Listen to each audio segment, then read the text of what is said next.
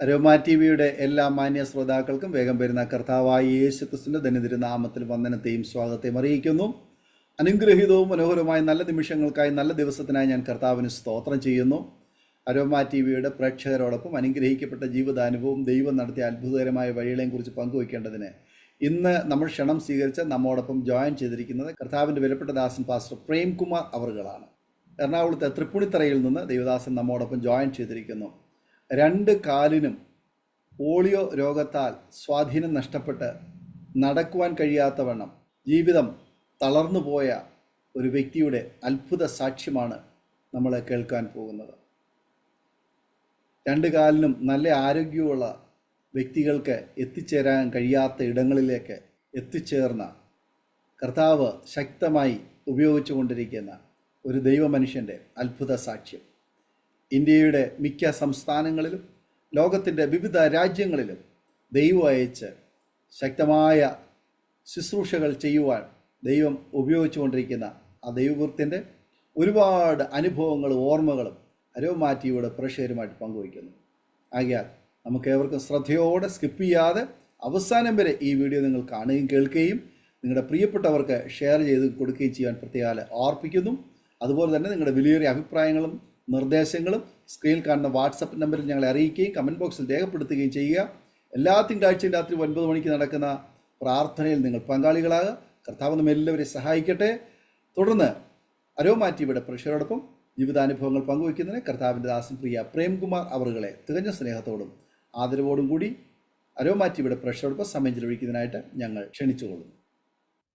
കർത്താവും രക്ഷിതാവുമായ യേശുക്രിസ്തുവിന്റെ നാമത്തിൽ അരോമ ടി വിയുടെ പ്രേക്ഷകർക്ക് എൻ്റെ സ്നേഹവന്ദനം. ഞാൻ തൃപ്പൂണിത്തുറ എറണാകുളം ജില്ലയിൽ തൃപ്പൂണിത്തുറ എന്ന സ്ഥലത്ത് നിന്നാണ് ഈ സാക്ഷ്യ പ്രസ്താവനയ്ക്ക് വേണ്ടി ജോയിൻ ചെയ്തിരിക്കുന്നത്. എൻ്റെ പേര് TS പ്രേംകുമാർ. കർത്താവിന്റെ വേലയിൽ ആയിരിക്കുന്നു. കഴിഞ്ഞ 38 അധികം വർഷങ്ങളായി. അത് ഇന്ത്യയുടെ വിവിധ ഭാഗങ്ങളിൽ, ലോകത്തിന്റെ വിവിധ ഭാഗങ്ങളിൽ കർത്താവിന്റെ വചനവുമായിട്ട് കഴിഞ്ഞ കാലങ്ങളിൽ പോകുവാൻ കർത്താവ് ഇടയാക്കി. ഇപ്പോഴും യാത്ര ചെയ്തുകൊണ്ടിരിക്കുന്നു. എൻ്റെ ശരിക്കുള്ള സ്ഥലം, നാടെന്ന് പറയുന്നത് ട്രിവാൻഡ്രമാണ്. ഞാൻ ട്രിവാൻഡ്രം ജില്ലയിലാണ് ജനിച്ചു വളർത്തപ്പെട്ടത്. എന്നാൽ കഴിഞ്ഞ 25 വർഷങ്ങളായി കേരളത്തിന്റെ മറ്റ് ചില പ്രദേശങ്ങളിൽ, തിരുവല്ലയിലായിരുന്നു കുറെ കാലം, 15 വർഷത്തോളം. അത് കഴിഞ്ഞ് ഇപ്പോൾ എറണാകുളം ജില്ലയിൽ തൃപ്പൂണിത്തുറ എന്ന് പറയുന്ന സ്ഥലത്ത് ഞാൻ ഇവിടെ ആയിരിക്കുന്നു. എൻ്റെ ഭാര്യയുടെ പേര് ജാൻസി ബീല. കർത്താവിന്റെ വേലയിൽ എന്നോടുകൂടെ സഹകരിക്കുന്ന ഒരു സഹോദരിയാണ്. ഏറെക്കാലങ്ങളിൽ ഞങ്ങൾ നോർത്ത് ഇന്ത്യയുടെ പ്രദേശത്തായിരുന്നു. കൃപയാൽ ഞങ്ങൾ കർത്താവിൽ അനുഗ്രഹീതരായിരിക്കുന്നു. അരോമ ടി വിയുടെ പ്രേക്ഷകർക്ക് ഒരിക്കൽ കൂടെ എൻ്റെ സ്നേഹ വന്ദനങ്ങൾ ഞാൻ അറിയിക്കുന്നു. പ്രിയ പാസ്റ്റർ ഡാനിയൽ ജോണിന്, അദ്ദേഹത്തിന്റെ സഹപ്രവർത്തകർക്ക് ഒക്കെ സ്നേഹവന്ദനങ്ങൾ അറിയിക്കുന്നു. എൻ്റെ ജീവിതത്തിൽ ദൈവം ചെയ്ത ആ വലിയ ഉപകാരങ്ങളെ, മാറ്റങ്ങളെ ഒക്കെ നിങ്ങളോട് അല്പസമയം സംസാരിപ്പാൻ കർത്താവിൽ ഞാൻ ശരണപ്പെടുന്നു. വളരെ ശ്രദ്ധയോടെ, പ്രാർത്ഥനയോടെ നിങ്ങൾ ഇത് കേൾക്കുമെങ്കിൽ ഏതൊരു ജീവിത സാഹചര്യത്തിലും സാഹചര്യങ്ങൾക്ക് അടിമകളാകാതെ, സാഹചര്യം നിങ്ങളെ കീഴ്പ്പെടുത്താതെ, നിങ്ങൾക്ക് സാഹചര്യങ്ങളെ കീഴ്പ്പെടുത്തി ദൈവിക ഉദ്ദേശങ്ങളും ദൈവിക പദ്ധതികളും നിങ്ങളുടെ ജീവിതത്തിൽ നിവർത്തീകരിക്കപ്പെടുവാൻ സ്വർഗത്തിലെ ദൈവം നിങ്ങളെ സഹായിക്കും എന്ന് പൂർണ്ണമായി ഞാൻ വിശ്വസിക്കുന്നു. എൻ്റെ ചെറുപ്പകാലം മുതലുള്ള ജീവിതാനുഭവങ്ങൾ അത് ഞാൻ പറയാൻ ആഗ്രഹിക്കുന്നു. ഞാൻ തിരുവനന്തപുരം ജില്ലയിൽ നെയ്യാറ്റിൻകര താലൂക്കിൽ ഹൈന്ദവരായ മാതാപിതാക്കൾക്ക് ജനിച്ച് വളർത്തപ്പെട്ട ഒരു വ്യക്തിയായിരുന്നു. ചെറുപ്പത്തിൽ ഞങ്ങള് ശിവക്ഷേത്രത്തിലും അഭേദാനന്ദ സ്വാമി ക്ഷേത്രം, അഭേദാനന്ദ സ്വാമിയുടെ ആശ്രമം, ക്ഷേത്രമല്ല ആശ്രമം, ചട്ടമ്പി സ്വാമിയുടെ ശിഷ്യനായിരുന്ന ഒരു അഭേദാനന്ദ സ്വാമി എന്ന് പറയുന്ന ഒരു മനുഷ്യൻ, ഒരു ഗുരു, ഞങ്ങളുടെ പ്രോപ്പർട്ടി, ഞങ്ങളുടെ വസ്തുവകകൾ കുറെ അവർക്ക് കൈമാറി അവിടെ ആശ്രമമൊക്കെ വെച്ച് ഇങ്ങനെ ജീവിക്കുന്ന ഒരു വലിയ ആശ്രമം അവിടെയുണ്ട്. കേരളത്തിലെ വലിയ ആശ്രമങ്ങളിൽ ഒന്നാണത്. ഞങ്ങൾ അവിടുത്തെ ഭക്തരായി, അപ്പോൾ തന്നെ ശിവക്ഷേത്രത്തിലെ ഭക്തരായിട്ടുമൊക്കെ ജീവിക്കുന്ന കാലമായിരുന്നു. എൻ്റെ മാതാപിതാക്കളും ഞാനും ഒക്കെ കുഞ്ഞുനാളില് അതേ ഈ ക്ഷേത്രത്തിലും ആശ്രമത്തിലും പോയി കുളിച്ച് തൊഴുന്നതും അവിടുത്തെ പ്രസാദം കഴിക്കുന്നതും എല്ലാം എനിക്ക് നന്നായിട്ട് ഓർമ്മയുണ്ട്. എൻ്റെ പപ്പ ഒരു മിലിറ്ററി ഉദ്യോഗസ്ഥനായിരുന്നു, മമ്മി ഒരു ഗവൺമെന്റ് സ്കൂൾ ടീച്ചറായിരുന്നു. എന്നാൽ അവരുടെ ജീവിതത്തില് വാസ്തവത്തില് എന്റെ സാക്ഷ്യം പറയുമ്പോൾ അവരെ കുറിച്ച് കൂടെ കുറെ കാര്യങ്ങൾ പറയേണ്ടിയിരിക്കുന്നു. കാരണം അവരുടെ സാക്ഷ്യത്തിലൂടെയാണ് എന്റെ സാക്ഷ്യം ഉണ്ടായിരിക്കുന്നത്. എന്റെ മാതാപിതാക്കളുടെ ജീവിതത്തിലെ പ്രശ്നങ്ങൾ, കുടുംബജീവിതത്തിലെ പ്രശ്നങ്ങളായിരുന്നു ഞങ്ങൾ ക്രിസ്തീയ വിശ്വാസത്തിലേക്ക് വരുവാനിടയായ ഒരു ഒരു നിമിത്തമെന്ന് പറയുന്നത്. സ്തോത്രം. ബേസിക്കലി അത് തന്നെയായിരുന്നു. എൻ്റെ മമ്മിയും പപ്പയും അവർ ലവ് മാരേജ് ആയിരുന്നു. എന്നാൽ അവരുടെ ജീവിതത്തിൽ ഇല്ലാതെ പോയത് ഈ സ്നേഹം, ലവ് എന്ന് പറയുന്ന അവരുടെ ജീവിതത്തിൽ ഇല്ലായിരുന്നു. എന്നാൽ അതിന് കാരണമായ പൈശാചിക പ്രവർത്തനങ്ങളും ആഭിചാര ക്ഷുദ്ര കർമ്മങ്ങളും ഒക്കെ വളരെ കാരണങ്ങളായിട്ട് ഞങ്ങൾക്ക് അത് ബോധ്യപ്പെട്ടു.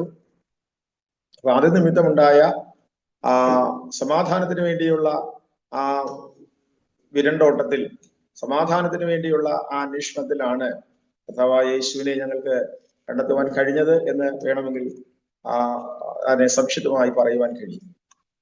മാത്രമല്ല, ചില വർഷങ്ങൾ ഇങ്ങനെ പോകുമ്പോൾ എൻ്റെ 6-ാമത്തെ വയസ്സിൽ എനിക്ക് പോളിയോ രോഗം വന്ന് എൻ്റെ 2 കാലും തളർന്നു പോയി.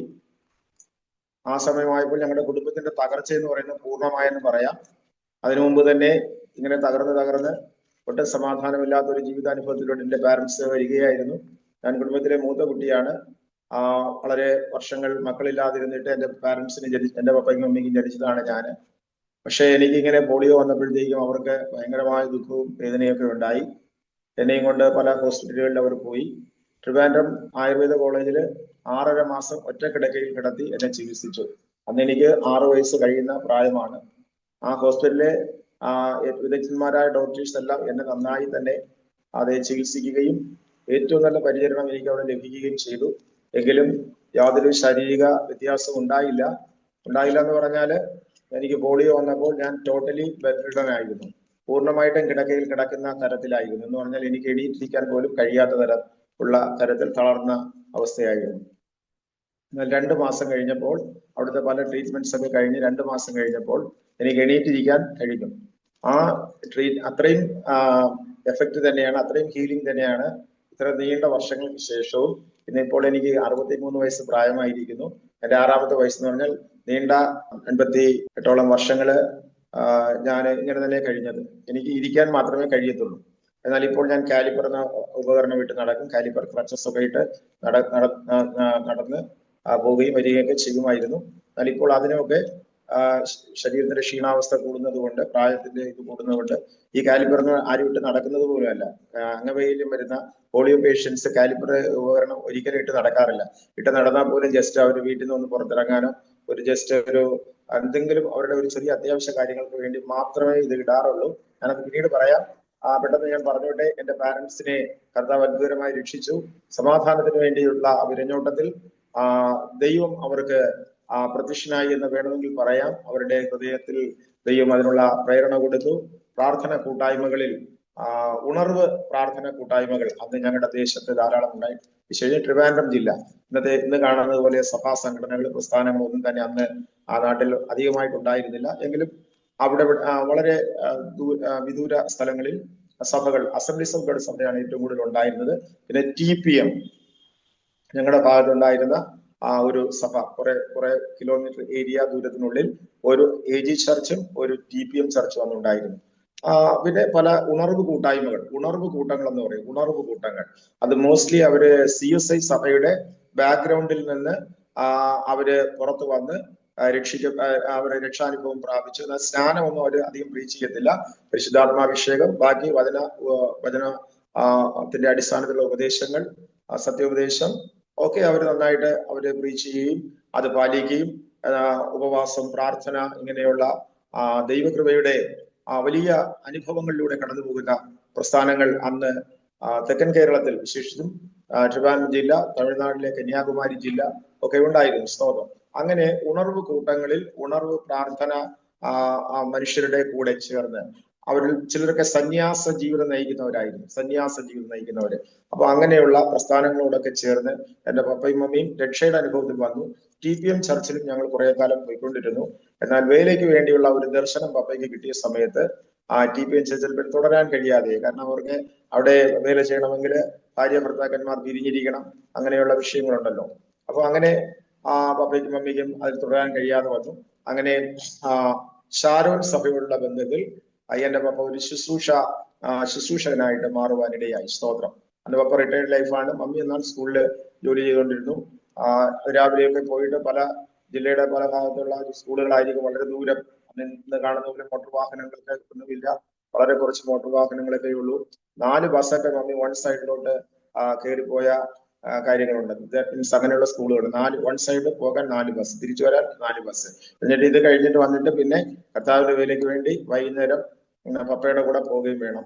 ഇങ്ങനെയുള്ള അനുഭവങ്ങൾ എന്റെ മാതാപിതാക്കൾ കർത്താവിന്റെ വേലയ്ക്ക് വേണ്ടി ആ ദേശത്ത് അവർ സമർപ്പിച്ചു. ഞങ്ങൾ ഹൈന്ദവ വിശ്വാസത്തിൽ വന്നവരാണെങ്കിലും ഞങ്ങൾ ആ ദേശത്തെ ഇച്ചിരി ഒരു സ്ട്രോങ് ഫാമിലി ആയിരുന്നു. ഞങ്ങളുടെ പപ്പയും അമ്മയൊക്കെ അവിടുത്തെ ഏറ്റവും നല്ല ഒരു സെറ്റപ്പിൽ ജീവിച്ച ആൾക്കാരായിരുന്നു. അവർ എഡ്യൂക്കേറ്റഡ് ആയിരുന്നു, ഗവൺമെന്റ് സർവൻസ് ആയിരുന്നു. മാത്രമല്ല പപ്പയുടെ അമ്മയുടെ ഒക്കെ ഫാമിലി അവിടുത്തെ വലിയ കുടുംബങ്ങളിൽപ്പെട്ടവരായിരുന്നു. അതുകൊണ്ട് തന്നെ ആ തരത്തിലുള്ള ഉപദ്രവങ്ങളോ പ്രശ്നങ്ങളോ ഒക്കെ ഒന്നും ഉണ്ടായിട്ടില്ല. എന്നാൽ പരിഹാസം, ആക്ഷേപം അങ്ങനെയൊക്കെ അവർ നേരിട്ടിട്ടുണ്ട്. അമ്മയുടെ സ്കൂളിലും അമ്മയുടെ 85 ടീച്ചേഴ്സ് ജോലി ചെയ്യുന്ന ഒരു സ്കൂളിൽ ഹൈസ്കൂളിൽ ജോലി ചെയ്തു. അവിടെ മമ്മി മാത്രമാണ് ആഭരണം ധരിക്കാത്ത ഒരു വ്യക്തി ഉണ്ടായിരുന്നത്. ബാക്കി എല്ലാവരും ആഭരണം ധരിക്കുമായിരുന്നു. അങ്ങനെയൊക്കെയുള്ള വിഷയങ്ങൾ, അതൊക്കെ വിശ്വാസത്തിന്റെ വലിയ വെല്ലുവിളികളായിരുന്നു ആ കാലത്ത്. എന്നാൽ അതൊക്കെയും വളരെ ആർജവത്തോടു കൂടെ അതിനെ ഓവർകം ചെയ്യുവാൻ എന്റെ പാരന്റ്സിനെ കർത്താവ് കൃപ കൊടുത്തു. അങ്ങനെ ദേശത്തെ കർത്താവിന്റെ വേല, ആ ദേശത്ത് മന്ത്രവാദം, ആഭിചാരം ഒക്കെ കൊടികുത്തിവാണ ഒരു പ്രദേശമായിരുന്നു. കേരളത്തിന്റെ ഏറ്റവും തെക്കൻ മൂലയായ നെയ്യാറ്റിൻകര താലൂക്ക്, അതിന്റെയും തെക്കൻ പ്രദേശങ്ങൾ. ഞങ്ങളുടെ അവിടെ നിന്ന് ഒരു 9 കിലോമീറ്റർ ദൂരം മാത്രമേ ഉള്ളൂ കടൽ തീരത്തേക്ക്. കൊഴിയൂർ എന്നൊക്കെ അറിയപ്പെടുന്ന പ്രദേശത്തേക്ക് 9 കിലോമീറ്റർ മാത്രമേ ഉള്ളൂ. സ്തോത്രം. എന്നാൽ ഇന്ന് ആ പ്രദേശങ്ങളൊക്കെ വളരെ ശക്തമായ നമ്മൾ കാണുന്നത് പോലെ ദേശവും നഫ്താലി ദേശവും ഒക്കെ കടൽക്കരയുള്ള യോർദാനക്കരയുള്ള ജാതികളുടെ മണ്ഡലം അന്ധകാരത്തിലായിരുന്ന ആ പ്രദേശങ്ങളില് അതിഭയങ്കരമായ ദൈവപ്രകാശം വീശുകയും പിന്നെ അവിടെ വലിയ ദൈവപ്രവർത്തികൾ വെളിപ്പെടുകയും ചെയ്തതായിട്ട് യെശയ്യാ പ്രവചനം പ്രവചിച്ചിരിക്കുന്നത് പോലെ യേശു ക്രിസ്തുവിന്റെ കാലത്ത് സംഭവിക്കുകയുണ്ടായി. സ്തോത്രം. അതുപോലെ അന്ധകാരപൂരിതമായിരുന്ന മനുഷ്യവർഗങ്ങൾ, സമൂഹങ്ങൾ, ദേശങ്ങൾ, ജാതികൾ, രാഷ്ട്രങ്ങളൊക്കെ ഓരോ കാലങ്ങളിൽ വിടിവിക്കപ്പെട്ടുകൊണ്ടേയിരുന്നു. ഇതാണ് ഏത് മനുഷ്യനെയും പ്രകാശിപ്പിക്കുന്ന അത്ഭുത ജ്യോതിയായി ക്രിസ്തുവിന്റെ പ്രകാശം ലോകത്തിലേക്ക് വന്നുകൊണ്ടിരുന്നു. ഇരുളോ അതിനെ കീഴടക്കിയില്ല. അതാണ് ദൈവവചനം അതിനെക്കുറിച്ച് പറയുന്നത്. സ്തോത്രം. ഇരുട്ടിന് കീഴടക്കുവാൻ കഴിയാത്ത ദൈവവചനത്തിൽ അത്ഭുതകരമായിരിക്കുന്ന വെളിച്ചം, ആ ദൈവശക്തി ദേശങ്ങളിൽ പ്രവഹിച്ചപ്പോൾ അവിടെ വാണിരുന്ന അന്ധകാര മണ്ഡലങ്ങൾ എല്ലാം തകർന്നു പോയി. സ്തോത്രം. ഈ ദേശം ഏറ്റവും കൂടുതൽ ഹൈലി എഡ്യൂക്കേറ്റഡ് ആണ്, പ്രൊഫഷണൽസ് ഉണ്ട്, അല്ല ഉയർന്ന വിദേശ ജോലിക്കാര്. ആ നാട് മോഹചായനെ മാറിപ്പോയി. എന്നാൽ ഞങ്ങളിപ്പോൾ നിർഭാഗ്യവശാൽ ആ നാട്ടിലല്ല ജീവിക്കുന്നത്, വേറെ ദേശങ്ങളിലാണ് ഞങ്ങൾ ജീവിക്കുന്നത്. ഞങ്ങളുടെ നാട് ഡെവലപ്പ് ആയപ്പോൾ ഞങ്ങൾ അവിടെ നിന്ന് വിട്ടുപോയി. ദൈവത്തിന് വിട്ടു പോകേണ്ടി വന്നു. ദൈവം അവിടെ നിന്ന് ഞങ്ങളെ മാറ്റുവാനിടയായി. എന്റെ മാതാപിതാക്കളായിരിക്കും ജീവിച്ചിരിപ്പില്ല, അവരൊക്കെ നിത്യതയിൽ വിശ്രമിക്കുന്നു. സ്തോത്രം.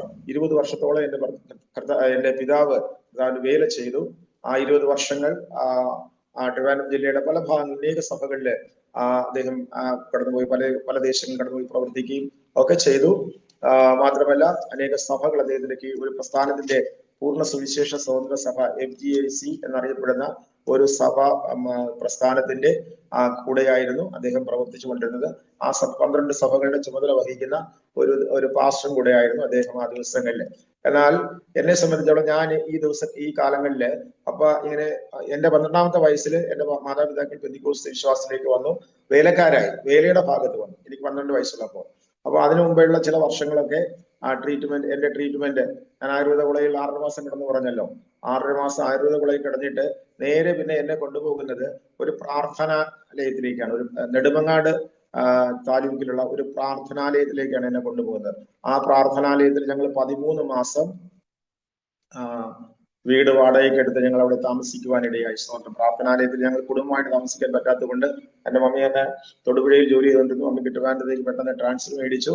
എന്റെ പപ്പയും ഞങ്ങളെ എല്ലാവരും കൂടെ കുടുംബമായിട്ട് അവിടെ താമസിക്കുവാൻ തുടങ്ങി. മമ്മി എനിക്ക് അടുത്തൊരു ട്രിവാൻഡ്രത്തുള്ള വേറൊരു സ്കൂളിലേക്ക് ട്രാൻസ്ഫർ മേടിച്ചു. അങ്ങനെ 13 മാസം ഇതൊക്കെ എന്റെ രോഗശാന്തിക്ക് വേണ്ടിയായിരുന്നു. ഇങ്ങനെയൊക്കെ എന്റെ പാരന്റ്സ് ചെയ്തത്. പക്ഷേ അതിലൂടെ സംഭവിച്ചെന്ന് പറഞ്ഞാൽ ആ പ്രാർത്ഥനാലയത്തെ സംബന്ധിച്ചുള്ള ഒരു പ്രത്യേകത എന്ന് പറഞ്ഞാൽ ആ പ്രാർത്ഥനാലയത്തിൽ ഒരു മാസത്തിൽ 10 ദിവസവും വർഷത്തിന്റെ അവസാനം ഡിസംബർ മാസത്തിൽ 21 ദിവസവും ഉപവാസം നടക്കുന്ന ഒരു പ്രാർത്ഥനാലയമായിരുന്നു. അവരുടെ ബാക്ക്ഗ്രൗണ്ട് എന്ന് പറഞ്ഞാൽ സാൽവേഷൻ ആർമി ചർച്ചിന്റെ ബാക്ക്ഗ്രൗണ്ടിൽപ്പെട്ട ആൾക്കാരാണ് അവര്. ആ സന്യാസ ജീവിതം നയിക്കുന്ന ഒരു പ്രധാന ഗുരു, അദ്ദേഹത്തോടൊപ്പം 3 ശിഷ്യന്മാരും ഇങ്ങനെ വലിയ പ്രാർത്ഥനാ അനുഭവങ്ങളുമായിട്ട് അവർ ജീവിക്കുകയാണ്. ആ ദേവദാസന് അദ്ദേഹത്തെ ഉപദേശിയാർ എന്നൊക്കെയാണ് ആ നാട്ടുകാർ വിളിക്കുന്നത്. ഉപദേശിയാർ എന്ന് പറയുന്ന അദ്ദേഹം പല നാടുകളില് സുവിശേഷ പ്രചാരണത്തിന് പോകും. എന്നിട്ട് ഈ ദിവസങ്ങളിൽ, ഈ പർട്ടിക്കുലർ ഡേയ്സിൽ, മന്തിന്റെ ലാസ്റ്റിലെ 10 ഡേയ്സ്, ഡിസംബറിലെ 21 ഡേയ്സ് എല്ലാം അദ്ദേഹം അവിടെ പ്രസന്റ് ആയിരിക്കും. അദ്ദേഹത്തിന്റെ ശിഷ്യന്മാരും ആ ദിവസങ്ങളിൽ കഠിനമായ ഉപവാസമാണ് അവിടെ നടക്കുന്നത്. ഉപവാസവും പ്രാർത്ഥനയും ഉണർവ് യോഗങ്ങളും. അവിടെ തീ കത്തിക്കാന്നൊക്കെ പാട്ട് ആദ്യമായിട്ട് ഞങ്ങൾ കേൾക്കുന്ന അവിടെ വെച്ചാണ്. തീ കത്തിക്കാന്നുള്ള പാട്ട് കേൾക്കുമ്പോൾ തന്നെ അവിടെ തീ കത്തുന്ന ഒരു വലിയ അനുഭവം അവിടെ വെളിപ്പെടുന്നവർ എനിക്ക് ഇന്നും അനുഭവപ്പെടുകയാണ്. സ്തോത്രം. അത്രയും വലിയ ഉജ്ജ്വലമായ അനുഭവങ്ങളുള്ള ഒരു പ്രാർത്ഥനാലയമായിരുന്നു. സ്തോത്രം. പക്ഷെ അവിടെ ധാരാളം മരണത്തോളം അടുത്ത രോഗികളെ കൊണ്ടുവന്നിട്ട് അവര് റിക്കവറായി പോകുന്നത്, ഹീലിംഗ് ആയി പോകുന്നത്. ഞാൻ എന്റെ കൊച്ചു പ്രായത്തിൽ, അന്ന് എനിക്ക് 7 വയസ്സ് പ്രായം ആയിരിക്കും. 7 വയസ്സ് പ്രായം. ഇൻഡോ പാക് വാർ നടക്കുന്ന സമയമാണ് 1971 വർഷം കൃത്യമായിട്ട് പറയും. ഇൻഡോ പാക് വാർ നടക്കുന്ന സമയം ഞങ്ങൾ അവിടെയായിരുന്നു. സ്തോത്രം. അപ്പോ ഈ പ്രാർത്ഥനാലയത്തിൽ വെച്ച് എന്റെ പപ്പയ്ക്ക് ഉണ്ടായ അനുഭവം എന്ന് പറയുന്നത്, അദ്ദേഹം പ്രാർത്ഥിക്കാൻ പഠിച്ചു, ബൈബിൾ വായിക്കാൻ പഠിച്ചു. അതുവരെ ബൈബിളൊന്നും ഇല്ലായിരുന്നു. ബൈബിൾ വായിക്കാൻ പഠിച്ചു, പാട്ടുകൾ പാടാൻ പഠിച്ചു. തുടർന്ന് ഈ ഉപവാസത്തിന്റെ എല്ലാ ദിവസങ്ങളും എന്റെ പപ്പയും ഉപവാസത്തിലായിരിക്കും. അങ്ങനെ ആരും കൂടെ ഇരുന്ന് ആ ഗുരുവിനോടും ശിഷ്യന്മാരോടും അങ്ങനെ ആരും ഇരുന്ന് ഉപവസിക്കാറില്ല. എന്റെ പപ്പയ്ക്ക് അവരതിനുള്ള അവസരം കൊടുത്തു. അപ്പോ അവരോട് എപ്പോഴും കൂടെ ഇരിക്കാനും വചനം കേൾക്കാനും അവരുമായിട്ടുള്ള ഇന്ററാക്ഷൻ നടത്താനും ഒക്കെ പപ്പയ്ക്ക് അതിനുള്ള അനുവാദം കൊടുത്തു. സ്തോത്രം. അങ്ങനെ എന്റെ പിതാവ് ദൈവവചനം പഠിച്ചു. അത് ഒടുവിൽ ഈ മാസങ്ങൾ ഇങ്ങനെ കടന്നു പോകും. അപ്പൊ ഒരു വർഷത്തിലേക്ക് 110, 21, 131 ദിവസങ്ങൾ ഉപവാസമാണ്. ആ ഉപവാസം എന്ന് പറയുന്നത് നമ്മുടെ നാട്ടിൽ നടക്കുന്ന ഉപവാസം പോലെ ആഹാരം ഉണ്ടാക്കി വെച്ചിട്ട് ഉപവസിക്കാൻ ഇരിക്കുകയൊന്നുമല്ല. സ്തോത്രം. ഇരുന്നാൽ അവിടെ തന്നെ ഇരിക്കും. അവിടെ തീ കത്തിക്കാത്ത ഉപവാസം എന്ന് പറഞ്ഞൊരു ഉപവാസമുണ്ട്. തീ കത്തിക്കാത്ത ഉപവാസം എന്ന് പറഞ്ഞാൽ ആ പ്രാർത്ഥനാലയത്തില് പല ദേശങ്ങളിൽ വരുന്ന ആൾക്കാരുണ്ട്, അതിൽ തന്നെ ഫാമിലിക്കാരുണ്ട്, കൊച്ചുകുട്ടികളുണ്ട്, ചെറുപ്പക്കാരുണ്ട്, ആദ്യമായിട്ട് ഇത് വന്ന് കാണുന്നവരുണ്ട്. പക്ഷെ അന്ന് അവിടെ തീ കത്തിക്കത്തില്ല. ദാറ്റ് മീൻസ് അവിടെ ഒരു ഭക്ഷണമൊന്നും ഉണ്ടാകത്തില്ല, ഒരു കട്ടൻ കാപ്പി പോലും കൊടുക്കത്തില്ല അന്ന് അവിടെ. അങ്ങനെയുള്ള ഉപവാസമുണ്ട്, തീ കത്തിക്കാത്ത ഉപവാസം. അപ്പൊ ഇങ്ങനെയെല്ലാം ഉപവസിച്ച് പ്രാർത്ഥിച്ച് ദൈവകൃപ പ്രാപിച്ചു എന്ന് പറഞ്ഞാൽ മതി. ശരിക്കും പറഞ്ഞാൽ ഞങ്ങൾ അവിടെ 13 മാസം താമസിച്ചു. പക്ഷെ എന്റെ രോഗത്തിന് ഒരു ശമനവും ഉണ്ടായില്ല, എന്റെ പോളിയോ മാറിയുമില്ല. ഈ അപ്പച്ചന് പോലും, ഈ ഉപദേശിയാർ എന്ന് പറയുന്ന ഈ അപ്പച്ചന് ഞങ്ങളോട് പറയാൻ ഒരു മറുപടി പോലും ഉണ്ടായിരുന്നില്ല. കാരണം അവിടെ വരുന്ന ഡെഡ്ലി ഡിസീസ് ആയിരിക്കുന്ന പല രോഗികൾ പോലും രോഗം ഭേദമായി പോകുന്നത് ഞങ്ങൾ കാണുവാനിടയായി. പപ്പ അദ്ദേഹത്തോട് ചോദിച്ചു, എന്താണ് പ്രസംഗിയാരെ ഇങ്ങനെ എന്റെ മോന് യാതൊരു വിടുതലും കിട്ടിയില്ലല്ലോ, എന്താണ് കാരണം? അപ്പോൾ അദ്ദേഹത്തിന് പറയാൻ വാക്കുകളില്ല. അദ്ദേഹം ഇങ്ങനെ പറഞ്ഞു, ദൈവത്തിന്റെ ശാപം ചിലരുടെ പേരുണ്ടാകും. അദ്ദേഹം നമ്മുടെ പോലെയുള്ള തിയോളജിയോ ഒന്നും അറിയുന്ന ഒരാളല്ല. അദ്ദേഹത്തിന് കിട്ടിയ ഒരു ഉത്തരം എന്ന് പറഞ്ഞു. അദ്ദേഹത്തിന് ലോപ്പയുടെ മുമ്പിൽ മറുപടി പറയണമല്ലോ, അതുകൊണ്ട് പറഞ്ഞതാണ്, ദൈവത്തിന്റെ ശാപം ചിലരുടെ പേരിൽ വന്നാൽ അത് മാറാൻ ബുദ്ധിമുട്ടാണ് സാറേ. എന്നെ പട്ടാളം സാറെന്നാണ് വിളിക്കുന്നത്. അപ്പൊ സാറേ അങ്ങനെയാണ്, അതുകൊണ്ട് സാറ് പ്രാർത്ഥിച്ചാൽ മതി എന്നൊക്കെ പറഞ്ഞിട്ട് ഇങ്ങനെ ഞങ്ങളെ ആശ്വസിപ്പിച്ചു. ഞങ്ങള് നെയ്യാറ്റിൻകരയിലുള്ള ഞങ്ങളുടെ ഭവനത്തിലേക്ക് പിന്നെ മടങ്ങി വന്നു. ആ ദിവസങ്ങളില് കേരളത്തിലെ ഏറ്റവും ശക്തമായ സുവിശേഷ പ്രഘോഷണം നടത്തിക്കൊണ്ടിരുന്ന pastor P D. Johnson, Assemblies of God സഭയുടെ അന്നത്തെ സൂപ്രണ്ടായിരുന്ന പാസ്റ്റർ പി.ഡി. ജോൺസൺ, അദ്ദേഹത്തിന്റെ യോഗങ്ങൾ ഒക്കെ ആ പ്രദേശങ്ങളിൽ, ഞങ്ങളുടെ ട്രിവാൻഡ്രം ജില്ലയിലും പല ഭാഗങ്ങളിലും തമിഴ്നാടിന്റെ പല ഭാഗങ്ങളിലും ഒക്കെ ധാരാളമായി നടക്കുന്ന റിവൈവൽ മീറ്റിംഗ്സ് നടക്കുന്ന സമയത്ത് ഞങ്ങൾ ആ യോഗങ്ങൾക്ക് പോകുമായിരുന്നു. എന്ന് പറഞ്ഞാൽ എനിക്ക് ഹീലിംഗ് കിട്ടാൻ വേണ്ടി. പക്ഷേ അദ്ദേഹത്തിന്റെ പല മീറ്റിംഗ്സ് നടത്തി ഞങ്ങള് പോയി റൂം എടുത്തൊക്കെ താമസിക്കുമായിരുന്നു, അദ്ദേഹവുമായിട്ട് കൂടുതൽ ഇന്ററാക്ട് ചെയ്യാൻ വേണ്ടി രാത്രി സമയങ്ങളിൽ. പക്ഷെ അങ്ങനെ ഒരു പ്രാവശ്യം തമിഴ്നാട്ടിലെ ഒരു സ്ഥലത്ത്, തമിഴ്നാട്ടിലെ മാർത്താണ്ഡം എന്ന് പറയുന്ന ഒരു സ്ഥലത്ത് ഞങ്ങൾ പോയി. അദ്ദേഹം താമസിച്ച ലോഡ്ജിൽ തന്നെ താമസിച്ചു. ഞങ്ങളുടെ വേറെ ചില പാസ്റ്റർമാരൊക്കെ ഞങ്ങൾ അതിനു വേണ്ടി സഹായിച്ചു. അവരുടെ അവരാണ് ആ ക്രമീകരണങ്ങളൊക്കെ വരുത്തിയത്.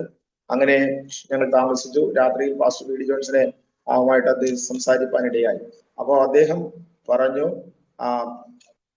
വേദിയിൽ അത്ഭുതങ്ങൾ പലതും നടക്കും, പല അത്ഭുതങ്ങളും നടക്കും, അത് എല്ലാം സത്യമാണ്, ദൈവത്തിന്റെ പ്രവൃത്തിക്ക് യാതൊരു വിഘ്നവുമില്ല.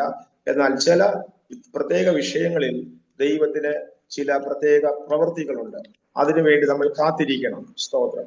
അത് നമ്മൾ ഉദ്ദേശിക്കുന്ന വിധത്തിലായിരിക്കില്ല അത് വെളിപ്പെടുന്നത് എന്നൊക്കെ പറഞ്ഞ് ആശ്വാസവചനങ്ങൾ പറഞ്ഞ അദ്ദേഹം എന്നെ അനുഗ്രഹിച്ച് പ്രാർത്ഥിക്കുകയും അദ്ദേഹത്തിന്റെ വേദികളിലെ ധാരാളം രോഗികൾ സൗഖ്യം പ്രാപിക്കുന്ന കൺവെൻഷൻ ക്രൂസൈഡുകളിലൊക്കെ എന്നെ കൊണ്ടിരുത്തിയാൽ ഒന്നും സംഭവിക്കത്തില്ല. മാത്രമല്ല, ആ കുറെ വർഷങ്ങള് നമ്മുടെ വിദേശ മിഷണറിമാരൊക്കെ ഇന്ത്യയിൽ ധാരാളം വന്നുകൊണ്ടിരുന്ന ഒരു കാലം ഉണ്ടായിരുന്നു. പഴയ പാസ്റ്റർമാർക്കൊക്കെ അറിയാൻ, എനിക്ക് തോന്നുന്നു പാസ്റ്റർ ഡാനിയൽ ജോണിനും അത്തരം കാര്യങ്ങളൊക്കെ അറിയാമായിരിക്കും. നമ്മുടെ കേരളത്തിൽ ധാരാളം വിദേശ മിഷണറിമാർ വരികയും അവര് വലിയ വലിയ ക്രൂസൈഡുകളും മീറ്റിങ്ങുകളും ഒക്കെ നടത്തുകയും വലിയ രോഗശാന്തിയും വലിയ അത്ഭുതങ്ങളൊക്കെ നമ്മുടെ നാട്ടിൽ നടന്ന ഒരു കാലം ഉണ്ടായിരുന്നു. അപ്പോൾ അതൊക്കെ ബാൻ ചെയ്തിരിക്കുകയാണ് ഒരു വർഷങ്ങളായിട്ട്. അങ്ങനെയുള്ള ക്രൂസൈഡേഴ്സിന്റെ മീറ്റിങ്ങുകളിലും എന്നെ കൊണ്ടുപോയിരുത്തി കഴിഞ്ഞാല് ഒരു രോഗശാന്തിയും വരും. ഞാൻ നേരിൽ കണ്ടിട്ടുള്ള ബ്ലൈൻഡ്സ് ഹീലാകുന്ന കണ്ടിട്ടുണ്ട്. എന്നെ പോലെയുള്ള പോളിയോ പേഷ്യൻസ് കിടക്കുന്നത് ഞാൻ ധാരാളം കണ്ടിട്ടുണ്ട്. ആ സമയത്തൊക്കെ ചങ്കുകുട്ടി കരയുന്നതാണ്. സ്തോത്രം. പക്ഷെ എന്നിട്ടും ഒന്നും സംഭവിച്ചില്ല. സ്തോത്രം. ഇങ്ങനെ കാലങ്ങൾ മുന്നോട്ട് പോയി. എന്റെ പിതാവ് കർത്താവിന്റെ വേലയിലായി. സ്തോത്രം. വേല ഇങ്ങനെ ചെയ്തുകൊണ്ടിരിക്കുകയാണ്. ഞാന് ബാല്യത്തിൽ നിന്ന് യുവത്വത്തിലേക്ക് പ്രവേശിക്കുന്നു. എനിക്ക് വീട്ടിനകത്ത് ഇഴഞ്ഞു നടക്കുക. ഈ ദിവസങ്ങളിലൊക്കെ വീട്ടിൽ ഇഴഞ്ഞു നടക്കുക. പുറത്തെ ലോകം എന്ന് പറയുന്നത് വർഷത്തിലോ 1, 2, 3 പ്രാവശ്യമൊക്കെ എൽഡേഴ്സ് ആയ നമ്മുടെ കസിൻ ബ്രദേഴ്സ് ഒക്കെ വരും. എന്റെ മമ്മിയുടെ ചേട്ടത്തിമാരുടെ മക്കളൊക്കെ വീട്ടിൽ വരുമ്പോൾ പണ്ട് സൈക്കിള് കാണുന്നതൊക്കെ വലിയ അത്ഭുതമാണ്. സൈക്കിളിന് ആളുകൾ കുറവായിരുന്നു നാട്ടിൽ. മീൻസ് അത്രയും സൈക്കിളുമായിട്ടൊക്കെ, പുത്തൻ സൈക്കിളുമായിട്ടൊക്കെ അവർ വരുമ്പോഴത്തേക്കും വന്നാൽ ഉടനെ ഞാൻ അവരോട് ഡിമാൻഡ് ചെയ്യും, എന്നെ കൊണ്ട് പുറത്തെല്ലാം പോകണമെന്ന് പറയും. അങ്ങനെ അവരെന്നെയും കൊണ്ട് ഞാൻ പറയുന്ന സ്ഥലങ്ങളിലെല്ലാം അവർ കൊണ്ടുപോവുകയും കാണിക്കുകയും കടൽക്കരയിലും ഈവൻ സിനിമാ തിയേറ്ററിൽ വരെ കൊണ്ടുപോയിട്ടുണ്ട്. അന്ന് ഞങ്ങൾ പെന്തിക്കോസ് പൂർണ്ണമായിട്ടും ആയിട്ടില്ല. വർഷത്തിലെ 2-3 സിനിമയെ കാണാൻ ഞങ്ങൾക്ക് അനുവാദം. മശിഹ ചരിത്രം, ജീസസ്, ഇങ്ങനെയൊക്കെയുള്ള കരുണാമ, ഇങ്ങനെയൊക്കെയുള്ള സിനിമയൊക്കെ കാണാൻ അനുവാദമുണ്ട്. അപ്പൊ അനുവാദം തന്നിട്ടുണ്ടായിരുന്നു.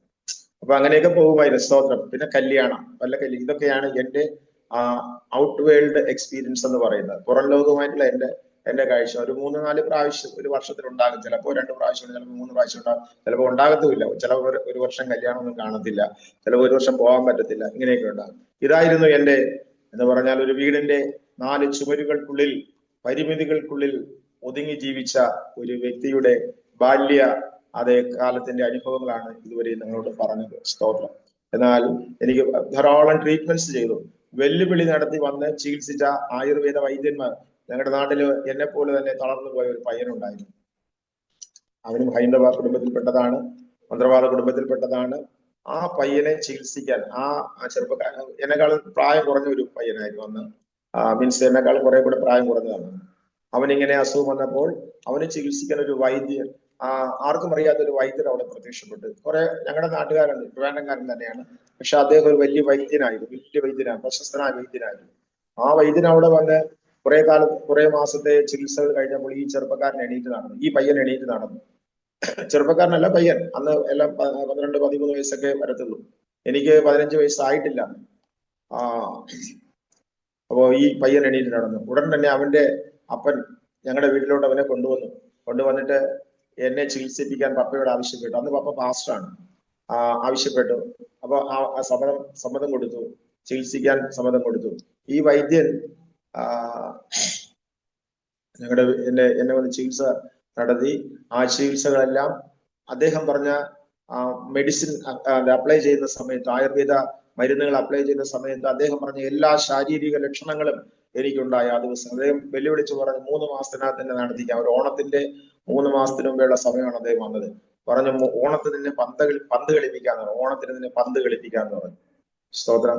അപ്പൊ അന്ന് ഞാനന്ന് 15 വയസ്സൊന്നും ആയിട്ടില്ല.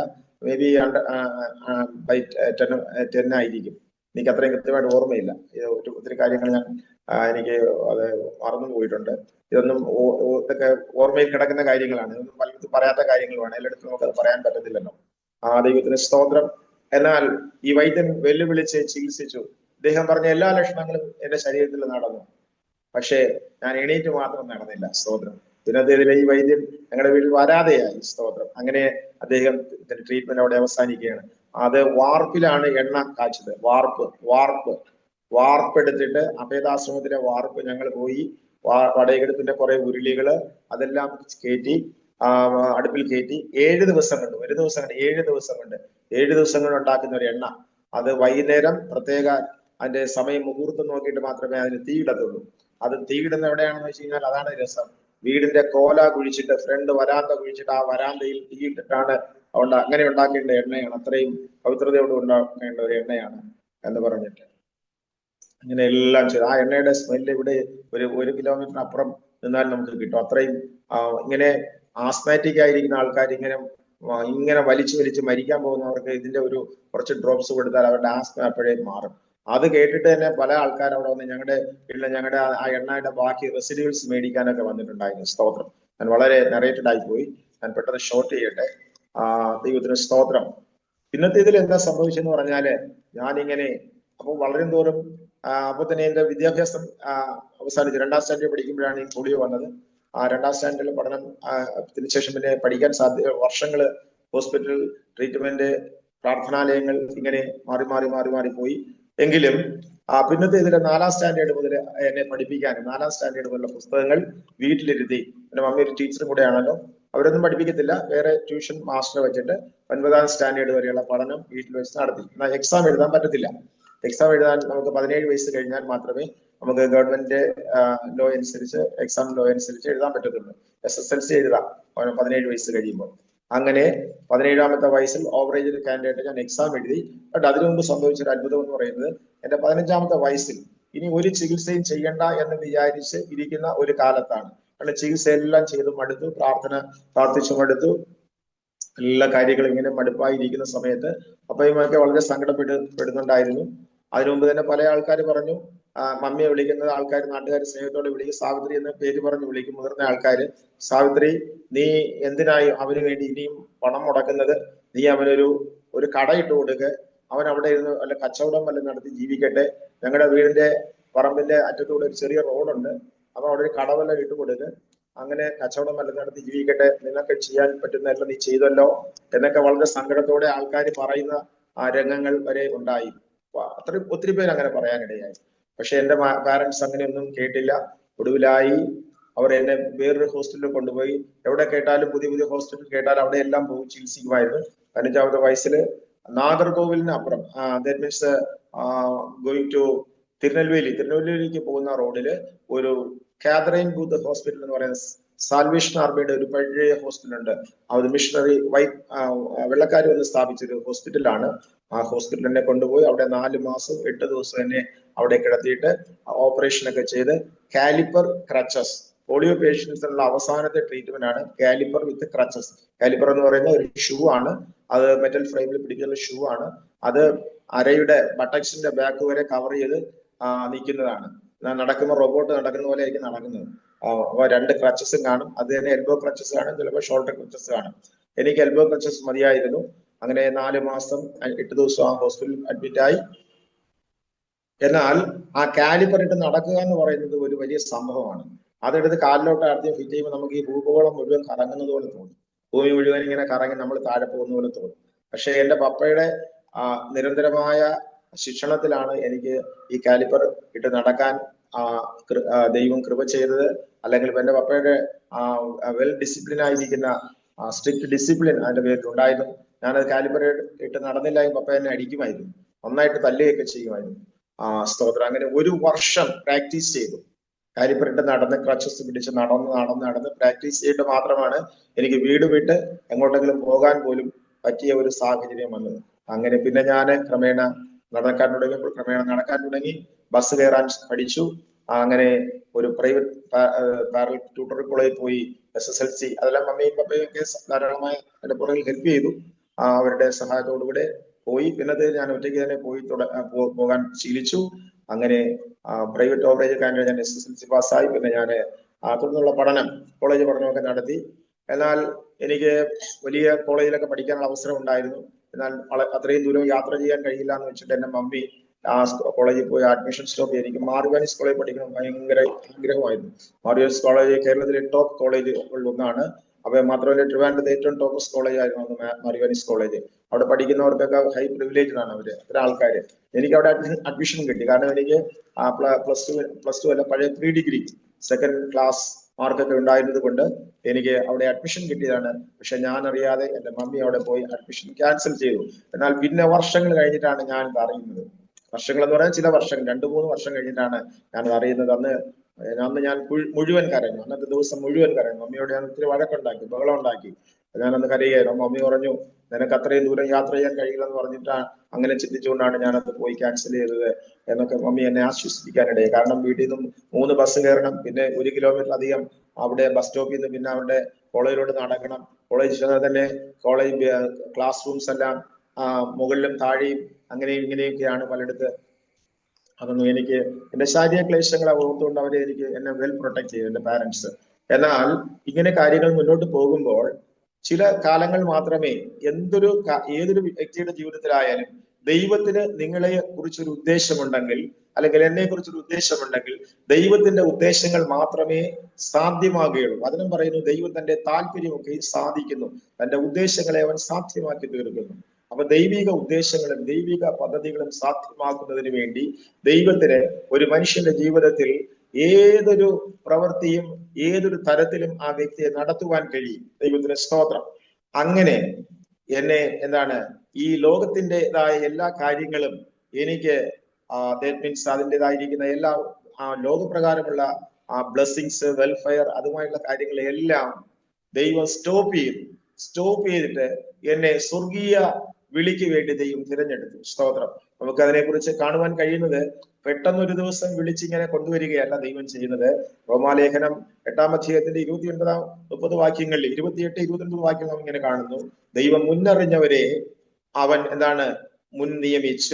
മുൻ നിയമിച്ചവരെ വിളിച്ചവരെ നീതീകരിച്ചവരെ അവൻ തേജസ്കരിച്ചും ഇരിക്കുന്നു. തേജസ്കരണം എന്ന് പറയുന്നത് നിത്യതയിലേക്കുള്ള പ്രവേശനമാണ്. സ്വർഗം എന്ന് പറയുന്ന ആ സംഭവം, ഒരു മഹാപ്രതിഭാസം, ഒരു മഹത്തായ ഏരിയ, മനുഷ്യ ദൃഷ്ടിക്കോ മനുഷ്യ ചിന്തകൾക്കോ മനുഷ്യന്റെ ഭാവനയ്ക്കോ എത്തിച്ചേരാൻ കഴിയാത്തൊരിടമാണ് സ്വർഗം. ആ സ്വർഗത്തിലേക്കുള്ള പ്രവേശനം ദൈവം സാധ്യമാക്കുന്നത് തേജസ്കരണത്തിലൂടെയാണ്. എന്നാൽ ആ തേജസ്കരണത്തിന് മുമ്പേ അനേക പ്രോസസ്സിംഗ് സ്റ്റേജസ് ഉണ്ട്. അതിലൊന്നാണ് അനാദിയായ ദൈവത്തിന്റെ മുൻനിർണയം. ദാറ്റ് മീൻസ് ദൈവം അതിനെക്കുറിച്ച് മോശ പറയുന്നത്, അനാദിയായും ശാശ്വതമായും ഞങ്ങളുടെ ദൈവമാകുന്നു. പർവ്വതങ്ങൾ ഉണ്ടാകുന്നതിനും ഭൂമിയെയും ഭൂമണ്ഡലത്തെയും നിർമ്മിക്കുന്നതിന് മുമ്പ് തന്നെ നീ ഞങ്ങളുടെ ദൈവമായിരുന്നു, അല്ലെ? ശാശ്വതനായ ദൈവമായിരുന്നു. ദാവീദ് പറയുന്നത്, എന്റെ അമ്മയുടെ ഉദരത്തിൽ ഞാൻ ഉരുവാകുന്നതിന് മുമ്പ് തന്നെ എന്റെ അസ്ഥികളെല്ലാം നിനക്ക് എണ്ണാമായിരുന്നു, അല്ലെ? എന്റെ അസ്ഥികൾ ഒന്നും നിനക്ക് മറവായിരുന്നില്ല. അപ്പൊ നമ്മുടെ അമ്മയുടെ ജനനത്തിന് മുമ്പായിട്ട് തന്നെ, നാം ഈ ഭൂമിയിൽ ജനിക്കുന്നതിന് മുമ്പായിട്ട് തന്നെ, നമ്മുടെ മാതാപിതാക്കൾക്ക് അവർക്ക് ഉരുവാകുന്നതിന് മുമ്പായിട്ട് തന്നെ ദൈവം നമ്മളെ അറിയുകയാണ്. അങ്ങനെ ദൈവത്തിന്റെ അനാദിയായ മുൻനിർണയത്തിന്റെ ഭാഗമായിട്ട് ദൈവം എന്നെ തിരഞ്ഞെടുത്തു. സ്തോത്രം. എന്നാൽ ദൈവത്തിന് എന്നെ സൗഖ്യമാക്കാൻ കഴിയില്ല എന്നുള്ള ചോദ്യം പലരും ചോദിച്ചു. പല രാജ്യങ്ങളില്, പല ദേശങ്ങളില്, പല ശുശ്രൂഷകൾക്കൊക്കെ ഞാൻ പോകുമ്പോൾ പലരും ചോദിച്ചിട്ടുണ്ട്, പാസ്റ്ററെ നിങ്ങൾ ഇത്രയും പ്രവർത്തനങ്ങൾ ചെയ്ത് നിങ്ങൾക്ക് എന്തുകൊണ്ട് സൗഖ്യം കിട്ടിയില്ല? അപ്പൊ അതിന് ആൻസർ ഇല്ലാതെ പോയി. സ്തോത്രം. ആ സമയത്ത് എനിക്ക് ദൈവാത്മാവ് എന്നെ വെളിപ്പെടുത്തിയ ഒരു സത്യം, അല്ലെങ്കിൽ അതിന്റെ ചില പ്രത്യേക മർമ്മങ്ങൾ ദൈവം എനിക്ക് വെളിപ്പെടുത്തുന്നു. സ്തോത്രം. വിശുദ്ധ ബൈബിൾ അനുസരിച്ച് ദൈവം പ്രാർത്ഥനകൾക്ക് ദൈവമാണ്. 50-ാം സങ്കീർത്തനം 15-ാമത്തെ വചനം ഇങ്ങനെ പറയുന്നു, കഷ്ടകാലത്തിന് വിളിച്ചപേക്ഷിക്കുക, ഞാൻ നിന്നെ വിടുവിക്കുകയും നീ എന്നെ മഹത്വപ്പെടുത്തുകയും ചെയ്യും. 46-ാം സങ്കീർത്തനം 2-3 വാക്യങ്ങൾ ദൈവം നമ്മുടെ സംഗീതവും ബലവുമാകുന്ന കഷ്ടങ്ങളിൽ 1-2 വാക്യങ്ങൾ, കഷ്ടങ്ങൾ ഏറ്റവും അടുത്ത തുണയായിരിക്കുന്നു. എല്ലാ ഫാക്ട്സും ശരിയാണ്. 3-ാം സങ്കീർത്തനം പറയുന്നു, 34 പറയുന്നു, ഹൃദയം നുറുങ്ങിയവർക്ക് യഹോവ സമീപസ്ഥൻ, മനസ്സ് രക്ഷിക്കുന്നു. Everything is facts. അതെല്ലാം ട്രൂത്ത്സ് ആണ്. അതെല്ലാം സത്യം തന്നെയാണ്. എന്നാൽ ദൈവത്തിന് ചില ഓപ്ഷൻസ് ഉണ്ട്. God has certain constraints and options in the life of somebody. ചിലരുടെ ജീവിതത്തിൽ ദൈവം അതൊന്നും വർക്കൗട്ട് ചെയ്യത്തില്ല. കാരണം അവർ ദൈവത്തിന് വേണ്ടി അത്രയും പ്രിയപ്പെട്ടവർ ആയിരിക്കുന്നത് കൊണ്ട്, അല്ലെങ്കിൽ അവരിലൂടെ ദൈവത്തിന് മറ്റൊരു പ്രവൃത്തി വെളിപ്പെടുത്താനുള്ളത് കൊണ്ട് ദൈവം ജനറൽ തിയറീസ് ഒന്നും ദൈവം ഇംപ്ലിമെന്റ് ചെയ്യത്തില്ല. വിളിച്ചപേക്ഷിക്കുക, ഉത്തരമരുളും. അതേ ഹൃദയം യഹോവ സമീപസ്ഥൻ, അതെല്ലാം ജനറൽ തിയറീസ് ആണ്, all general theories. But for somebody, ചിലർക്ക് വേണ്ടി ദൈവം എന്താണ്, ദൈവത്തിന് ജനറൽ തിയറീസ് എല്ലാം മാറ്റി വെച്ചിട്ട് അവർക്ക് വേണ്ടി മാത്രം പേഴ്സണൽ ആയിട്ട് ഗോഡ് ഹാസ് സം കവനൻസ്. ദൈവം പറയുന്നത്, എനിക്ക് ആരോട് കരുണ തോന്നണമോ അവനോട് ഞാൻ കരുണ കാണിക്കും, ആരോട് എനിക്ക് ദയ തോന്നണമോ അവനോട് ഞാൻ ദയ തോന്നിക്കും. അവിടെ ഒരു നിയമങ്ങളും ബാധകമല്ല. ദൈവത്തിന്റെ മറ്റ് ഒരു മീൻസ് വ്യവസ്ഥകളും അവിടെ ബാധകമല്ല. അത് ഒരു special interaction with that particular person. ആ പ്രത്യേക വ്യക്തിയുമായിട്ട് മാത്രം ദൈവത്തിലുള്ള ഇന്ററാക്ഷൻ ആണ്. കൃപയാൽ അത്ര ഒരു ഇന്ററാക്ഷൻ എന്റെ ജീവിതത്തിൽ നടന്നുവെന്ന് ഞാൻ ഇന്ന് പൂർണ്ണമായി വിശ്വസിക്കുന്നു. സ്തോത്രം. ഒരു വീടിന്റെ 4 ചുവരുകൾക്കുള്ളിൽ കഴിഞ്ഞ എന്നെ ദൈവം വീടിന് പുറത്ത് കൊണ്ടുവന്നു. സ്തോത്രം. ആദ്യമായിട്ട് ഞാൻ യാത്ര ചെയ്ത ട്രിവാൻഡ്രം ജില്ല മുഴുവനാണ്. പിന്നെ ഞാന് ആ ദിവസങ്ങളിലൊക്കെ എന്താണ് പഠനം, ബികോമിന് പഠിക്കുകയാണ്. ബികോം പഠിക്കുന്ന അവിടെ നാട്ടിലൊക്കെ ഹിപ്പി പ്രസ്ഥാനം, ഇങ്ങനെയൊക്കെയുള്ള വലിയ ഇങ്ങനെയുള്ള കാര്യങ്ങളൊക്കെ നടക്കുന്ന കാലമാണ്. ആ കാലം ജീവിച്ച ആരെങ്കിലും എന്നെ കേൾക്കുന്നുണ്ടെങ്കിൽ നിങ്ങൾക്ക് അത് അറിയാൻ കഴിയും. 80ന്റെ കാലങ്ങളാണ്. ഹിപ്പി പ്രസ്ഥാനമൊക്കെ വളരെ ശക്തമായിരുന്നു കേരളത്തില്. തലമുടിയൊക്കെ നീട്ടി വളർത്തി, താടിമുടിയൊക്കെ വളർത്തി, പിന്നെ സാഹിത്യവാസന ഒക്കെ ഇങ്ങനെ അതിൽ ലയിച്ച് ലൈബ്രറി പ്രവർത്തനങ്ങള്, കലാ സാഹിത്യ പ്രവർത്തനങ്ങൾ, ഇതെല്ലാം അതൊക്കെയാണ്. അപ്പൊ ഞാനും അതിൽ കുറച്ച് ഞാനും പുറം ലോകം കാണാൻ തുടങ്ങിയപ്പോൾ നമുക്ക് ആത്മീയതയിൽ കുറച്ച് ഗ്യാപ്പ് ഉണ്ടായി. സോ എന്റെ പപ്പയും മമ്മിയൊക്കെ പ്രവർത്തകരാണ്. പക്ഷെ എനിക്ക് എന്തൊക്കെയോ ചില അന്നത്തെ ചില സാഹചര്യങ്ങൾ അനുസരിച്ച് ഞാൻ തെറ്റായ ചില വഴികൾ, ദാറ്റ് മീൻസ് പുക വലിക്കുക വരെ ചെയ്തിട്ടുണ്ട്, പുകയും വലിച്ചിട്ടുണ്ട്. എന്നാൽ ഞാൻ എന്ത് ചെയ്താലും അവർ മനസ്സിലാക്കും, അവർക്ക് റിപ്പോർട്ട് കിട്ടുകയും ചെയ്യും. സിനിമാ തിയേറ്ററിൽ പോയി സിനിമ കണ്ടിട്ടുണ്ട് കൂട്ടുകാരോട് ചേർന്ന്. ഇതൊക്കെയാണ് അന്ന് ചെയ്തിട്ടുള്ള പാപങ്ങൾ. എന്നാൽ അതെല്ലാം വീട്ടിൽ പിന്നത്തെ അറിയുകയും ചെയ്യുമായിരുന്നു. എന്തായാലും ഞാൻ ഇങ്ങനെ പോകുന്ന ഒരു കാലം പിന്നത്തേല് എന്റെ മുന്നിൽ വഴികളൊക്കെ അടയുന്നത് പോലെ തോന്നി. സ്തോത്രം. അതിനിടയ്ക്ക് ബികോം കഴിഞ്ഞപ്പോൾ എനിക്ക് CA പഠിക്കണമെന്ന് വലിയ ആഗ്രഹമായിരുന്നു. ബികോമിന് മുമ്പ് തന്നെ, വളരെ കാലങ്ങൾക്ക് വേണ്ടി, ഞാൻ ചെറിയ കുട്ടിയായിരുന്ന സമയത്ത് തന്നെ ഞാനിങ്ങനെ പഠിച്ച് ഉയർന്ന് വലിയ ഉദ്യോഗം വാങ്ങണമെന്നൊക്കെ ഉള്ളായിരുന്നു എന്റെ ചിന്ത. CA പഠിക്കണമെന്ന്, വലിയ ചാർട്ടേഡ് അക്കൗണ്ട് ആകാൻ പഠിക്കണമെന്ന് വലിയ ആഗ്രഹമായിരുന്നു. എന്നിട്ട് വേണ്ട ചാർട്ടേഡ് അക്കൗണ്ടൻസിന് കോഴ്സോ ക്ലാസ്സസോ ഒന്നും ഉണ്ടായിരുന്നില്ല. ICWA കോഴ്സ് ഉണ്ടായിരുന്നു, അതിന്റെ മീൻസ് ക്ലാസ് ഉണ്ടായിരുന്നു. ബട്ട് CA ക്ലാസ് ഉണ്ടായിരുന്നില്ല. അങ്ങനെ CA ക്ലാസ് പഠിക്കാൻ വേണ്ടി ഡൽഹിയിൽ നിന്ന് അതിന്റെ നോട്ട്സ് എല്ലാം എഴുതി വരുന്ന ഞാനും എന്റെ ഒരു ഡിയർ ഫ്രണ്ടുമായിട്ട് ചേർന്ന് അതിനുള്ള കാര്യങ്ങളൊക്കെ ഇങ്ങനെ പഠിച്ചുകൊണ്ടിരിക്കുകയായിരുന്നു. അത് 1985 ആ സംഭവം നടക്കുന്നത്. 85 അത്ഭുതകരമായി, ദാറ്റ് മീൻസ് നിരാശ, മൊത്തം നിരാശയാണ്. അപ്പൊ ജീവിതം മുന്നോട്ട് പോകുന്നില്ല. എന്നാൽ പഠനം നടക്കുന്നുണ്ട്. പഠനത്തിൽ ഒരു കോൺസെൻട്രേഷൻ ഒക്കെ ഉണ്ട്. ബട്ട് വിശ്വാസത്തിലോ മറ്റൊന്നിലും തന്നെ ചർച്ചിലൊക്കെ പോകും, പേരിന് വേണ്ടി മാത്രം പോയി. എന്റെ പപ്പ തന്നെ ഞങ്ങളുടെ പറമ്പിനോട് പറമ്പിൽ ഒരു ചർച്ച് ഉണ്ടാക്കി, FGCയുടെ വകയായിട്ട്. ആ ചർച്ച് ഇന്നും 40-45 വർഷങ്ങൾക്ക് ശേഷം ഇന്നും ആ ചർച്ച് അവിടെ ഉണ്ട്. ആ നാട്ടിൽ ആദ്യമായിട്ട് പെന്തിക്കോസ് ആലയം ഉണ്ടാക്കിയ എന്റെ പപ്പയാണ് ആ ദേശത്ത്. അപ്പൊ ആ ചർച്ചില് ഞാൻ പോവുകയും എല്ലാം ചെയ്യും, എല്ലാ പ്രാർത്ഥനകളും. ബട്ട് ഇന്ന് കാണുന്നത് പോലത്തെ എന്താണ് ഒരു സ്പിരിച്വൽ ഫയർ അന്ന് ഒന്നും ഉണ്ടായി. ഇന്നത്തെ യുവജനങ്ങളിൽ ചിലർക്കൊക്കെ എന്താണ്, അവർ ഇങ്ങനെ വലിയ ഫയറായിട്ട് നിൽക്കുന്നുണ്ട്. ചെറുപ്പക്കാരിൽ ചിലരൊക്കെ വലിയ കൃപയിൽ നിൽക്കുന്നവരുണ്ട്. സ്തോത്രം. എന്നാൽ എനിക്ക് അങ്ങനെയൊന്നും അന്ന് നിൽക്കാൻ കഴിഞ്ഞിരുന്നില്ല. എന്നാൽ നല്ല നല്ല ചിന്തകൾ ഉണ്ടായിരുന്നു. സ്തോത്രം.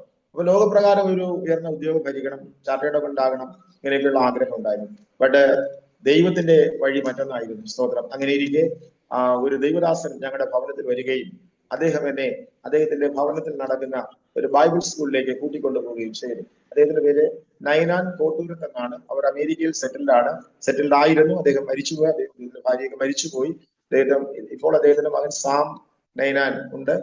അവരുടെ കീഴിലാണ് ഇപ്പോൾ FGAC എന്ന് പറയുന്ന പ്രസ്ഥാനം. ട്രിവാൻഡ്രം ജില്ല, കോട്ടയം ജില്ല, തമിഴ്നാട്ടിലെ കന്യാകുമാരി ജില്ല, ഇങ്ങനെയുള്ള ഈ പ്രദേശങ്ങളിലായിട്ട് അവരുടെ സഭകൾ വ്യാപിച്ചു കിടക്കുന്നു.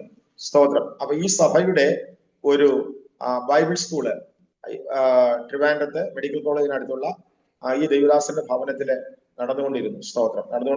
നടത്താൻ വേണ്ടി അവർ പ്ലാൻ ചെയ്തിട്ട് നേരത്തെ ഒന്ന് നടത്തി, പിന്നെ അത് ക്ലോസ് ചെയ്തിട്ട് വീണ്ടും അവർ റീസ്റ്റാർട്ട് ചെയ്ത സമയത്ത് വന്ന് എന്നെ വിളിക്കാനിടയായി. അതിന് കാരണം ആ ദേവദാസന്റെ ഒരു മീറ്റിംഗിൽ വെച്ചിട്ടാണ് അദ്ദേഹം ട്രാൻസ്ലേറ്റർ ആയിട്ട് അമേരിക്കയിൽ നിന്ന് ഒരു ടീമിനെ കൊണ്ടുവന്ന് അദ്ദേഹം നടത്തിയ ഒരു മീറ്റിംഗ്. അദ്ദേഹം ട്രാൻസ്ലേറ്റർ ആയിരുന്നു. ട്രിവാൻഡ്രം പട്ടണം കണ്ട ഏറ്റവും വലിയൊരു റിവൈവൽ മീറ്റിംഗ് ആയിരുന്നു.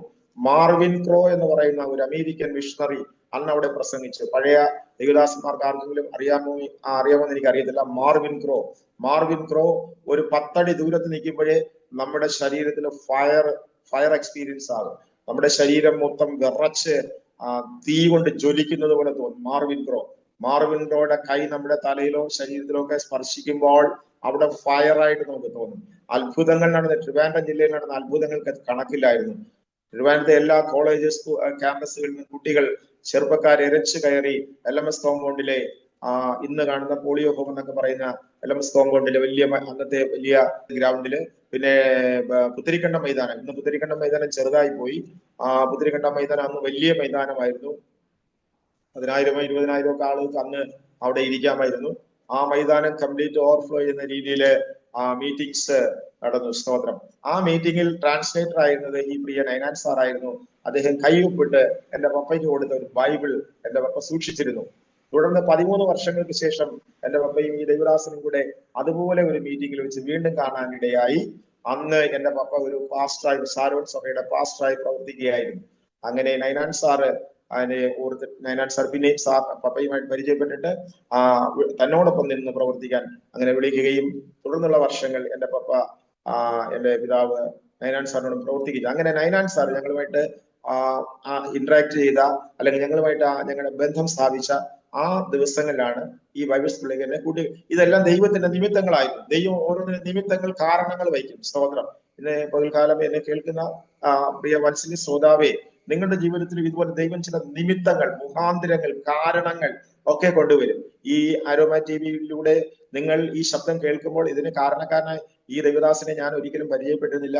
ഈ ദൈവദാസനെ എന്നെ പരിചയപ്പെടുത്തിയത് കഴിഞ്ഞ ദിവസം പറ്റ്ന ബീഹാറിലുള്ള എന്റെ ഒരു അടുത്ത സ്നേഹിതൻ ജേക്കബ് ജോൺ ആണ്. പെട്ടെന്ന് വിളിച്ചിട്ട് പറഞ്ഞു, ഇങ്ങനെ ഒരു ഞാൻ കണ്ടിട്ടുള്ള അരോമ TV ഞാൻ വാച്ച് ചെയ്യുമായിരുന്നു. അതിലുള്ള പല ടെസ്റ്റിമണീസ് ഞാൻ കേട്ടിട്ടുണ്ടായിരുന്നു, കേട്ടിരുന്നു.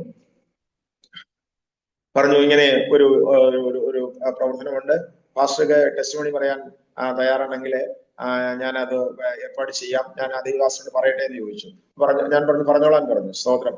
അങ്ങനെ പ്രിയ ദൈവദാസനെ പെട്ടെന്ന് ഈ കഴിഞ്ഞ ദിവസങ്ങളിലാണ് പരിചയപ്പെടുന്നത്. പെട്ടെന്ന് തന്നെ അതേ റെക്കോർഡിങ് അത് നടത്താൻ വേണ്ടിയുള്ള സംവിധാനങ്ങൾ ഒരുക്കി. സ്തോത്രം. പറയട്ടെ. അപ്പൊ ദൈവത്തിന് എല്ലാത്തിനും നിമിത്തങ്ങൾ, മുഖാന്തരങ്ങൾ, കാരണങ്ങൾ ഒക്കെ ഉണ്ട്. ദൈവത്തിന്റെ സ്തോത്രം. അത് ജ്യോതിഷന്മാർ പറയുന്ന നമ്മുടെ ലോകപ്രകാരമുള്ള ഒരു രീതിക്കുള്ള കാര്യങ്ങളൊന്നുമല്ല. മുഹൂർത്തം നോക്കലോ ആ രീതി പ്രശ്നം വയ്ക്കലോ ഗണനം നടത്തലോ ഒന്നുമല്ല. ദൈവത്തിനാപ്പോൾ, കാരണം ഇതെല്ലാം പ്രീ പ്ലാൻഡ് ആണ്, ആൻഡ് പ്രീ ഡിസൈഡഡ് ആണ്. എല്ലാം എന്താണ്, മുൻകാലങ്ങളിൽ, അനാദിയായ കാലങ്ങളിൽ അത് നമ്മുടെ അമ്മയുടെ ഗർഭത്തിൽ ഉരുവാകുന്നതിന് മുമ്പ് തന്നെ നിശ്ചയിക്കപ്പെട്ടിരിക്കുകയാണ്. സ്തോത്രം. ഒടുവിൽ ഈ ദൈവദാസന്റെ വീട്ടിലെ ബൈബിൾ സ്കൂളിൽ ഒരു 4.5 മാസം പോയി പാർക്കാനിടയായി. എല്ലാവരും ഗ്രാജുവേറ്റ്സ് ആയ കുറെ ആൾക്കാർ, ഗ്രാജുവേറ്റ്സ് +2 ലെവലിലൊക്കെ പഠിച്ച ആൾക്കാരുണ്ടായിരുന്നു അവിടെ. സ്തോത്രം. ശാരീരികമായി കഴിവില്ലാത്ത ഞാൻ മാത്രമേ 4.5 മാസം ആ ബൈബിൾ സ്കൂൾ റൺ ചെയ്തുള്ളൂ. കാരണം അവർക്കത് അധിക ദിവസം നടത്താൻ പറ്റില്ല. കാരണം അദ്ദേഹത്തിന്റെ വൈഫും പിള്ളേരും അമേരിക്കയിൽ വരുന്നതുകൊണ്ട് ഈ കെട്ടിടം പെട്ടെന്ന് മാറേണ്ടി വന്നു. സ്തോത്രം. തുടർന്ന് ബൈബിൾ സ്കൂളിൽ പിന്നെ ഒരിക്കലും നടന്നിട്ടുമില്ല. ഞാനായിരുന്നു അവിടുത്തെ അവസാനത്തെ ബാച്ചിൽപ്പെട്ട 9 പേര്. ആ 9 പേര് അതിശക്തമായ വചന പ്രഘോഷണത്തിലും സുവിശേഷ പ്രവർത്തനങ്ങൾ ഏർപ്പെട്ടിരിക്കുക. ഇച്ചിരിയെങ്കിലും കുറവുണ്ടെങ്കിൽ ഞാൻ മാത്രമാണ്. മറ്റുള്ള 8 പേരും എന്നെക്കാൾ ശക്തന്മാരായി പലയിടങ്ങളിൽ പ്രവർത്തിക്കുന്നതായിട്ട് ഞാൻ മനസ്സിലാക്കുന്നു. ചിലരെയൊക്കെ ഈ കാലങ്ങളിൽ കണ്ടിട്ടുമുണ്ട്. സ്തോത്രം. പറയട്ടെ, ഈ ബൈബിൾ സ്കൂളിലെ പഠനം എന്റെ ജീവിതത്തെ അടിമുടി മാറ്റിമറിച്ചൊരു സംഭവമായിരുന്നു. ആ ബൈബിൾ സ്കൂൾ പഠിച്ചുകൊണ്ടിരിക്കുന്ന സമയത്ത് മണക്കാല ഫെയ്ത്ത് ചാപ്പൽ ബൈബിൾ ഇൻസ്റ്റിറ്റ്യൂട്ടിൽ നടന്ന കോൺവെക്കേഷൻ സെമിനാറിലെ സ്തോത്രം അവാർഡ് വിതരണം ചെയ്യുന്ന ആ ദിവസം, പിള്ളേരുടെ ഡിഗ്രി കൊടുക്കുന്ന ആ ദിവസം 1 വീക്ക് അവിടെ ഒരു പ്രത്യേക മീറ്റിംഗ്, മീൻസ് സെമിനാർ പോലെയുള്ള മീറ്റിംഗുകൾ നടക്കുകയാണ്. ലോകത്തിന്റെ പല ഭാഗത്തും, ഇന്ത്യയുടെ പല ഭാഗത്തും ദൈവദാസന്മാര്, പാസ്റ്റർമാര്, ബൈബിൾ സ്കൂൾ സ്റ്റുഡൻസ്, കേരളത്തിന്റെ പല ഭാഗത്തുള്ള ആൾക്കാരെല്ലാം വന്ന് വലിയൊരു ജനസമൂഹം അവിടെ ഉണ്ടായിരുന്നു. ഞങ്ങൾക്കും അവിടെ പോകാനുള്ള ഇൻവിറ്റേഷൻ കിട്ടി. ഞാനും ഇവിടെ പോയി. എന്റെ സഹപാഠികളായ ചില സഹോദരന്മാരുണ്ടായി. ഞങ്ങളിവിടെ പോയി. എന്നാൽ അവിടെ പോയിട്ട് എന്റെ മനസ്സ് കോൺസെൻട്രേറ്റ് ആകുന്നത്, എന്റെ മനസ്സ് ടോട്ടലി ഡിസ്റ്റർബ്ഡ് ആണ്. അവിടെ എല്ലാവരും ആരോഗ്യമായി. ഞാൻ സുവിശേഷത്തിലേക്ക് സമർപ്പിച്ചു, ഇപ്പോൾ സമർപ്പിച്ച് ബൈബിൾ സ്കൂളിൽ പഠിച്ചുകൊണ്ടിരിക്കുന്നു. പക്ഷെ ഞാൻ എവിടെ പോയി വേല ചെയ്യും? എങ്ങനെ വേല ചെയ്യുന്നത്? എവിടെ, ഏത് തരത്തിലുള്ള വേലയാണ് ഞാൻ ചെയ്യുന്നത്? എനിക്കൊന്നും അറിയത്തില്ല. സ്തോത്രം. ഞാൻ ടോട്ടലി ലോകപ്രകാരമൊക്കെ ജീവിച്ച് പെട്ടെന്ന് വന്നതാണ്. സ്തോത്രം. വചനം അറിയാം, പാട്ടറിയാം, പ്രാർത്ഥിക്കാൻ നന്നായിട്ട് പ്രാർത്ഥിക്കാൻ അറിയാം, നന്നായിട്ട് പാടാൻ അറിയാം, നന്നായിട്ട് കൈതട്ടാൻ അറിയാം. സ്തോത്രം. എല്ലാം അറിയാം. പാസ്റ്റർമാരോട് ഭയങ്കര ബഹുമാനവും ബന്ധവുമൊക്കെയാണ്. പക്ഷേ സുവിശേഷ വേലയുടെ ബാലപാഠങ്ങൾ ഒന്നും എനിക്ക് അറിയുമായിരുന്നില്ല. സ്തോത്രം. എന്നാൽ ഇപ്പോൾ എന്താണ്, ആ വഞ്ചി തുഴഞ്ഞിട്ടും എങ്ങും എത്തുന്നില്ല എന്ന് പണ്ടാരോ പറഞ്ഞതുപോലെ വഞ്ചി തുഴയുന്നുണ്ട്, പക്ഷെ എങ്ങും എത്തുന്ന കോള് കാണുന്നില്ല. സ്തോത്രം.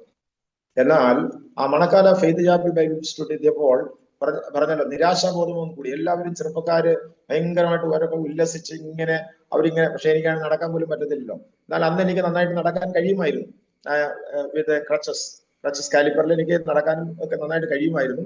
1 കിലോമീറ്റർ ദൂരം വരെ എനിക്ക് നടക്കാൻ കഴിയുമായിരുന്നു. ഏത് ബസ്സിലും കയറാൻ, ഏതൊരു സാഹചര്യത്തിലും കയറാനും ഇറങ്ങാനും, അപ്സ്റ്റെയർ കയറാനും ഇറങ്ങാനും ഒക്കെ പറ്റുമായിരുന്നു. പക്ഷെ ടോട്ടലി ഞാൻ ഗ്ലൂമി ആയിപ്പോയി അവിടെ ചെന്നിട്ട്. വിശേഷിച്ചും ആ പ്രവർത്തനങ്ങളുടെ, ആ മീറ്റിങ്ങുകളുടെ അവസാനത്തെ ദിവസം സാറ്റർഡേ. അപ്പൊ അന്ന് ലാസ്റ്റ് ഡേ ആണ്. പിന്നെ ഒരു ദിവസം കൂടെ മാത്രമേ, അടുത്ത ദിവസം സെമിനാർ ഒന്നുമില്ല, അടുത്ത ദിവസം ഉള്ളി ചർച്ച് പരീക്ഷ മാത്രമേ ഉള്ളൂ. പോകേണ്ടവർക്കൊക്കെ ഇന്ന് രാത്രിയത്തെ മീറ്റിംഗിന് ശേഷം പോകാം എന്നവിടെ അനൗൺസ്മെന്റ് നടത്തുകയും ചെയ്തു. രാത്രി മീറ്റിംഗിന് ശേഷം മാത്രം. ആ രാത്രി മീറ്റിംഗിന് വേണ്ടി, അതാണ് ഏറ്റവും ഇമ്പോർട്ടന്റ് മീറ്റിംഗ്. അതിനുവേണ്ടി എല്ലാവരും തയ്യാറായി. ആ മീറ്റിംഗിൽ പങ്കെടുക്കുന്നതിന്, അതെ, ഞാനും അവിടെ ഉണ്ടായിരുന്നു.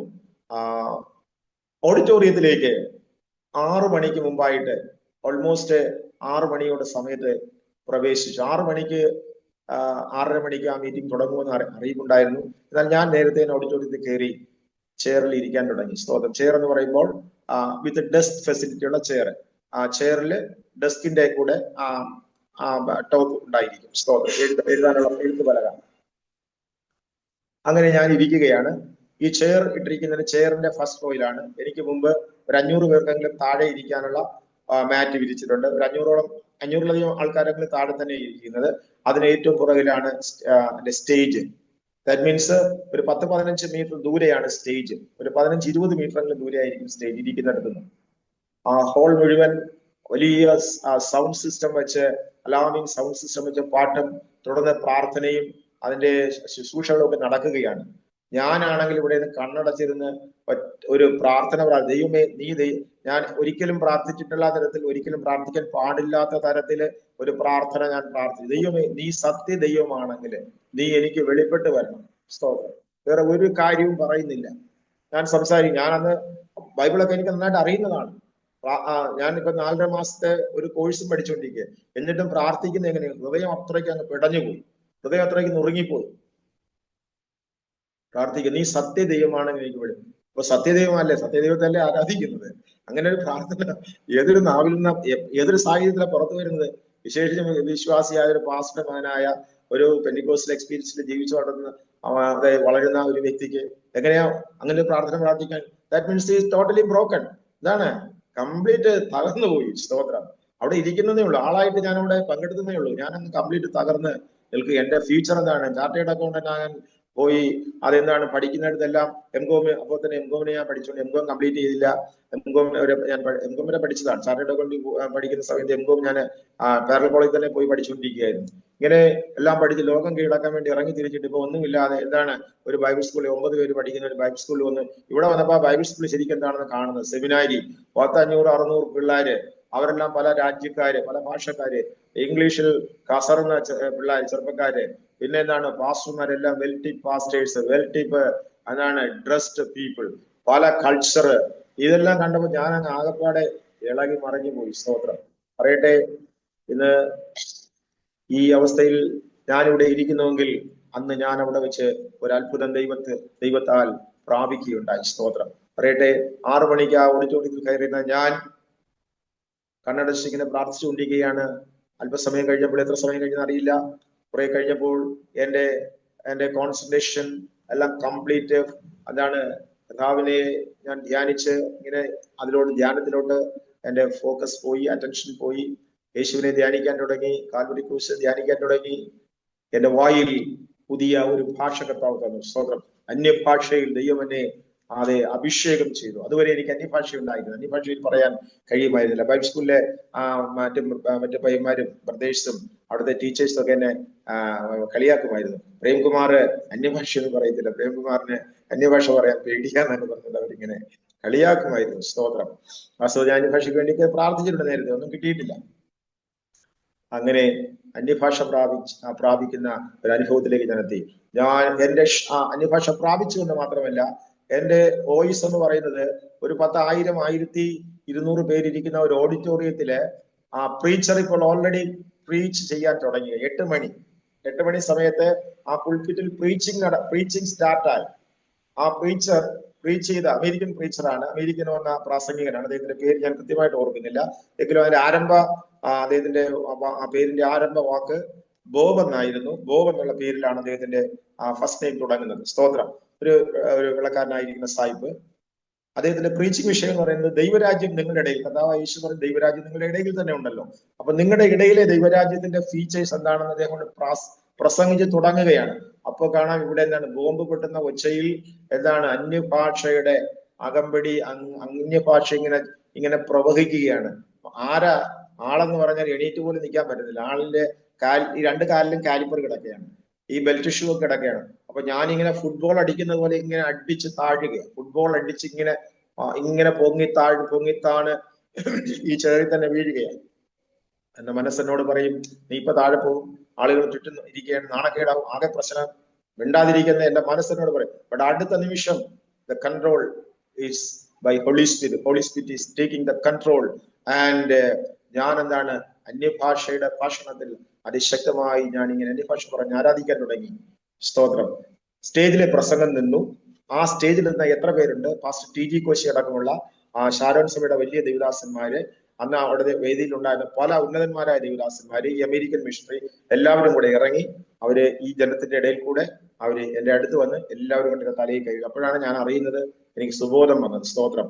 അപ്പോൾ ആ ദൈവദാസൻ എന്റെ തലയിൽ കഴിച്ച് പ്രാർത്ഥിച്ചിട്ട് ഇങ്ങനെ വിളിച്ചു പറഞ്ഞു, ദൈവരാജ്യം ഭൂമിയിൽ വന്നാൽ അതിന്റെ അനുഭവം എന്താണെന്ന് നിങ്ങൾ കണ്ടല്ലോ എന്ന് അദ്ദേഹം വിളിച്ചു പറയുകയും ആ ഓഡിറ്റോറിയത്തിൽ എല്ലാ ജനങ്ങളും ഒരുമിച്ച് ദൈവത്തെ മഹത്വപ്പെടുത്തുകയും ചെയ്തു. ഇങ്ങനെയായിരുന്നു എന്റെ അന്യഭാഷ അല്ലെങ്കിൽ അഭിഷേകം സ്വീകരിച്ച ഒരു particular incident. But after that എനിക്ക് ഒരിക്കലും തിരിഞ്ഞു നോക്കേണ്ടി വന്നില്ല. ദാറ്റ് മീൻസ് ഞാൻ ഫുള്ളി കോൺഫിഡന്റ് ആയി, ഫുള്ളി ഹോപ്പ്ഫുൾ ആയി, വളരെ ഉത്തേജിതനായി. ആ ദൈവശക്തിയാല് എനിക്ക് അടുത്ത ദിവസങ്ങളില് ഇതാണ് കർത്താവിന്റെ വേലയിൽ സജീവമായി മുന്നോട്ട് പോകാൻ അവസരം തന്നു. എന്റെ പപ്പ ശുശ്രൂഷിച്ചുകൊണ്ട് സഭയിൽ തന്നെ എന്റെ സ്റ്റാർട്ടിംഗ് ആയിരുന്നു. 2 വർഷക്കാലം ഞാൻ അവിടെ ശുശ്രൂഷിച്ചു. അത് കഴിഞ്ഞിട്ട് ട്രിവാൻഡ്രം ജില്ലയുടെ വേറൊരു ഭാഗത്തുള്ള മലയോര പ്രദേശത്തുള്ള ഒരു സഭയിൽ, FGACയുടെ ഒരു സഭയിൽ പോയി അവിടെ 2 വർഷം ശുശ്രൂഷ. എനിക്ക് സഭാ ശുശ്രൂഷ അത്ര താല്പര്യമായിരുന്നില്ല. എനിക്ക് നോർത്ത് ഇന്ത്യൻ മിഷൻസിനോടാണ് താല്പര്യം. 1989 ആദ്യമായിട്ട് ഞാൻ നോർത്ത് ഇന്ത്യയിലേക്ക് ട്രാവൽ ചെയ്ത്, ഡൽഹിയിലേക്ക് ട്രാവൽ ചെയ്തു. അവിടെ മിഷണറി കോൺഫറൻസിൽ പങ്കെടുത്തു. ആ മിഷണറി കോൺഫറൻസിൽ ഞാൻ കണ്ടുമുട്ടിയ ഒരു ദൈവദാസന്റെ സാക്ഷ്യമായിരുന്നു എന്നെ നോർത്ത് ഇന്ത്യൻ മിനിസ്ട്രിക്ക് വേണ്ടി ഏറ്റവും കൂടുതലായി ഉത്തേജിപ്പിച്ച ഒരു സാക്ഷ്യം. അത് പറയുവാൻ സമയമില്ല. അങ്ങനെ തുടർന്ന് 90-ലും ഞാൻ പഞ്ചാബിലേക്ക് പോയി. പാസ്റ്റർ PG വർഗീസിന്റെ ഒരു ശുശ്രൂഷന്മാരുടെ കോൺഫറൻസ് നടക്കുന്ന പരസ്യങ്ങളുണ്ട്, അവിടെ പോയി. അവിടെ ഞാൻ ഒരാഴ്ചക്കാലം അവിടെയും പങ്കെടുത്തു. അത് കഴിഞ്ഞിട്ട് പല നോർത്ത് ഇന്ത്യൻ പ്രദേശങ്ങളിൽ യാത്ര ചെയ്തു. അങ്ങനെ നോർത്ത് ഇന്ത്യയെ കുറിച്ചുള്ള ഒരു ചെറിയ അവയർനെസ് എനിക്ക് കിട്ടുവാനിടയായി. 1991 ഞാൻ നോർത്ത് ഇന്ത്യയിൽ പോയില്ല. 92 ഒരു ടീമായിട്ട് ഞാൻ കർത്താവിന്റെ വേലയ്ക്ക് വേണ്ടി ഡൽഹിയിലേക്ക് പോകാനിടയായി. അതിനു മുമ്പായിട്ട് ഇടുക്കി ജില്ല, നമ്മുടെ കേരളത്തിലെ ഇടുക്കി ജില്ല ഹൈറേഞ്ച് ഭാഗങ്ങളിലൊക്കെ ധാരാളമായ പരസ്യ പ്രവർത്തനങ്ങൾ, സുവിശേഷ പ്രവർത്തനങ്ങള്, അതേ വെക്കേഷൻ ബൈബിൾ ക്ലാസ്സുകള്, പരസ്യങ്ങൾ, ഒരു ദിവസം 20ഓളം പരസ്യങ്ങൾ ഞാൻ പ്രസംഗിച്ച ഒരു സാഹചര്യം ഞാൻ ഓർക്കുന്നുണ്ട്. പിന്നെ കണ്ണൂർ ജില്ലയിൽ നടന്ന ലവ് കണ്ണന്നൂർ 93 എന്നൊക്കെ പറയുന്ന വലിയ മെഗാ പ്രോഗ്രാമില് ഒക്കെ ഞാൻ പങ്കെടുത്തിട്ടുണ്ട്. ഒരാഴ്ചക്കാലം അനേകം ജംഗ്ഷനുകളിൽ പോയി പ്രസംഗിക്കുന്ന ആ പ്രസംഗങ്ങള്, കവല പ്രസംഗങ്ങള് ഒക്കെ അത്ഭുതങ്ങൾ, അതിനൊക്കെ ഒത്തിരി ദൈവിക അത്ഭുതങ്ങൾ ഇവിടെ സംഭവിച്ചു. സ്തോത്രം. പെട്ടെന്ന് ഞാൻ ചുരുക്കി പറയട്ടെ, ഞാൻ ഡൽഹിയിൽ പോയി 3 മാസം കഴിഞ്ഞ ഒരു പ്രവാചകൻ ഡൽഹിയിൽ വന്നു. ഒരു പ്രവചന ശുശ്രൂഷ ഉള്ള ഒരു ദൈവദാസൻ കേരളത്തിൽ നിന്ന് ഡൽഹിയിൽ വന്നു. നോയിഡയിലെ ഒരു IPC ചർച്ചിലാണ് അദ്ദേഹം വന്നത്. ഞങ്ങൾ അവിടെ ആരാധനയ്ക്ക് പോകുന്ന സമയത്ത് അദ്ദേഹത്തെ കാണുവാനിടയായി. ആ ചർച്ചിൽ ഞങ്ങള് ആ ദിവസങ്ങളിൽ പോയിക്കൊണ്ടിരുന്ന ചർച്ചാണ്. അപ്പോൾ ഞാൻ അദ്ദേഹത്തോട് എനിക്ക് വേണ്ടി ഒന്ന് പ്രാർത്ഥിക്കണമെന്ന് ആവശ്യപ്പെട്ടു. സ്തോത്രം. അദ്ദേഹം സഭയിൽ ധാരാളം ദൂത് പറയും. സൺഡേ ആണ്, അത് ദൈവമക്കൾക്ക് വേണ്ടി. പക്ഷെ എനിക്ക് വേണ്ടി ഒരു ദൂതും അദ്ദേഹം പറഞ്ഞില്ല. അതിൽ എനിക്ക് ഇത്തിരി വിഷമം തോന്നി. എല്ലാം കഴിഞ്ഞ് മീറ്റിംഗ് എല്ലാം കഴിഞ്ഞു, ആഹാരമൊക്കെ ഞങ്ങൾക്ക് തന്നു. ആഹാരം കഴിച്ചിട്ട് ഞാൻ അദ്ദേഹത്തോട് പറഞ്ഞു, എനിക്ക് വേണ്ടി ഒന്ന് പ്രാർത്ഥിക്കണം. അദ്ദേഹവും എന്റെ ഭാര്യയും അവർ രണ്ടുപേരും താഴെ ഇരുന്നു പ്രാർത്ഥിച്ചപ്പോൾ പെട്ടെന്ന് അദ്ദേഹം പറഞ്ഞു, നിങ്ങൾ 3 വർഷം മാത്രമേ ഡൽഹിയിൽ നിൽക്കത്തുള്ളൂ. എനിക്കങ്ങ് ദേഷ്യമല്ല, സങ്കടമല്ല, അതിനേക്കാൾ എന്തൊക്കെ തോന്നി. പുള്ളിയുടെ പ്രവചന ശുശ്രൂഷയുടെ അത് ഒരു റൈറ്റ് പ്രൊഫസി ആണോ എന്നൊക്കെ ഞാൻ സംശയിച്ചു. ടോട്ടലി ഗ്ലൂമിയായി. സ്തോത്രം. പോയിട്ട് അങ്ങോട്ട് 2 മാസം പോലും ആയിട്ടില്ല. എന്നിട്ട് പറയുകയാണ് 3 വർഷം കഴിയുമ്പോൾ നിങ്ങൾക്ക് നിൽക്കാൻ പറ്റും, നിങ്ങൾ 3 വർഷമേ ഡൽഹിയിൽ നിൽക്കത്തുള്ളൂ. തുടർന്ന് അദ്ദേഹം പല കാര്യങ്ങൾ പറയും, എല്ലാം ശരിയായിരുന്നു. പക്ഷെ തിരിച്ചു പോകുമ്പോൾ ഞാനും എന്റെ വൈഫും കൂടെ റിക്ഷയിലിരുന്ന്, സൈക്കിൾ റിക്ഷയിലിരുന്ന് പരസ്പരം സംസാരിക്കുന്നത്, ഇതെന്തോ പ്രവചനം, ഇങ്ങനെ ഒരു പ്രവചനം ഇതാരാ പറയുന്നത്? നമ്മൾ നോർത്ത് ഇന്ത്യയിൽ മരിക്കുക എന്നുള്ള ലക്ഷ്യത്തോടെയാണ് നോർത്ത് ഇന്ത്യ വന്നിരിക്കുന്നത്. എന്നെ സംബന്ധിച്ച് അതിനെക്കുറിച്ച് ഒത്തിരി കാര്യങ്ങൾ പറയാനുണ്ട്, ആ അനുഭവമൊക്കെ, ഡൽഹിയിൽ പോയ കാര്യങ്ങളൊക്കെ. പക്ഷെ അത് എല്ലാം ഒത്തിരി ഡീറ്റെയിൽഡ് ആയിട്ടുള്ള കാര്യങ്ങളാണ്. ഞാൻ ഡൽഹിയിൽ 3 ടീം സഹോദരന്മാരുമായിട്ട്, ഇടുക്കി ജില്ലയിൽ നിന്നുള്ള 3 സഹോദരന്മാരുമായിട്ട്, ഞാനും എന്റെ വൈഫും എന്റെ കുഞ്ഞ്, ഇന്ന് ഡോക്ടറായിരിക്കുന്ന എന്റെ മകൾ, അന്ന് അവൾക്ക് 1 വയസ്സ് 1.5 വയസ്സ് മാത്രമേ പ്രായമുള്ളൂ. അതിഭയങ്കരമായ തണുപ്പത്ത്, തണുപ്പെന്ന് പറഞ്ഞാൽ ഫെബ്രുവരിയിൽ തണുപ്പ് ഡൽഹി നല്ല തണുപ്പായിരുന്നു. മരം കോച്ചെന്ന് പറഞ്ഞാൽ മഞ്ഞ് പെയ്തിറങ്ങുന്ന ദിവസങ്ങളാണെന്ന് ഡൽഹിയിൽ. ഞങ്ങൾ ചെന്ന് ഗാസിയാബാദ് എന്ന് പറയുന്ന സ്ഥലത്ത് രാത്രി ബസ് ഇറങ്ങുകയാണ് 9 മണിക്ക്. ട്രെയിൻ ഇറങ്ങി റെയിൽവേ സ്റ്റേഷനിൽ ഡൽഹിയിൽ നിന്ന് അവിടെ ബസ് പിടിച്ച് ഗാസിയാബാദിൽ പോയി. അവിടെ ഒരു ബൈബിൾ കോളേജുകാർ ഞങ്ങൾക്ക് അക്കോമഡേഷൻ തരാമെന്ന് പറഞ്ഞു. അവിടെ പോയി. സ്തോത്രം. എന്റെ ദൈവമേ, ഈ രാത്രി ഞങ്ങൾ ആ ബൈബിൾ കോളേജിൽ പോകുമ്പോൾ ആ ബൈബിൾ കോളേജുകാർ ഇങ്ങനെ നോക്കി നിൽക്കുക, ഇതെന്തോ അന്യഗ്രഹത്തിൽ നിന്ന് അന്യഗ്രഹ ജീവികളാണോ? കാരണം അതിഭയങ്കരമായ തണുപ്പത്ത് യാതൊരു തണുപ്പ് വസ്ത്രങ്ങളോ ഒന്നുമില്ല. സ്തോത്രം. ഒന്നുമില്ല. മരം കൂച്ചുന്നതാണ്, ചുണ്ടെല്ലാം കൂട്ടിയിടിക്കുകയാണ്. എന്നോടൊപ്പം വന്ന എല്ലാവരും, ഇടുക്കി ജില്ലക്കാർ പോലും, അവരുടെ ചെറുപ്പക്കാര്, അവരുടെ ശരീരം പോലും വിറച്ച് തുള്ളുകയാണ്. എന്റെ വൈഫാണെങ്കിൽ പിന്നെ പറയും വേണ്ട. എന്റെ കുഞ്ഞ് ചത്തുപോകാതിരിക്കാൻ ഒരു സാരി കൊണ്ടാണ് റാപ്പ് ചെയ്ത് വെച്ചിരിക്കുന്നത്. സ്തോത്രം. പക്ഷെ എനിക്ക് ഒരു തണുപ്പുമില്ല. എന്റെ ഹൃദയം കത്തി ജ്വലിക്കുകയായിരുന്നു. സ്തോത്രം പറയട്ടെ. കാരണം ഡൽഹിയുടെ മണ്ണിൽ, കർത്താവിന്റെ ഉത്തരേന്ത്യയുടെ മണ്ണിൽ വേല ചെയ്ത് മരിക്കാൻ വേണ്ടി പോയ ഒരു വ്യക്തി, സ്തോത്രം, എന്താ തണുപ്പിനെ പേടിക്കുക എങ്ങനെയാ? പക്ഷെ ഈ മറ്റുള്ളവരെല്ലാവരും, അവിടുത്തെ ദേവദാസന്മാരും ആ ബൈബിൾ സ്കൂളിലെ സ്റ്റുഡൻസും എല്ലാം ഇത് കണ്ടിട്ട് വളരെ അവർ അന്തിച്ച് വെപ്രാളപ്പെട്ട് നിൽക്കുക. എന്തുവാ ഇങ്ങനെ നീണ്ട ട്രാവൽ ചെയ്ത്, അതേ ബസ് പിടിച്ച്, റിക്ഷ പിടിച്ച്, ഭയങ്കര മരം കോച്ചുന്ന കൊടും തണുപ്പത്ത്, ഒരു സേഫ്റ്റി പ്രിക്കോഷനും ഇല്ലാതെ, സേഫ്റ്റി വസ്ത്രങ്ങളില്ലാതെ, തെർമൽ വെയേഴ്സ് ഇല്ലാതെ വന്നിരിക്കുന്നു. എന്തോന്ന് ചോദിച്ചു. സ്തോത്രം. എന്നാൽ അതെല്ലാം ഓൾറെഡി അതെല്ലാം പ്ലാൻ ചെയ്ത കാര്യങ്ങളായിരുന്നു. ആ ദേവദാസന് ഇൻഫർമേഷൻ ഓൾറെഡി കൊടുത്തിരുന്നു. എന്നാൽ അദ്ദേഹം അമേരിക്കയിലായിരുന്നു. അദ്ദേഹത്തിന് ഈ കത്ത് ഈ ബൈബിൾ സ്കൂളിലെ അവരുടെ ജോലിക്കാർക്ക് കൊടുക്കാൻ, അല്ലെങ്കിൽ ബൈബിൾ സ്കൂളിലെ അതിന്റെ അപ്പോഴത്തെ അവിടുത്തെ സ്റ്റാഫിന് കൊടുക്കാൻ കഴിഞ്ഞില്ല. അതാണ് അവർ തമ്മിൽ ഉണ്ടായ കമ്മ്യൂണിക്കേഷൻ ഗ്യാപ്പ് കൊണ്ടാണ് സംഭവിച്ചത്. എന്നാൽ പിന്നെ അതിനുള്ള പരിഹാരമെല്ലാം പെട്ടെന്ന് തന്നെ അവർ ചെയ്തു. എല്ലാം പെട്ടെന്ന് അവര് ഞങ്ങൾക്ക് ചൂടുവെള്ളം തിളപ്പിച്ചു, നല്ല ഫുഡ് ഉണ്ടാക്കി. രാത്രി 10 മണിക്ക് ശേഷം പിന്നെയും ഫുഡ് ഉണ്ടാക്കി അത് ഞങ്ങളെ അക്കോമഡേറ്റ് ചെയ്തു. അടുത്ത ദിവസം നോയിഡ ഗാസിയാബാദ് ബോർഡറിലുള്ള ഒരു ഗാവുണ്ട്, ഒരു വില്ലേജ് ഉണ്ട്. ഫോഡാഗാവ് എന്നാണ്. ഫോഡാഗാവ് എന്ന് പറയുന്നത് ഇന്നത്തെ അവർ പറഞ്ഞിരുന്നത് ഏഷ്യയിലെ ഏറ്റവും വലിയ കുടിയേറ്റ മേഖല എന്നൊക്കെയാണ് പറഞ്ഞിരുന്നത്. കാണുമ്പോൾ ശരിയല്ല, എത്രയോ കിലോമീറ്റർ ദൂരമുള്ള ഒരു വലിയ ഗ്രാമമാണ്. ആ ഗ്രാമത്തിലേക്ക് ആയിരക്കണക്കിന് ആളുകൾ വീട് വെച്ച്, തീപ്പെട്ടി കൂട് പോലുള്ള വീട് വെച്ച് ഇങ്ങനെ കുടിയേറി പാർക്കുന്ന ഒരു സമയമായിരുന്നു. ആ വില്ലേജില് ഒരു ബിൽഡിംഗ്, ചർച്ച് ബിൽഡിംഗ്, അബാൻഡൻഡ് ആയിരിക്കുന്ന ഈ ദേവദാസന്റെ ബിൽഡിംഗ് അവിടെയാണ്. ആ ബിൽഡിംഗ് ആണ് ഞങ്ങൾക്ക് അക്കോമഡേഷൻ തരുന്നത്. കറണ്ട് ഇല്ല. വാട്ടർ എന്ന് പറയുന്നത് അവിടുത്തെ പമ്പ് വാട്ടറാണ്. വളരെ സോൾട്ട് കണ്ടന്റ് ഉള്ള വാട്ടറാണ്. ഒരു ഫെസിലിറ്റിയും ഇല്ല. പക്ഷേ അദ്ദേഹം പറഞ്ഞു, ഇവിടെ എനിക്ക് നിങ്ങൾക്ക് കാശൊന്നും സഹായിക്കാൻ പറ്റത്തില്ല. ഇവിടെ ഗോസ്പൽ പാക്കറ്റ് കുറെ ഇരിപ്പുണ്ട്. ഈ ഗോസ്പൽ പാക്കറ്റ് നിങ്ങൾക്ക് ഉപയോഗിച്ച് നിങ്ങൾക്ക് എത്രത്തോളം പ്രവർത്തനങ്ങൾ ചെയ്യാൻ കഴിയും ചെയ്യാം. തുടർന്ന് നിങ്ങൾക്ക് ഇവിടെ ഒന്ന് സ്റ്റാൻഡ് ആകാനുള്ള കാര്യങ്ങൾ അതിലൂടെ നിങ്ങൾക്ക് കിട്ടും എന്ന് പറഞ്ഞു. സ്തോത്രം. എന്നോടൊപ്പം വന്ന സഹോദരന്മാർ, 1-2 സഹോദരന്മാർക്ക് അല്പമായി ഹിന്ദി അറിയാമായിരുന്നു. അവര് അടുത്ത ദിവസം തൊട്ട് ഈ ഗോസ്പൽ ഡിസ്ട്രിബ്യൂട്ട് ചെയ്യാൻ അവർക്ക് കഴിയുന്ന രീതിയിൽ, കഴിയുന്ന ഭാഷയിൽ ഒക്കെ പ്രവർത്തിക്കാൻ അവർ പോയി. അങ്ങനെ ചില നാളുകൾ അവർ കൂടെ നിന്നു. പക്ഷെ അവരൊക്കെ വിചാരിച്ചത് പ്രേംകുമാർ സാറിന്റെ ഇഷ്ടംപോലെ കാശൊക്കെ തന്ന് ഞങ്ങളെ സഹായിക്കും എന്നൊക്കെ അവർ വിചാരിച്ചത്.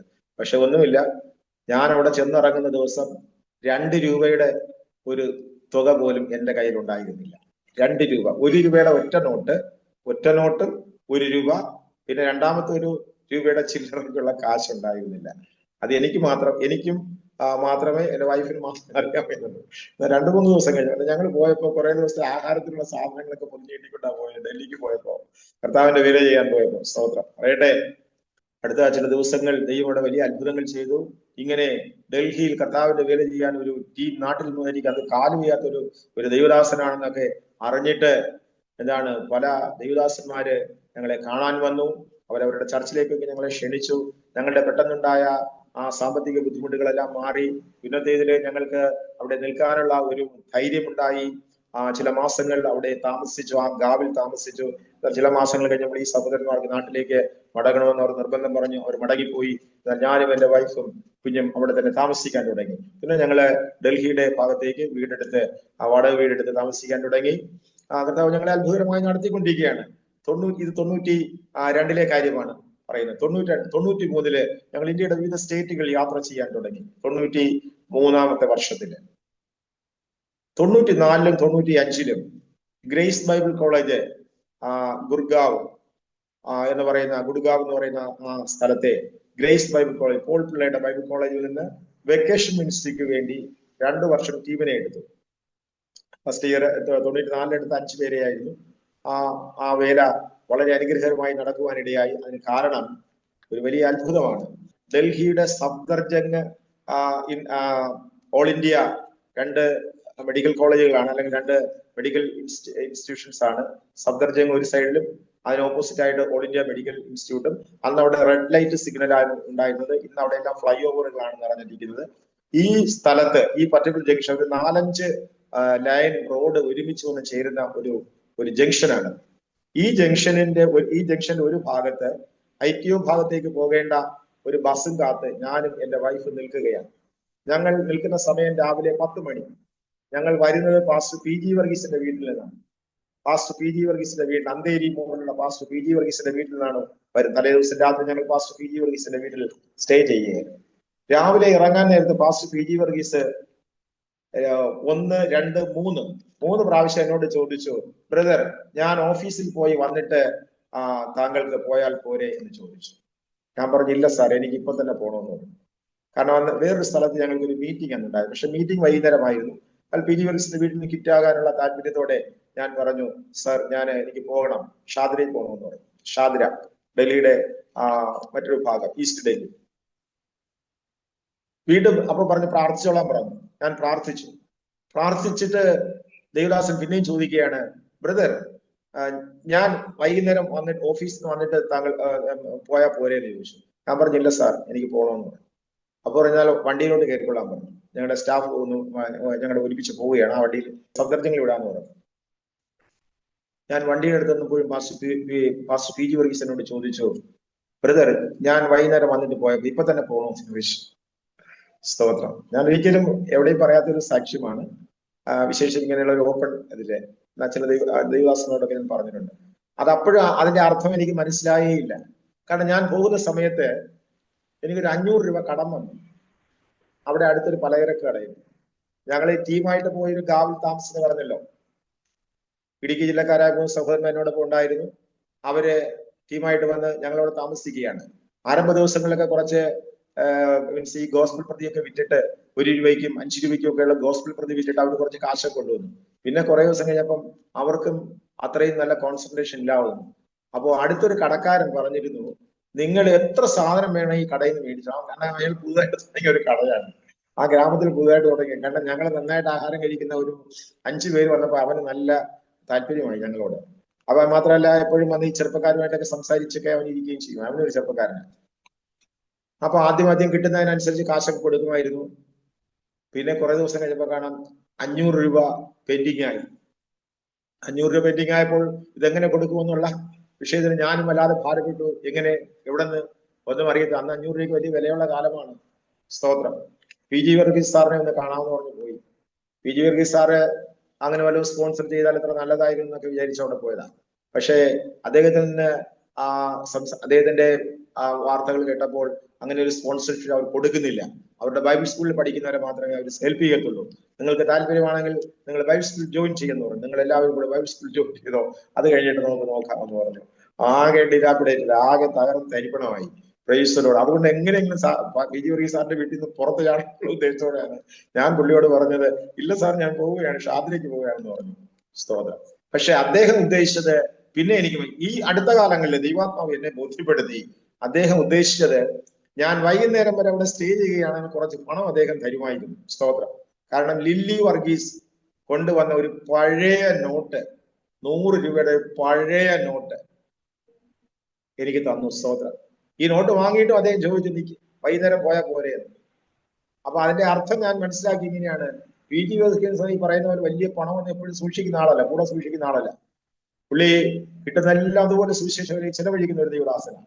അദ്ദേഹത്തിന്റെ കയ്യിൽ എനിക്ക് തരാനുള്ള പണമൊന്നും ഉണ്ടായിരുന്നില്ല. സ്തോത്രം. വൈകുന്നേരം വരുമ്പോൾ ഓഫീസിൽ നിന്ന് അദ്ദേഹം അവിടെ നിന്ന് കുറച്ച് പണം ബാങ്കിൽ നിന്ന് എടുത്തിട്ട് വന്ന് എനിക്ക് തരാമെന്നൊക്കെ അദ്ദേഹം ഉദ്ദേശിച്ചിരിക്കണം. എന്നെ ദൈവാത്മ ബോധ്യപ്പെടുത്തിയ കാര്യമാണ്. എന്നാൽ അദ്ദേഹം അന്ന് തന്നിരുന്നെങ്കിൽ തന്നെ എത്ര തരുമായിരുന്നു? എന്റെ ഇവിടുത്തെ കടമങ്ങ് തീരുമായിരുന്നു. 500 രൂപ അദ്ദേഹം ഇവിടുത്തെ കടമങ്ങ് തീരും. ഞാൻ 500 രൂപയുടെ കേസ് ഒന്നും പറഞ്ഞില്ല, ആരോടും പറഞ്ഞിട്ടില്ല. ഇതൊന്നും പറയുന്ന കേസുകളല്ല. ഇതൊക്കെ നമ്മൾ പറയുന്നതൊക്കെ വേറെ കാര്യങ്ങളാണ്, വലിയ വലിയ വലിയ കാര്യങ്ങളാണ് പറയുന്നത്. സ്തോത്രം. എന്നാൽ നമ്മുടെ ഇടയിലുള്ള ആ കാര്യങ്ങൾ അങ്ങനെയാണല്ലോ. വിശ്വാസത്തിന്റെ ജീവിതം എന്ന് പറയുന്നത് എങ്ങനെ പോകുന്നു, അത് ജീവിക്കുന്നവർക്കേ അറിയത്തുള്ളൂ. സ്തോത്രം. ദേവദാസന്മാർക്ക് അറിയാം, വിശ്വാസ ജീവിതത്തെ കുറിച്ച് അറിയുന്നവർക്കും അറിയാം. കാണാത്ത കാര്യങ്ങളുടെ നിശ്ചയം, അല്ലെ, ആശിക്കുന്നതിന്റെ ഉറപ്പ്, അതാണ് വിശ്വാസം. സ്തോത്രം. കഴിഞ്ഞ 40 വർഷങ്ങളായി അതേ മുകളിൽ ആകാശവും താഴെ ഭൂമിയുമായിട്ട് ജീവിക്കാൻ സർവശക്തനായ ദൈവം എന്നേക്ക് കൃപ തന്നു. സ്തോത്രം. അതിനിടയിൽ സംഭവിച്ച പല അത്ഭുതങ്ങളുണ്ട്. പെട്ടെന്ന് ഞാൻ പറയാം. അങ്ങനെ PG വർഗീസ് സാറ് ടീം എന്നെ അവിടെ സൗദർജന്റെ അടുത്ത് ഇറക്കി വിട്ടു, ഒരു റെഡ് സിറ്റിൽ ഇറക്കി വിട്ടു. ഞങ്ങൾ ഇപ്പുറം ക്രോസ് ചെയ്തു. ഇവിടെ വന്ന് ബസ് സ്റ്റോപ്പിൽ നിൽക്കുകയാണ്. ഞങ്ങൾക്ക് പോകേണ്ട ബസ് കാത്തു നിൽക്കുകയാണ്. പല പല ബസ്സുകൾ വരുന്നുണ്ട്, പക്ഷെ കയറുന്നില്ല. എന്റെ വൈഫ് കുഞ്ഞിനെ ബ്രീഡ് ചെയ്തുകൊണ്ടിരിക്കുകയാണ്.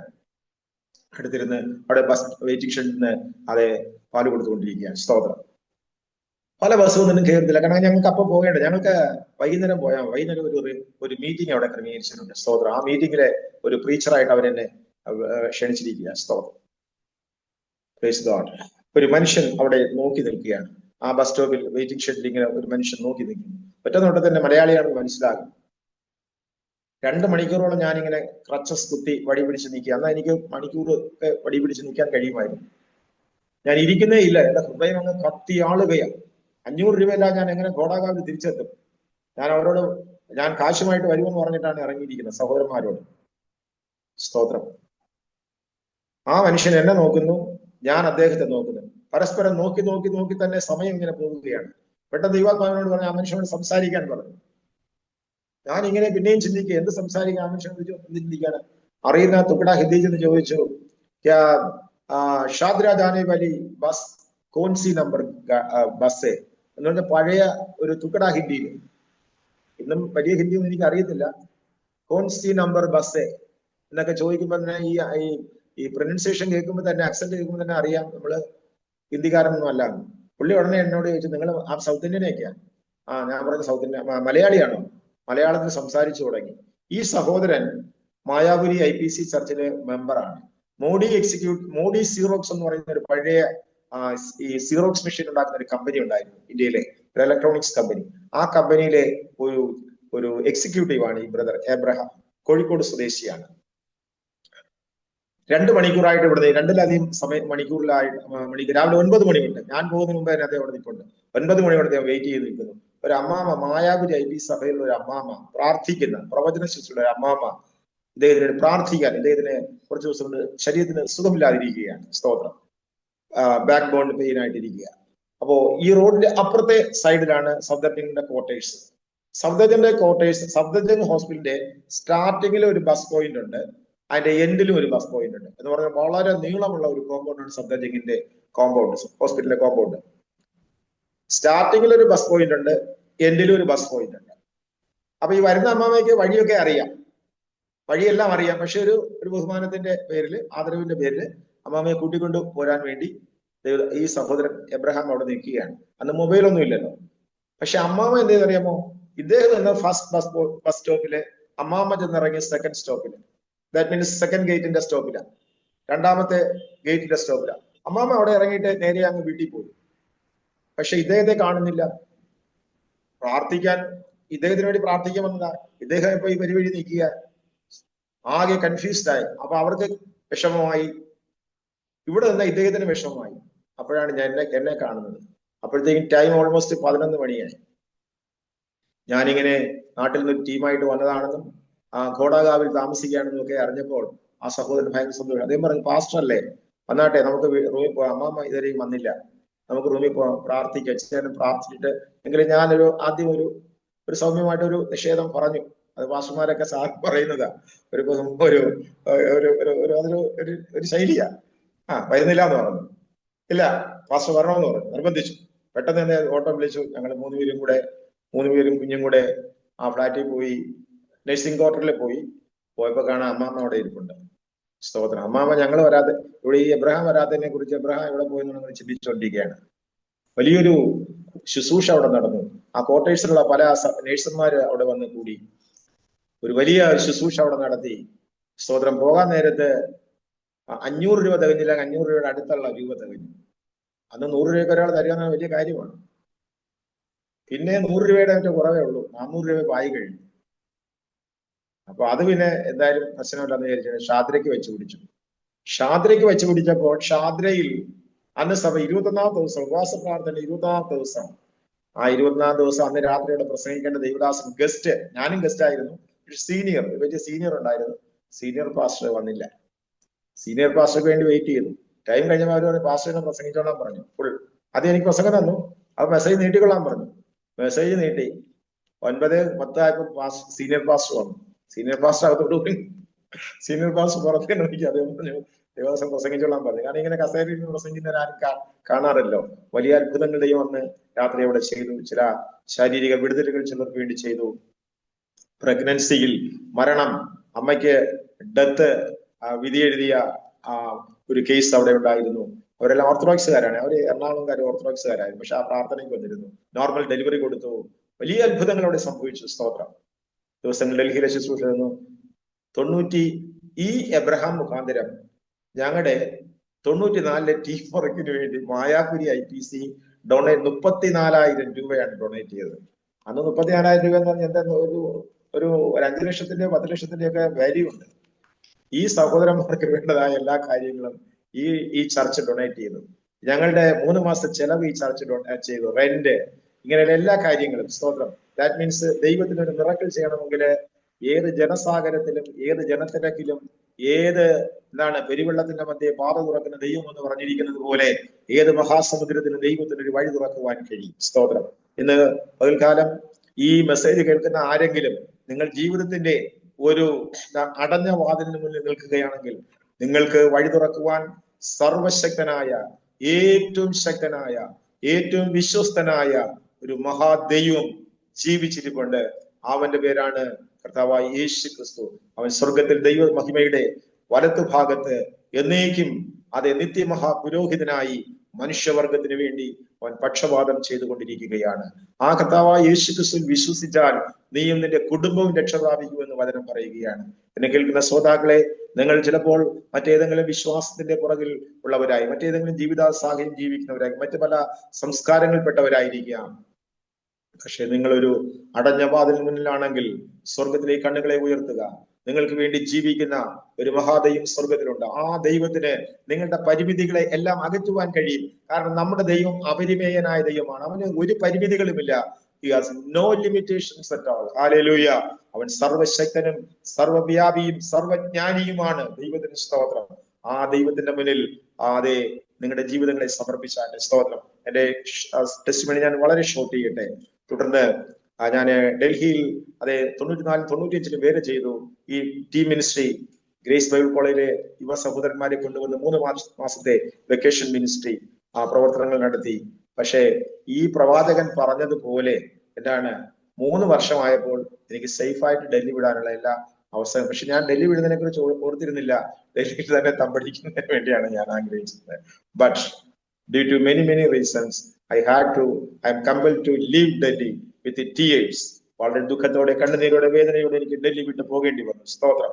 എന്നാൽ വിശ്വസ്തനായ ദൈവം എന്നെ ഡൽഹി വിടിവിച്ചത് മറ്റു പലയിടത്തേക്കും എന്നെ പറഞ്ഞയക്കാനാണ്. സ്തോത്രം. ഇന്ത്യ മുഴുവൻ എനിക്ക് ട്രാവൽ ചെയ്യാനുള്ള അവസ്ഥ. ഇന്ത്യയിലെ 19 സ്റ്റേറ്റ്, കേരളം ഉൾപ്പെടെ 20 സ്റ്റേറ്റുകൾ ഞാൻ യാത്ര ചെയ്തിട്ടുണ്ട്. സ്തോത്രം. ബംഗ്ലാദേശ് ബോർഡർ, ഭൂട്ടാൻ ബോർഡർ, നേപ്പാളൊക്കെ ഞാൻ യാത്ര ചെയ്തു. ഇന്ത്യക്ക് പുറത്തേക്ക് 10 രാജ്യങ്ങളിലേക്ക് എനിക്ക് യാത്ര ചെയ്യുവാൻ ദൈവം അവസരം തന്നു. സ്തോത്രം. ഇതിനൊക്കെ ദൈവം വേദി ഒരുക്കുകയായിരുന്നു. സ്തോത്രം. എന്നെ മറ്റ് ഇന്റർനാഷണൽ യാത്രകൾക്കും സ്തോത്രം മറ്റു പല ഭാഷാ സംസ്കാരങ്ങളുടെ ഇടയിലൊക്കെ ജമ്മു കാശ്മീരിലെ കട്ര എന്നൊക്കെ പറയുന്ന ആ പ്രദേശം, വൈഷ്ണോദേവി അമ്പലമുള്ള ആ പ്രദേശത്തൊക്കെ പോകുക എന്ന് പറഞ്ഞാൽ സുവിശേഷകരക്കാർ സാധാരണ ഒന്നും പോകുന്ന ഒരു സ്ഥലം പോലുമല്ല. അവിടെ PG വർഗീസ് സാറിന് ഒരു ചർച്ച ഉണ്ടായിരുന്നു. ആ ചർച്ചിൽ ഞാൻ ഒരാഴ്ച അവിടെ അതെ ദൈവവചനം പറയുവാൻ വേണ്ടി ഞാൻ അവിടെ കടന്നുപോയി. സ്തോത്രം. അന്ന് അവിടെ പാസ്റ്ററായിരുന്ന ഒരു ദൈവദാസൻ ജോൺ എന്ന് പറയുന്ന ഒരു കർത്താവിന്റെ ദാസൻ എന്നെ അതെ ക്ഷണിച്ച പ്രകാരം ഞാൻ പോയതാണ്. സ്തോത്രം. വലിയ വലിയ അത്ഭുതങ്ങൾ. സ്തോത്രം. അങ്ങനെ ദൈവത്തിന്റെ കൃപയാൽ ഈ ഈ വൈകിയ ഇപ്പോൾ എനിക്ക് 63 വയസ്സ് പ്രായമായി. അതൊക്കെ എന്റെ നല്ല അതെ യൗവന കാലത്തൊക്കെ നടന്ന പ്രവർത്തനങ്ങളാണ്. സ്തോത്രം. അത് കഴിഞ്ഞ് പല രാജ്യങ്ങളിൽ ഞാൻ ആഫ്രിക്കൻ രാജ്യങ്ങളിൽ യാത്ര ചെയ്തു. ആഫ്രിക്കയിലെ കെനിയ, ടെൻസാനിയ രാജ്യങ്ങളിൽ യാത്ര ചെയ്തു. റഷ്യയുടെ സെന്റ് പീറ്റേഴ്സ്ബർഗ് എന്നറിയപ്പെടുന്ന യൂറോപ്യൻ ബോർഡറിൽ ഞാൻ അവിടെ പോയി. അവിടെ ഒരു മീറ്റിംഗ് കിട്ടുമെന്ന് പറഞ്ഞ് മാത്രം ഞാൻ പോയതാണ്. ഒറ്റ മീറ്റിംഗ് 2 മീറ്റിംഗ് കിട്ടേണ്ടതായിരുന്നു. പക്ഷെ ഒരു മീറ്റിംഗ് ഒരു അതിന്റെ ഓർഗനൈസ് ചെയ്തതിലെ ഒരു പോരായ്മ നിമിത്തം. കാരണം എന്റെ മോൾ അവിടെ മെഡിസിൻ പഠിച്ചുകൊണ്ടിരുന്ന കുട്ടി, അവൾക്ക് അത്രയൊന്നും അത് പറഞ്ഞ് ഒപ്പിക്കാൻ കഴിഞ്ഞിരുന്നില്ല. അതുകൊണ്ട് എനിക്ക് 2 മീറ്റിംഗ് കിട്ടേണ്ടത് ഒരു മീറ്റിംഗ് മാത്രമേ എനിക്ക് അറ്റൻഡ് ചെയ്യാൻ കഴിഞ്ഞുള്ളൂ. ദാറ്റ് മീൻസ് റഷ്യൻ ഭാഷയിലോട്ട് എന്റെ പ്രസംഗം അവര് ട്രാൻസ്ലേറ്റ് ചെയ്യുമെന്ന് അറിഞ്ഞിട്ടാണ് ഞാൻ അവിടെ പോകുന്നത്. 1,35,000 രൂപയാണെന്ന് അന്ന് എന്റെ റഷ്യൻ യാത്രയ്ക്ക് ചിലവായത്. അത് ഒരു പ്രസംഗം അത് മറ്റൊരു ഭാഷയിലേക്ക് വിവർത്തനം ചെയ്യപ്പെടുവാൻ വേണ്ടി മാത്രമാണ് പോയത്. സ്തോത്രം. എന്നാൽ പല ചെറിയ ചെറിയ മീറ്റിങ്ങുകളൊക്കെ വേറെ കൂടി. ചർച്ച് മീറ്റിംഗ് 9 രാജ്യങ്ങളിലുള്ള ആൾക്കാർ കൂടുന്ന ഒരു ചർച്ചായിരുന്നു അത്. ഒരു മൾട്ടിനാഷണൽ ചർച്ച്, മൾട്ടി കൾച്ചറലായിരിക്കുന്ന പല ലോകരാജ്യങ്ങളിലുള്ള ആൾക്കാർ, യൂറോപ്യൻസും ആഫ്രിക്കൻസും ഇന്ത്യൻസും ഏഷ്യൻസും ഒക്കെ കൂടുന്ന ചർച്ചായിരുന്നു. സ്തോത്രം. കൂടുതൽ യുവജനങ്ങളായിരുന്നു. ഓക്കെ, ആ ചർച്ചിൽ. അതുകൊണ്ട് തന്നെയാണ് ഞാൻ പോയത്. എന്റെ മോൾ അവിടെ മെഡിസിൻ പഠിച്ചുകൊണ്ടിരുന്ന കാലത്ത് ആ ചർച്ചിലാണ് അവൾ പോയിക്കൊണ്ടിരുന്നത്. സ്തോത്രം. അങ്ങനെ ആ കെയർ ഓഫിലാണ് അവിടെ പോകുന്നത്. പക്ഷേ അത് ഒരു മീറ്റിംഗ് അവിടെ കിട്ടുമെന്ന് ഉറപ്പായത് കൊണ്ട് മാത്രമാണ് പോയത്. സുവിശേഷത്തിന് വേണ്ടി എവിടെയും പോകുവാൻ ആ നാളുകൾ ഞാൻ തയ്യാറായിരുന്നു. സ്തോത്രം. എന്നാൽ ഇപ്പോൾ കുറെ കാലം കൊണ്ട് ഞാൻ വിദേശ യാത്രകൾ ചെയ്തു. GCC രാജ്യങ്ങളെല്ലാം യാത്ര ചെയ്തു. സൗദി അറേബ്യയിൽ 5 മാസം ഞാൻ പാർത്തു. സ്തോത്രം. വേറെയും ദുബായിലൊക്കെ ഒത്തിരി പ്രാവശ്യം പോയിട്ടുണ്ട്. മേ ബി വർഷത്തിന്റെ കണക്കിലുള്ള സമയങ്ങൾ ദുബായിലൊക്കെ താമസിച്ചിട്ടുണ്ട്. സ്തോത്രം. ഇങ്ങനെ ആഫ്രിക്കയിൽ 5 മാസം ഉണ്ടായിരുന്നു. കെനിയയിലും ടെൻസാനിയയിലും. ഇതൊക്കെ വലിയ അത്ഭുതങ്ങളുടെ ചരിത്രമാണ്. വലിയ അത്ഭുതങ്ങളാണ്. അവിടെ ഞാൻ കെനിയയിൽ എൽബർഗൺ എന്ന് പറയുന്ന സിറ്റിയിൽ താമസിക്കുക. എൽബർഗൺ കെനിയയുടെ ഒരു ക്ലൈമറ്റ് എന്ന് പറയുന്നത് എപ്പോഴും നൂൽമഴ പെയ്യുന്ന ഒരു മോയിസ്റ്റേഡ് ആയിരിക്കുന്ന ക്ലൈമറ്റ്. നൂൽമഴ നല്ല അതിനെ മെഡിറ്ററേനിയൻ ക്ലൈമറ്റ് എന്നാണ് പറയുന്നത്. മെഡിറ്ററേനിയൻ ക്ലൈമറ്റ് എന്ന് പറയുന്നത് ലോകത്തിലെ ഏറ്റവും നല്ല ക്ലൈമറ്റ് ആയിട്ടാണ്, കാലാവസ്ഥയായിട്ടാണ് അത് ജിയോഗ്രഫിക്കൽ ഫീച്ചേഴ്സ് അതിനെ കുറിച്ച് പറയുന്നത്. സ്തോത്രം. അവിടെ നൂൽമഴ ഇങ്ങനെ പെയ്തുകൊണ്ടിരിക്കും. സ്തോത്രം. ഇടയ്ക്കിടയ്ക്ക് അല്പം കട്ടിയുള്ള മഴ പെയ്യും. സസ്യങ്ങളെ എന്ത് വെച്ചാലും അത് 100 അല്ല 200 അല്ല 300 മടങ്ങായിട്ട് അത് വിളഞ്ഞു കിട്ടും.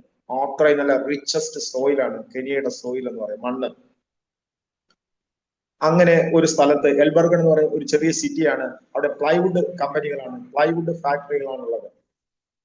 നാട്ടുകാരനായ ഒരു ദൈവദാസൻ അവിടെ ഉണ്ടായിരുന്ന അദ്ദേഹം മോളോ AG സഭയുടെ ഇംഗ്ലീഷ് സെക്ഷന്റെ പാസ്റ്ററായിട്ട് അദ്ദേഹം അവിടെ ആയിരിക്കുകയാണ്. കമ്പനിയുടെ ഡയറക്ടറാണ്. അദ്ദേഹത്തിന്റെ കെയർ ഓഫിലാണ് ഞാൻ അവിടെ പോകുന്നത്. സ്തോത്രം. ഒത്തിരി മീറ്റിങ്ങുകൾ എനിക്ക് അവിടെ കിട്ടി. ഞാൻ അവിടെ നിന്ന് വേറൊരു രാജ്യത്തേക്ക് പോകാനുള്ള ദിവസമായി, ടെൻസാനിയ എന്ന് പറയുന്ന രാജ്യത്തേക്ക് പോകാനുള്ള ദിവസമായി. അപ്പൊ അതിന് തൊട്ടു മുമ്പുള്ള ദിവസങ്ങളില് അവിടെ ഒരു ബൈബിൾ കോളേജുകാർ വന്ന് എന്നെ അവരുടെ ബൈബിൾ കോളേജിൽ കൊണ്ടുപോയി ക്ലാസ് എടുപ്പിച്ചുകൊണ്ടിരുന്നു. ബൈബിൾ കോളേജ് എന്ന് പറഞ്ഞാല് നമ്മുടെ നാട്ടിലെ ഒരു മെത്തേഡിലുള്ള ബൈബിൾ കോളേജ് അല്ല.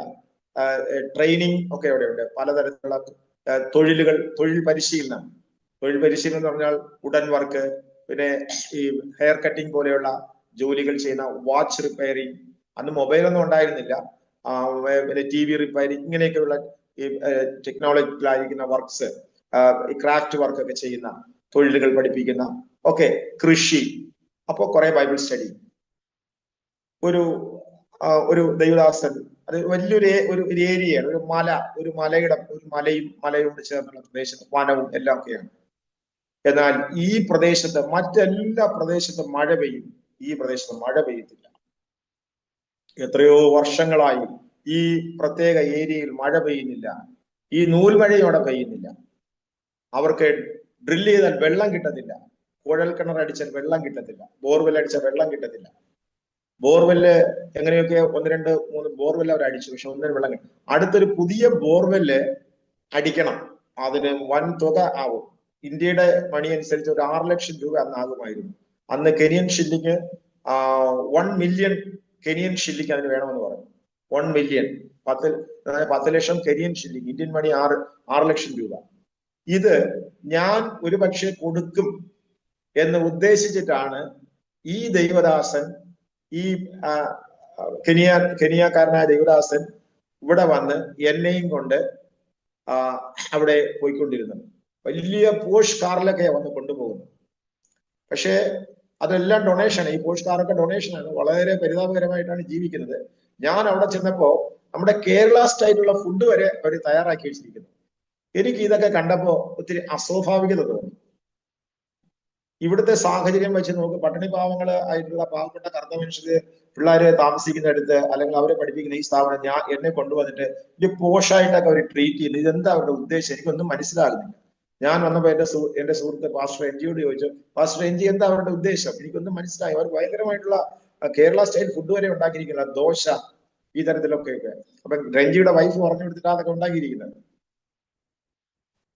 അപ്പൊ റിഞ്ചിനോട് പറഞ്ഞു, പാസ്റ്റർ അവർ കൊണ്ടുപോയി വേറെ ഒന്നും കൊണ്ടല്ല, പാസ്റ്റർ അവർക്ക് 1 മില്യൺ കെനിയൻ ഷില്ലിംഗ് കൊടുക്കുമെന്ന് വിചാരിച്ചിട്ട് അവർ പാസ്റ്ററെ കൊണ്ടുപോയിരിക്കുന്നതെന്ന് പറഞ്ഞു. പാസ്റ്റർ അതിന് ചങ്ക് പൊട്ടി പോയെന്ന് മാത്രം പറഞ്ഞാൽ മതി. ഞാനാണെങ്കിൽ വേറൊരു രാജ്യത്തോട് പോകാൻ വേണ്ടി കൂടെ കെനിയക്ക് പോയിരിക്കുന്നത്. ബേറിൻ എന്ന് പറയുന്ന വേറൊരു രാജ്യത്തേക്ക് പോകാൻ വേണ്ടി കൂടെ കെനിയയും ടൻസാനിയൊക്കെ പോയിട്ട് പിന്നെ ബേറിന് പോകാൻ വേണ്ടി. സ്തോത്രം. എന്റെ വാസ്തവത്തിന്റെ ചങ്ക് പൊട്ടി. എന്റെ കയ്യിൽ കുറച്ച് ചില്ലറ രൂപ, ഇന്ത്യൻ രൂപയും കുറച്ച് ഡോളർ പൈസയും ഒന്നുമില്ല. എന്തോ കൊടുക്കും. അവസാനത്തെ ദിവസത്തേക്ക് വേണ്ട ക്ലാസ് 6 മണിക്ക് വരും. 6 മണി എന്നൊക്കെ പറഞ്ഞാൽ അവിടെ അർദ്ധരാത്രിയാണ്. അർദ്ധരാത്രിയുടെ തണുപ്പും കൂരിട്ടും ഒക്കെയാണ്. സ്തോത്രം. 6 മണിക്ക് തന്നെ എണീറ്റ് പോണം. ഇവിടെ പോയി അന്ന് ഒരു ഉച്ചയ്ക്ക് ഡിഷൊക്കെ വിളമ്പി, ഉച്ചയ്ക്ക് ക്ലാസ് എല്ലാം കഴിഞ്ഞ്, രാവിലെ ക്ലാസ് എല്ലാം കഴിഞ്ഞ് ഉച്ചയ്ക്ക് ഡിഷ് തന്നു. ഞാൻ പറഞ്ഞു, ഞാൻ ആ പാസ്റ്ററെ വിളിച്ചു പറഞ്ഞു, പാസ്റ്റർ, അദ്ദേഹത്തിന്റെ പേര് മറന്നുപോയി, പാസ്റ്റർ നിങ്ങൾ ഉദ്ദേശിക്കുന്ന ഒരു കാര്യം എന്റെ പക്കലില്ല. ഞാൻ സോറി പറഞ്ഞു. നിങ്ങൾ ഉദ്ദേശിക്കുന്ന ഒരു കാര്യം, നിങ്ങൾക്ക് ഒരു കുഴൽക്കിണർ തരാനും നിങ്ങൾക്ക് അതിനുള്ള പണം തരാൻ ഒന്നും എന്റെ പക്കലില്ല.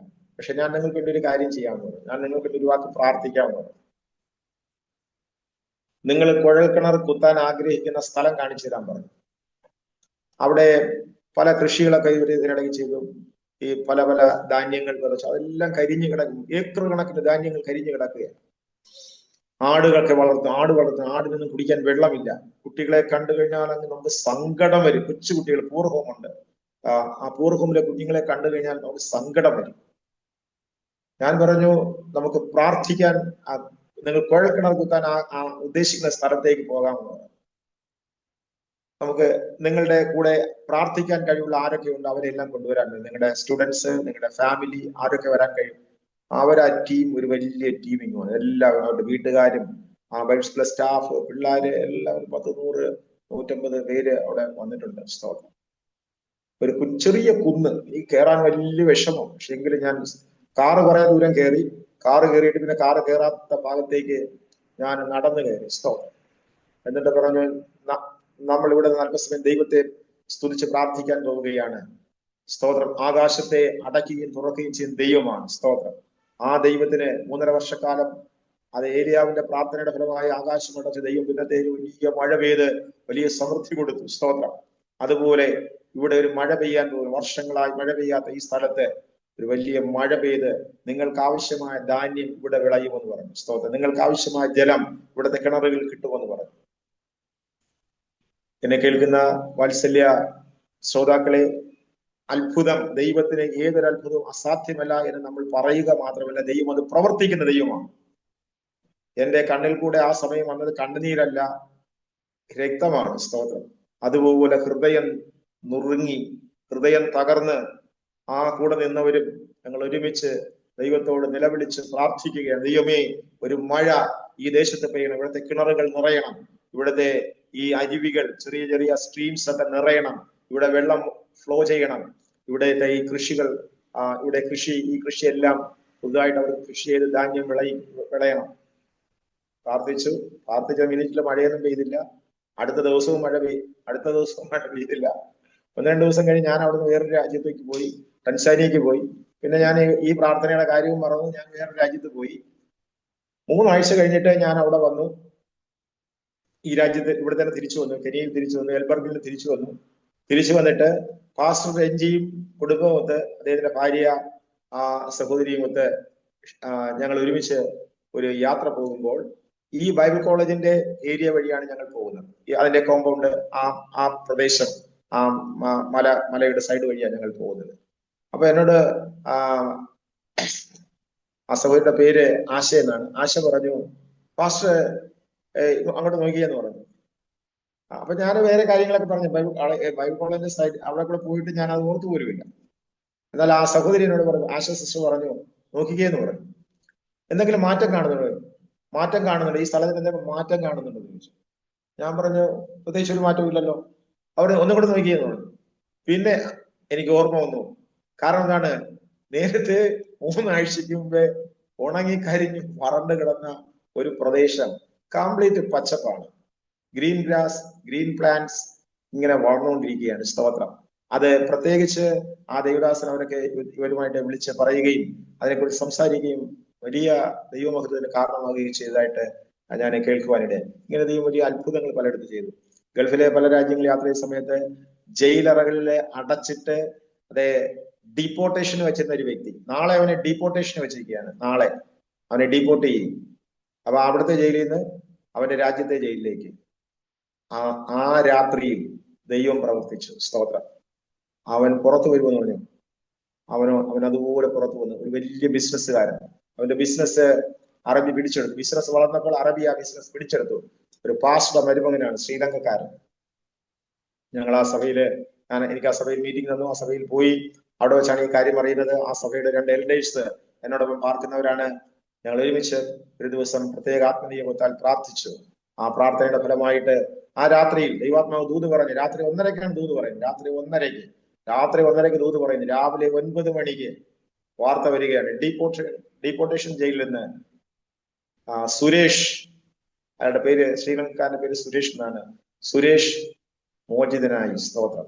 Price the Lord. ഒരു സന്ദർഭം ഇതുപോലെ മറ്റൊരു ജയിൽ, ദുബായിൽ വെച്ച് ഒരു സഹോദരൻ, നാട്ടുകാരനായ ഒരു ചെറുപ്പക്കാരൻ രംഗവും കഴിഞ്ഞിട്ട് ജോലിക്ക് വന്നതാണ്. അവന്റെ സഹോദരിയും ഭർത്താവും അവിടെ താമസിക്കുന്നത്.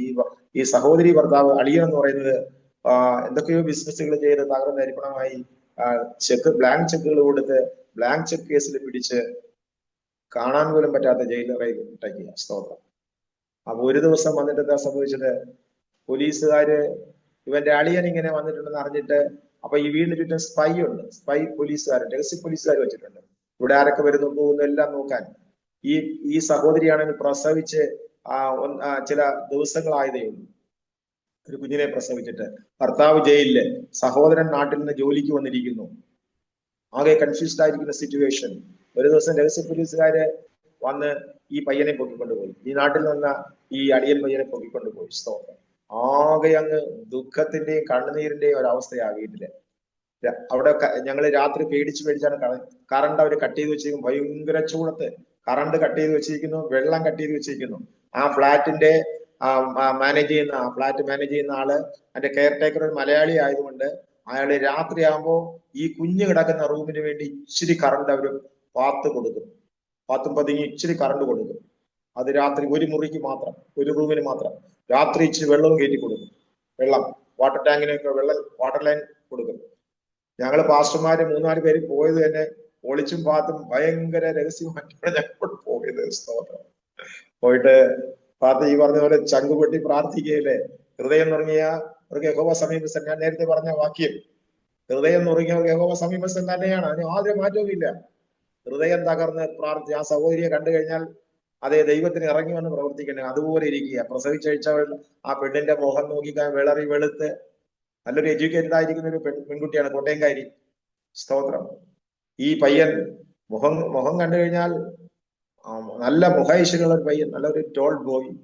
സ്തോത്രം. അവൻ ജയിലിൽ കിടക്കുക. ആ പയ്യൻ ജയിലിൽ കിടക്കുക. അവന്റെ കോട്ടയം കാണിച്ചു. നിലവിളിച്ച് പ്രാർത്ഥിച്ച് കണ്ണുനീരോടെ പ്രാർത്ഥിച്ചു. ഞങ്ങൾ ദേവദാസന്മാര് ഞാൻ ആ പ്രാർത്ഥന നടത്തി. ഞാൻ പറഞ്ഞു, 24 മണിക്കൂറിനകത്ത് നിന്റെ സഹോദരൻ പുറത്തു വരുമെന്ന്. Within 24 hours. സ്തോത്രം. ദൈവത്തിന് മഹത്വം ഉണ്ടാകട്ടെ. അടുത്ത ദിവസം ഞങ്ങൾ അതെല്ലാം കഴിഞ്ഞ് ഞങ്ങൾ ഇങ്ങ് വന്നു. ദുബായിലെ ഡെയ്റ എന്ന് പറയുന്ന ഭാഗത്തായിരുന്നു ഞാൻ താമസിച്ചിട്ടുണ്ട്. ഞങ്ങൾ ഡെയ്റയിൽ വന്നു. എന്റെ സുഹൃത്തിന്റെ റൂമിലാണ് താമസിക്കുന്നത്. അടുത്ത ദിവസം വൈകുന്നേരം യോഗത്തിന് പോയി. യോഗം കഴിഞ്ഞ് രാത്രി ഒരു 9-10 മണിയൊക്കെ ആകുന്ന സമയത്ത് ഞങ്ങൾ റൂമിൽ വരുമ്പോൾ കാണാം, ഈ തലേ ദിവസം ഞങ്ങൾ പോയ വീട്ടിലെ സഹോദരിയും നാളുകളായിട്ട് ജയിലിൽ കിടന്ന അവളുടെ ബ്രദറ്, എന്ന് വെച്ചാൽ അവളുടെ ഹസ്ബൻഡിന് പകരം പിടിച്ചുകൊണ്ട് പോയ അവളുടെ ബ്രദറ്, ആ ബ്രദറും കൂടെ അവന്റെ തലയെല്ലാം മൊട്ടയടിച്ച് കംപ്ലീറ്റ് ഗ്രീസിലേക്ക് നാശകോശം വെച്ചിട്ടുണ്ട്. അവനും വന്നിരിക്കുക. അപ്പൊ ദൈവത്തിന് പ്രവർത്തിക്കാൻ കഴിയുമോ? ഇങ്ങനെ എണ്ണമറ്റ അത്ഭുതങ്ങൾ ശുശ്രൂഷ ജീവിതത്തിൽ ദൈവം ചെയ്തത്. യാത്ര ചെയ്യാൻ ആരോഗ്യം, ഇന്ത്യയിലെ പ്രധാന സിറ്റികള്, നഗരങ്ങള്, അതേ ഗ്രാമങ്ങള് ഒക്കെ യാത്ര ചെയ്ത ഒരു കാലത്ത്, സ്തോത്രം, ഇന്നും യാത്ര ചെയ്തുകൊണ്ടിരിക്കുന്നു. ഇന്ത്യയുടെ വിവിധ സ്റ്റേറ്റുകളിൽ ഇപ്പോഴും കർത്താവിന്റെ വേലയുള്ള ബന്ധത്തിൽ സജീവമായിട്ടുണ്ട്. ഇപ്പൊ ട്രെയിനിൽ കയറാൻ പറ്റത്തില്ല. ഒരു 5 വർഷം കൊണ്ട് ഒറ്റയ്ക്ക് ട്രെയിനിൽ കയറാൻ, ട്രെയിൻ ജേണിയൊക്കെ, എന്റെ യാത്രകളൊക്കെ ഞാൻ ഇൻഡിപെൻഡന്റ് ആയിട്ട് ഒറ്റയ്ക്ക് തന്നെ യാത്ര ചെയ്യുന്നതാണ്. ഒരു ബാഗൊക്കെ തോളിൽ തൂക്കിയാലും എനിക്ക് റെയിൽവേ പ്ലാറ്റ്ഫോമിലൂടെ നടക്കാനും, ട്രെയിനിൽ കയറാനും, റെയിൽവേ സ്റ്റേഷന്റെ സ്റ്റെയർ കേസ് കയറാനും ഒക്കെ പറ്റുമായിരുന്നു. എന്നാൽ ഒരു 5 വർഷം കൊണ്ട് അത്രയും പറ്റുന്നില്ല. എനിക്ക് ഷോൾഡറിന് ഒക്കെ ഇച്ചിരി പ്രശ്നമുണ്ടായി. പക്ഷെ കർത്താവിന്റെ വേലയ്ക്ക് വിഘ്നം ഉണ്ടാകരുതല്ലോ. ഞാൻ എന്റെ എക്സ്ട്രാ വീൽ സ്കൂട്ടർ ഓടിച്ചിട്ടാണ് ഇപ്പോൾ ഞാൻ നോർത്ത് ഇന്ത്യയിലെ പല സ്റ്റേറ്റുകളിലേക്ക് യാത്ര ചെയ്യുന്നത്. ഒരു യാത്ര ആന്ധ്ര മുതൽ അതെ ഛത്തീസ്ഗഡ്, ഒറീസ, ഛത്തീസ്ഗഡ്, മഹാരാഷ്ട്ര, MP 5 സ്റ്റേറ്റുകളിൽ ഉള്ള യാത്രയ്ക്ക് ഒരു 6500 കിലോമീറ്റർ ഓടേണ്ടി വരും. ഒരു 40-45 ഡേയ്സിന്റെ പ്രോഗ്രാമുകള് വിത്ത് ജേണി. ആ രീതിയിലുള്ള പ്രവർത്തനങ്ങൾ ഇപ്പോൾ നടത്തിക്കൊണ്ടിരിക്കുന്നു. ഒത്തിരി കൂടുതലും ചെയ്തുകൊണ്ടിരിക്കുന്ന പ്രവർത്തനങ്ങൾ മിഷണറീസ് മീറ്റിങ്ങുകളാണ്, മിഷണറിമാരുടെ മീറ്റിങ്ങുകൾ. ദാറ്റ് മീൻസ് കർത്താവിന്റെ വേലയിൽ അധ്വാനിക്കുന്ന ദൈവദാസന്മാരെ വിളിച്ചു വരുത്തി, നമ്മുടെ ഫൈനാൻഷ്യൽ കപ്പാസിറ്റിക്ക് അനുസൃതമായി വിളിച്ചു വരുത്തി അവർക്ക് 2 ദിവസത്തെ ക്ലാസ് കൊടുത്ത് ഡിസൈപ്പിൾഷിപ്പിനെ കുറിച്ച്, ചർച്ച് ഗ്രോത്തിനെ കുറിച്ച്, ചർച്ച് പ്ലാനിങ്ങിനെ കുറിച്ച്, അതെ അങ്ങനെയുള്ള ബേസിക് ആയിരിക്കുന്ന കാര്യങ്ങളെ കുറിച്ചുള്ള ക്ലാസ് കൊടുക്കുന്ന ഒരു പ്രവർത്തനങ്ങളാണ് ഇപ്പോൾ കൂടുതലും ചെയ്തുകൊണ്ടിരിക്കുക. അപ്പോൾ തന്നെ ഓൺലൈൻ ആൻഡ് ഓഫ്ലൈൻ ഒരു ബൈബിൾ സ്കൂള് MP-യിലെ ബാലഘട്ട് എന്ന് പറയുന്ന ജില്ലയിൽ പ്രവർത്തിക്കുന്നുണ്ട്. അടുത്ത ദിവസങ്ങളിൽ അവിടെ പോകുവാൻ വേണ്ടി പ്രാർത്ഥിച്ചു കൊണ്ടിരിക്കുകയാണ്. പല സ്റ്റേറ്റുകളിൽ ഒരുമിച്ച് സർക്കുലർ ജേണി ആയിരിക്കും. പല സ്റ്റേറ്റുകളിൽ ഒരുമിച്ചുള്ള യാത്രയാണ്. പല മീറ്റിങ്ങുകളും ഒരുമിച്ച് കണക്ട് ചെയ്തിട്ട് ഓർഗനൈസ് ചെയ്തിട്ടാണ് ഇവിടുന്ന് പോകുന്നത്. ദൈവത്തിന് സ്തോത്രം. വളരെ കുറച്ച് മാത്രമേ നടക്കാൻ കഴിയത്തുള്ളൂ. സ്കൂട്ടർ തന്നെയാണ് കൂടുതലും ആശ്രയിക്കുന്നത്. എന്നാൽ കാലിപ്പർ, അത്യാവശ്യത്തിന് വേണ്ടി കാലിപ്പർ ക്രച്ചസ് ഉപയോഗിക്കും. 2-3 സ്റ്റെപ്പ് ഒക്കെയുള്ള കെട്ടിടങ്ങളിൽ കയറാൻ കഴിയും. അങ്ങനെയുള്ള ചർച്ച് ഹോളുകൾ ഒക്കെ, അങ്ങനെയുള്ള വീടുകൾ, അങ്ങനെയുള്ള ലോഡ്ജുകൾ 2-3 സ്റ്റെപ്പ് മാത്രമുള്ള കെട്ടിടങ്ങളാണ് കൂടുതലും ഞാൻ പോകുന്നതും എനിക്ക് വേദിയാക്കുന്നത്. സ്വന്തം ചർച്ചാകട്ടെ, ലോഡ്ജാകട്ടെ, വീടാകട്ടെ, എന്താണെങ്കിലും ആ രീതിയിൽ കാര്യങ്ങൾ മുന്നോട്ട് പോയിക്കൊണ്ടിരിക്കുന്നു. ദൈവത്തിന് സ്തോത്രം. ഒത്തിരി ആൾക്കാര് വലിയ അനുഭവങ്ങളുമായിട്ട് ദിവസങ്ങളിൽ വരുന്നുണ്ട്. അതെല്ലാം പറയുവാൻ നമുക്കിപ്പോൾ സമയമില്ല എന്ന് ഞാൻ കരുതുന്നു. ദൈവത്തിന് സ്തോത്രം. ഈ എന്റെ സാക്ഷ്യം കേട്ട പ്രിയ ശ്രോതാക്കളോട് എനിക്ക് ഒരു കാര്യം പറയുവാനുള്ളത്, ദൈവത്തിന്റെ പ്രവൃത്തിക്ക് ദൈവത്തിൻ്റെതായ വിധമുണ്ട്, ദൈവത്തിന്റെ പ്രവർത്തന വിധമുണ്ട്. ഞാൻ നേരത്തെ പറഞ്ഞിട്ട് വിട്ടുപോയ ഒരു ഭാഗം പറയട്ടെ. അപ്പോ ദൈവം എപ്പോഴും പ്രവർത്തിക്കുന്നവനാണ്, ഏതൊരു പ്രശ്നത്തിന് മറുപടി തരുന്നവനാണ്, പ്രാർത്ഥിച്ചാൽ ഉത്തരം തരുന്നവനാണ്, ഒക്കെയാണ്, ശരിയാണ്. God is a right God, He is a righteous God, He is a prayer answering God, everything is right. എല്ലാം ശരി തന്നെയാണ്. പക്ഷെ ചില കാര്യങ്ങളിൽ ദൈവം ചിലർക്ക് ചില സമയത്ത് ഉത്തരം കൊടുക്കുകയില്ല. അത് എന്തിനാണെന്ന് ചോദിച്ചാൽ, ദൈവത്തിൻ്റെതായ പ്രത്യേകമായ ഉദ്ദേശങ്ങൾ അവരിലൂടെ സാധ്യമാക്കിയെടുക്കുവാൻ, ദൈവത്തിന്റെ താല്പര്യങ്ങൾ, ദൈവത്തിന്റെ ഉദ്ദേശ്യങ്ങൾ ആ വ്യക്തികളിലൂടെ ദൈവം ഉദ്ദേശിക്കുന്ന പ്രകാരം പൂർത്തീകരിക്കുവാൻ ദൈവം ചിലർക്ക് അവരാഗ്രഹിക്കുന്ന വിടുതൽ കൊടുക്കത്തില്ല. സ്തോത്രം. Price the Lord. വചനാടിസ്ഥാനത്തിൽ നമ്മൾ കാണുമ്പോൾ ഏലിയാവ് പ്രാർത്ഥിച്ച് കണ്ണ് തുറന്നപ്പോ തന്നെ എന്താണ്, യാഗപീഠത്തിലേക്ക് തീ ഇറങ്ങി, യാഗപീഠം കത്തി. ദാറ്റ് മീൻസ് ദൈവം പ്രാർത്ഥനയ്ക്ക് പെട്ടെന്ന് സഡൻ ആൻസർ, ഇൻസ്റ്റന്റ് ആൻസർ തരുന്ന ദൈവമാണ്. സ്തോത്രം. ഇൻസ്റ്റന്റ് ആൻസർ തരും, മറുപടി അപ്പൊ തരും. രണ്ടാമത്തേത്, ദൈവം പ്രാർത്ഥനയ്ക്ക് അല്പോ ഡിലേ ചെയ്യും, അല്പോ ലേറ്റ് ആകും. അബ്രഹാമിന്റെ ജീവിതത്തിൽ അബ്രഹാം ഒരു തലമുറയ്ക്ക് വേണ്ടി പ്രാർത്ഥിച്ചു. പക്ഷെ 25ഓളം വർഷങ്ങൾ അബ്രഹാം ആ തലമുറയ്ക്ക് വേണ്ടി കാത്തിരുന്നു. ഇതിനിടയ്ക്ക് എത്രയോ എൻകൗണ്ടേഴ്സ് ദൈവവും അബ്രഹാമുമായിട്ട് നടക്കുന്നത് നമ്മൾ വചനത്തിൽ കാണുന്നുണ്ട്. സ്തോത്രം. ദിവസം 12 മുതൽ ഉള്ള അധ്യായങ്ങൾ പഠിക്കുമ്പോൾ അബ്രഹാമിന്റെ ജീവിതത്തിലെ പല ദൈവവുമായിട്ടുള്ള ഡിവൈൻ എൻകൗണ്ടേഴ്സ്, ആ ഡിവൈൻ മീറ്റിംഗ്സ്, ദൈവം അബ്രഹാമിന്റെ മുഖാമുഖം. സ്തോത്രം, സ്തോത്രം, സ്തോത്രം. എന്നാൽ 15-ാമത് അധ്യായത്തിലേക്ക് വരുമ്പോൾ അബ്രഹാം അവിടെ തളർന്നു പോകുന്നതായിട്ട് കാണുന്നു. അവിടെ അബ്രഹാം ദൈവത്തോട് ഒരു പരാതി പറയുന്നു. നീ എനിക്ക് മക്കളെ തന്നിട്ടില്ല. ദമ്മശേക്കുകാരനായ എലയാസർ എന്റെ ഈ അളവറ്റ സമ്പത്തിന് അവനായിരിക്കും അവകാശിയാകാൻ പോകുന്നത്. എന്റെ വീട്ടിൽ അടിമയായിട്ട് പാർത്ത എന്റെ അടിമയായ ദാസൻ എന്റെ അളവറ്റ സമ്പത്തിന് ഇത് അവകാശിയാകാൻ പോകും. നീ ഇതുവരെ എനിക്കൊരു മകനെ തന്നെ. അപ്പൊ ദൈവം പറഞ്ഞു, അല്ല അബ്രഹാമേ, നിന്റെ ഉദരത്തിൽ നിന്റെ കടിപ്രദേശത്ത് നിന്ന് ജനിക്കുന്ന ഒരു മകൻ നിനക്കുണ്ടാകും. സ്തോത്രം. അല്ലെങ്കിൽ നിനക്കൊരു മകൻ ജനിക്കും. ഹല്ലേലൂയ. പറയട്ടെ. നമുക്കറിയാമല്ലോ. പിന്നെ 17-ാം അധ്യായത്തില് അബ്രഹാം കവിണ് വീണ് ചിരിക്കുകയാണ്. കാരണം ഇപ്പൊ വയസ്സ് എത്രയായി? 99 കഴിഞ്ഞു. ഈ 99 വയസ്സില് ഒരു പുരുഷനെ, ഒരു കുഞ്ഞ് ജനിക്കുക എന്ന് പറഞ്ഞാൽ. 18-ാം അധ്യായത്തിലേക്ക് വരുമ്പോൾ 2 ദൂതന്മാർ മമ്രയുടെ തോപ്പിൽ പാർക്കുന്ന അബ്രഹാമിനെ കാണുവാൻ, അബ്രഹാമിനെയും കുടുംബത്തെയും കാണുവാൻ അവിടെ എത്തി. സ്തോത്രം. ആ ദൂതന്മാർ അബ്രഹാമിന്റെ ആതിഥ്യമെല്ലാം സ്വീകരിച്ചിട്ട് മടങ്ങുന്ന സമയം അബ്രഹാമിനോട് പറഞ്ഞു, അടുത്ത വർഷം ഞങ്ങൾ ഈ സമയത്ത് നിന്റെ അടുക്കൽ ഇതുവഴി വരും. ഞങ്ങൾ അടുത്ത വർഷം വീണ്ടും വരും. അന്ന് നിനക്ക് ചേർത്തണയ്ക്കുവാൻ ഒരു കുഞ്ഞ് നിന്റെ മാർവിടത്തിൽ ഉണ്ടായിരിക്കും. സ്തോത്രം. ഇതാരാ കേട്ടുകൊണ്ടിരിക്കുന്നത്? അബ്രഹാം കേട്ടു. അബ്രഹാം നേരത്തെ ചിരിച്ചു.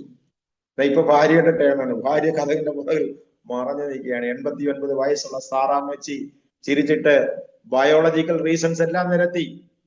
എല്ലാ ജീവശാസ്ത്രപരമായ കാരണങ്ങളും ആ അമ്മ അവിടെ നിരത്തുകയാണ്. സ്തോത്രം. അത് ഞാൻ പറയുന്നില്ല. സ്തോത്രം. സാറയും ചിരിച്ചു. അത് ദൂതന്മാർ കണ്ടു. സ്തോത്രം. പറഞ്ഞു, നിന്റെ ഭാര്യ ചിരിക്കുന്നല്ലോ. അല്ല അല്ല അല്ല. അവൾ ഉടനെ തന്നെ ഭയപ്പെട്ടു പോയി. ഇത് ദൂതന്മാരാണെന്ന് അപ്പോഴാണ് അറിയുന്നത്. എന്നാൽ 21-ാം അധ്യായത്തിലേക്ക് വരുമ്പോൾ നമ്മൾ കാണുന്നുണ്ട്, വചനത്തിന്റെ നിവർത്തീകരണമാണ് വ്യക്തമായി എഴുതിയിട്ടുണ്ട്. അനന്തരം അതേ സ്തോത്രം, ദൈവം സാറയെ സന്ദർശിച്ചു. അബ്രഹാമിന്റെ വാർദ്ധക്യത്തിൽ അതേ സ്തോത്രം ദൈവം അരുളി ചെയ്തിരുന്ന അവധിക്ക് സാറ ഗർഭം ധരിച്ച് ഒരു മകനെ പ്രസവിച്ചു. Price the Lord. 1-ാമത്തെ വാക്യത്തിന്റെ എക്സ്പ്ലനേഷൻ 2-ാമത്തെ വാക്യത്തിൽ കൊടുത്തിരിക്കുകയാണ്. അവിടെ കാണുന്ന കാര്യങ്ങൾ, ദൈവം അരുളി ചെയ്തിരുന്ന അവധി, ദൈവം അരുളി ചെയ്തിരുന്നത് പോലെ ദൈവം വീണ്ടും തന്റെ ജനത്തെ സന്ദർശിച്ചു. ദൈവം അത് നിവർത്തിച്ചു കൊടുത്തു. അരോമ ടിവിയിലൂടെ എന്റെ ശബ്ദം കേൾക്കുന്ന ആരെങ്കിലും നിങ്ങളൊരു ദൈവവാഗ്ദത്തത്തിന് വേണ്ടി കാത്തിരിക്കുന്ന വ്യക്തിയാണെങ്കിൽ, കാത്തിരുന്ന് ക്ഷീണിച്ചു പോയ വ്യക്തിയാണെങ്കിൽ, മടുത്തുപോയ വ്യക്തിയാണെങ്കിൽ, നിങ്ങൾ മടുക്കേണ്ട. നിങ്ങളുടെ വാഗ്ദത്തം നിങ്ങളുടെ അടുക്കൽ എത്തുവാൻ സമയമായിരിക്കുകയാണ്. കാരണം വാഗ്ദത്തം ചെയ്തവൻ, വചനം പറയുന്നു, വാഗ്ദത്തം ചെയ്തവൻ വിശ്വസ്തൻ, അവൻ അത് നിർവഹിക്കും. Price the Lord. ഹല്ലേലൂയ. വാഗ്ദത്തം ചെയ്ത ദൈവത്തിന്റെ വിശ്വസ്തത നിങ്ങളുടെ ജീവിതത്തിൽ പ്രവർത്തിപ്പാൻ സമയമായിരിക്കുന്നു. നിങ്ങളുടെ സങ്കടങ്ങൾ, നിങ്ങളുടെ വേദനകൾ, നിങ്ങളുടെ ഹൃദയ തകർച്ചകൾ, നിങ്ങളുടെ ജീവിത ആകുലങ്ങൾ, കുടുംബത്തിലെ തകർച്ചകൾ, തലമുറകളുടെ ഭാവിയോർത്തുള്ള നിങ്ങളുടെ വിഷാദങ്ങൾ, നിങ്ങളുടെ ശാരീരിക അനുഭവങ്ങളിൽ വന്നിരിക്കുന്ന കൈപ്പേറിയ അനുഭവങ്ങൾ, ശാരീരിക ബുദ്ധിമുട്ടുകൾ എന്തൊക്കെയാണെങ്കിലും ദൈവത്തിന് സ്തോത്രം. ഇന്ന് രാത്രി ദൈവത്തിന്റെ ആത്മാവ് ചില വ്യക്തികളോട് അതിശക്തമായി തന്നെ എന്നോട് സംസാരിക്കാൻ ആവശ്യപ്പെടുകയാണ്. സ്തോത്രം. ഞാൻ പറയട്ടെ, ദൈവത്തിന്റെ ആത്മാവ് ഇങ്ങനെ പറയുന്നു, നീ കാത്തിരുന്ന് മടുത്തുപോയെങ്കിൽ നീ ഒട്ടും തന്നെ മടുത്തു പോകേണ്ട. നിന്റെ വിടുതൽ നിനക്ക് അടുത്തിരിക്കുകയാണ്. സ്തോത്രം. നിന്നെ വിടുവിക്കുന്നവൻ നിന്റെ അടുക്കൽ വരിക തന്നെ ചെയ്യും. അവന്റെ പേരാണ് സാക്ഷാൽ ലോകരക്ഷകനായ കർത്താവായ യേശു ക്രിസ്തു. അതിനും ഇങ്ങനെ പറയുന്നു, കർത്താവായ യേശു ക്രിസ്തുവിൽ വിശ്വസിക്കുക, എന്നാൽ നീയും നിന്റെ കുടുംബവും രക്ഷ പ്രാപിക്കും. നീ മാത്രമല്ല വിടുവിക്കപ്പെടുന്നത്, നിന്റെ കുടുംബവും നിന്റെ തലമുറകളും നിന്റെ അനന്തര തലമുറകൾ എത്രയോ എത്രയോ തലമുറകളായി ആ തലമുറകളിൽ ഈ രക്ഷയുടെ അനുഭവം പ്രാപിക്കും. തലമുറകളെ ഓർത്ത് കരയുന്ന മാതാപിതാക്കൾ എന്നെ കേൾക്കുന്നുണ്ട്. ഇന്ന് രാത്രി നിങ്ങളോടുള്ള ദൈവിക സന്ദേശം, വാഗ്ദത്തം നിങ്ങൾക്കും നിങ്ങളുടെ തലമുറകൾക്കും ഉള്ളതാകുന്നു എന്ന് ബൈബിൾ പ്രഖ്യാപിക്കുകയാണ്. സ്തോത്രം. ഇന്ന് രാത്രി പരിശുദ്ധാത്മാവ് അത് ഉറപ്പാക്കുന്നു. നിങ്ങൾക്ക് ലഭിച്ച വാഗ്ദത്തം അത് നിങ്ങൾക്ക് മാത്രമല്ല, നിങ്ങളുടെ തലമുറകൾക്കും വേണ്ടി ദൈവം അത് നിറവേറ്റുവാൻ പോവുകയാണ്. സ്തോത്രം. അപ്പൊ ദൈവം പ്രാർത്ഥന കേൾക്കുന്നത് ഇൻസ്റ്റന്റ് ആയിട്ട് കേൾക്കും, പെട്ടെന്ന് കേൾക്കും. ഇലിയാവിന്റെ ചരിത്രത്തിൽ പെട്ടെന്ന് കേട്ടു. അബ്രഹാമിന്റെ ചരിത്രത്തിൽ 25 years, 25ഓളം വർഷം എടുത്തു. എങ്കിലും ദൈവം വാഗ്ദത്തം നിറവേറ്റിയെന്ന് ബൈബിൾ വളരെ വ്യക്തമായി പ്രഖ്യാപിച്ചിട്ടുണ്ട്. സ്തോത്രം. ഇനി 3-മതൊരു പ്രാർത്ഥന. സ്തോത്രം. 2 കൊരിന്ത്യർ 12-ാം അധ്യായത്തിൽ നമ്മൾ വായിക്കുമ്പോൾ അപ്പോസ്തലനായ പൗലോസ് തന്റെ ശരീരത്തിൽ തനിക്കൊരു ശൂലം ഉണ്ടായിരുന്നു എന്ന് പറയും. ശൂലം എന്ന് പറയുന്ന വാക്കിൽ നിന്ന് ശരീരത്തെ കുത്തിവേദനിപ്പിക്കുന്ന, വിശേഷിച്ച് ഉദരരോഗം, ഒരു ഉദരരോഗം പൗലോസിനുണ്ടായിരുന്നു എന്ന് ചിന്തിക്കുന്ന വേദ പണ്ഡിതന്മാർ കുറച്ചുണ്ട്. കുറെ വേദ പണ്ഡിതന്മാർ അങ്ങനെ, തിയോളജിസ്റ്റ് അങ്ങനെ ചിന്തിക്കുന്നത്. സ്തോത്രം. പൗലോസിനെ വേദനിപ്പിക്കുന്ന, കുത്തി നോവിപ്പിക്കുന്ന ഒരു രോഗം, അതെന്താണെന്ന് അത് കൺഫേംഡ് അല്ല. എന്നാൽ മറ്റ് ഒരു കൂട്ടർ പറയുന്നത് പൗലോസിന് പാർഷ്യൽ ബ്ലൈൻഡ്നെസ് ഉണ്ടായിരുന്നു, അതെ, ഭാഗികമായ അന്ധത പൗലോസിനുണ്ടായിരുന്നു. അങ്ങനെ പറയുന്ന വേദപണ്ഡിതന്മാരാണ് കൂടുതലുമുള്ളത്. എങ്കിൽ കൂടുതലും ക്ലോസ് ബൈബിൾ തരുന്ന കൂടുതൽ ബൈബിൾ റെഫറൻസസ് പൗലോസ് ഒരു പാർഷ്യൽ ബ്ലൈൻഡ് ആയിരുന്നു എന്ന് തെളിയിക്കുന്ന റെഫറൻസ് ആണ്. അതിന്റെ കാരണങ്ങൾ, പൗലോസ് ഒരിക്കലും ഒറ്റയ്ക്ക് ഒരു യാത്ര ചെയ്തതായിട്ട് ബൈബിളിൽ എവിടെയും കാണുന്നില്ല. വിശേഷിച്ചും അപ്പോസ്തല പ്രവർത്തികളുടെ പുസ്തകത്തിൽ, തന്റെ ലേഖനങ്ങളിൽ എപ്പോഴും പൗലോസിനോടുകൂടെ ഒന്നിലധികമോ തന്റെ അനുചരന്മാർ കൂടെ ഉണ്ടായിരുന്നു. 2, ഗലാത്യ സഭയ്ക്ക് ലേഖനം എഴുതുമ്പോൾ പൗലോസ് പറയുന്നുണ്ട്, വേണമെങ്കിൽ നിങ്ങൾ നിങ്ങളുടെ കണ്ണും കൂടെ എനിക്ക് ചൂഴ്ന്നെടുത്ത് തരുമായിരുന്നു. രണ്ടാമത്തെ ക്ലോസ്. മൂന്നാമത് ഒരു ഭാഗത്ത് പൗലോസ് എഴുതിയിരിക്കുന്നു, അത് തെസ്സലോനിക്ക ലേഖനത്തിന് എഴുതുമ്പോൾ പൗലോസ് എഴുതിയിരിക്കുന്നു, അതിന്റെ 1 തെസ്സലോനിക്ക അവസാന ഭാഗത്തേക്ക്, ഞാൻ എന്റെ സ്വന്തം കയ്യാൽ വന്ദനം രേഖപ്പെടും. എന്റെ സ്വന്തം കയ്യാൽ വന്ദനം. ദാറ്റ് മീൻസ് ആ ലെറ്റർ, പൗലോസ് എഴുതിയ ലേഖനം മറ്റാരോ എഴുതിയതിനു ശേഷം അതിന്റെ greetings and final conclusion, signature, everything done by Paul. അത് പൗലോസ് അവസാനമായിട്ട് ഒപ്പുചാർത്തുന്ന പൗലോസ് ആണ് എന്നുള്ള അർത്ഥം അതിൽ നമുക്ക് ഗ്രഹിക്കാൻ കഴിയും. പിന്നെ മറ്റൊരു ക്ലോസ്, വേറൊരു ഭാഗം, എത്ര വലിയ അക്ഷരമായി എഴുതിയിരിക്കും, എത്ര വലിയ അക്ഷരമായി, സ്തോത്രം, എന്ന് പറഞ്ഞാൽ വലിയ അക്ഷരത്തിൽ ഒരു വേള പൗലോസ് എഴുതാൻ കഴിഞ്ഞ്. ഇങ്ങനെ പല പല കാരണങ്ങളുണ്ട്. പൗലോസ് ഒരു പാർഷ്യൽ ബ്ലൈൻഡ് ആയി ചിന്തിക്കുന്ന വേദപണ്ഡിതർ ഒത്തിരിയുണ്ട്, സ്തോത്രം. പക്ഷെ എന്തായാലും ഇത് മാറാൻ വേണ്ടി പൗലോസ് 3 വട്ടം ദൈവത്തോട് പ്രാർത്ഥിച്ചു. 3 times. ഞാൻ 3 വട്ടം ദൈവത്തോട് പ്രാർത്ഥിച്ചു. ഒത്തിരി കാലമൊന്നും പ്രാർത്ഥിച്ചില്ല, നീണ്ടകാലങ്ങൾ ഉപവാസം എടുത്തില്ല, നീണ്ടകാലങ്ങൾ പ്രാർത്ഥിച്ചില്ല. പക്ഷെ പൗലോസ് പ്രാർത്ഥിക്കുന്ന അത്ഭുതങ്ങൾ നടക്കുന്നു, മരിച്ചവർ ഉയർത്തുന്നു, അല്ലെ, രോഗികൾ സൗഖ്യമാകുന്നു, രാജ്യാന്തരങ്ങൾ. അക്കാലത്തെ 3 ഭൂഖണ്ഡങ്ങൾ, ഏഷ്യ, യൂറോപ്പ് കൂടുതലായി, യൂറോപ്പാണ് ഏറ്റവും കൂടുതലായിട്ട് യാത്ര ചെയ്തിട്ടുള്ളത്. ഏഷ്യയും അതുപോലെ യാത്ര ചെയ്തു. ആഫ്രിക്കയുടെ കുറെ ഭാഗങ്ങൾ പൗലോസ് യാത്ര ചെയ്തു. പൗലോസിന്റെ മൊത്തം യാത്രകൾ അക്കാലത്ത് 11,500ഓളം കിലോമീറ്ററുകൾ, 11,500ഓളം കിലോമീറ്ററുകൾ കടൽ യാത്ര, കപ്പൽ യാത്ര ചെയ്ത വ്യക്തിയാണ് പൗലോസ്. പൗലോസിലൂടെ സംഭവിക്കാത്ത അത്ഭുതമൊന്നുമില്ല. 3-ാം സ്വർഗത്തോളം എന്ന് പറയുന്ന ദൈവത്തിന്റെ ബോർഡിംഗ് ഏരിയ ആയ, ദൈവത്തിന്റെ നിവാസ സ്ഥാനമായ, ദൈവത്തിന്റെ സങ്കേതമായ 3-ാം സ്വർഗം, 3rd heavens. വേദപുസ്തകത്തിലുള്ള ദൈവത്തിന്റെ സ്വർഗത്തെ കുറിച്ച്, ദൈവം സ്ഥിതി ചെയ്യുന്ന സ്വർഗത്തെ കുറിച്ചുള്ള 2 റെഫറൻസിൽ ഒന്ന് പൗലോസിന്റെ റെഫറൻസ് ആണ്. ഒന്ന് സ്തോത്രം, ശലോമോന്റെ റെഫറൻസ് ആണ്. ശലോമോന്റെ റെഫറൻസ് 2 Chronicles 6 ഇങ്ങനെ പറയുന്നു, നീ സ്വർഗത്തിലും സ്വർഗാദി സ്വർഗത്തിലും ഒതുങ്ങുന്നില്ല എന്ന് പറഞ്ഞാൽ, God is abiding, God is inhabiting in not in heavens but in the heavenliest heavens. That means the first heaven, ഇത് കാണുന്ന നീലാകാശം, അതാണ് 1-ാമത്തെ ആകാശ ഹെവൻ എന്ന് പറയുന്നത്. 2-ാമത്തെ ഹെവൻ എന്ന് പറയുന്നത് സ്റ്റെല്ലാർ ബോഡീസ്, സൂര്യൻ, ചന്ദ്രൻ, നക്ഷത്രങ്ങൾ, ഗ്രഹങ്ങൾ, ഉപഗ്രഹങ്ങൾ ഒക്കെയുള്ള വാനഗോളങ്ങൾ സ്ഥിതി ചെയ്യുന്ന 2-ാമത്തെ ആകാശമണ്ഡലം. എന്നാൽ ദൈവത്തിന്റെ അധിവാസ സ്ഥാനം എന്ന് പറയുന്നത് ഇതിനും അപ്പുറമായിട്ട്, beyond that, the 3rd heavens. അത് പൗലോസിന്റെ സ്തോത്രം, റെഫറൻസ്, 2-ാമത്തെ റെഫറൻസ് ബൈബിളിലെ. ദൈവത്തിന്റെ സ്തോത്രം. കർത്താവായ യേശു ക്രിസ്തു തന്റെ വിശുദ്ധന്മാരെ കൊണ്ടുപോകാമെന്ന് പറഞ്ഞിരിക്കുന്നത് ഈ 3rd heavenലാണ്. സ്തോത്രം. ഈ 3rd heavenലാണ് എന്താണ്, ഒരു പുതിയ യെരൂശലേം, പുതിയ ഭൂമി അവിടെ ഉണ്ടാക്കാൻ പോകുന്നത്. ദൈവത്തിന്റെ സ്തോത്രം. അല്ലെങ്കിൽ ആ 3rd heaven എന്താണ്, വിശുദ്ധന്മാരുടെ ബോർഡിംഗ് പ്ലേസ് ആയിരിക്കും. ഒരു പുതിയ ആകാശവും പുതിയ ഭൂമി അവൻ ഉണ്ടാക്കാൻ പോകുന്നു. ഇപ്പോഴുള്ള ആകാശവും ഇപ്പോഴുള്ള ഭൂമി ഒഴിഞ്ഞു പോകാൻ പോകുകയാണ്. ആ കാഴ്ച കണ്ടുകൊണ്ടാണ് യോഹന്നാൻ വെളിപ്പാട് പുസ്തകത്തിന് സമാപ്തി വരുത്തുന്നത്. 21-ാം അധ്യായം റെവലേഷൻ പറയുന്നു, സ്വർഗത്തിൽ നിന്ന് ഭർത്താവിന് വേണ്ടി അലങ്കരിക്കപ്പെട്ട മണവാട്ടിയെ പോലെ സ്വർഗീയ യെരൂശലേം ഇറങ്ങി വരുന്നത് ഞാൻ കണ്ടു. ആകാശം, പഴയ ആകാശം, പഴയ ഭൂമിയില്ല, അത് ഒഴിഞ്ഞു പോവുകയാണ്, സമുദ്രവും ഇനിയില്ല. സ്തോത്രം. ഹല്ലേലൂയ. മനുഷ്യവർഗത്തെ ന്യായവിസ്താരത്തിലേക്ക് നടത്തുവാൻ കർത്താവായ യേശു ക്രിസ്തു ഭൂമിയിലേക്ക് വേഗം വരികയാണ്. എന്തുകൊണ്ടാ എന്നെ പോലെയുള്ള ഈ ബലഹീനന്മാരെ ദൈവം തിരഞ്ഞെടുത്തത്? അപ്പൊ പൗലോസിന്റെ പ്രാർത്ഥന, പൗലോസ് പ്രാർത്ഥിച്ച 3 വട്ടം പ്രാർത്ഥിച്ചു, ഈ രോഗം മാറിപ്പോകണം. പക്ഷെ കർത്താവ് പറഞ്ഞു, my grace is sufficient to you, എന്റെ കൃപ നിനക്ക് മതി. എന്റെ കൃപ നിന്റെ ബലഹീനതകളിൽ നിന്നെ ശക്തനാക്കുന്നു. എന്റെ ഇംഗ്ലീഷ് പരിഭാഷ ഇങ്ങനെയാണ്: my grace is sufficient you, it makes you perfect in your weaknesses. നിന്റെ ബലഹീനതകളിൽ അത് നിന്നെ പൂർണ്ണനാക്കുന്നു. Praise the Lord, hallelujah.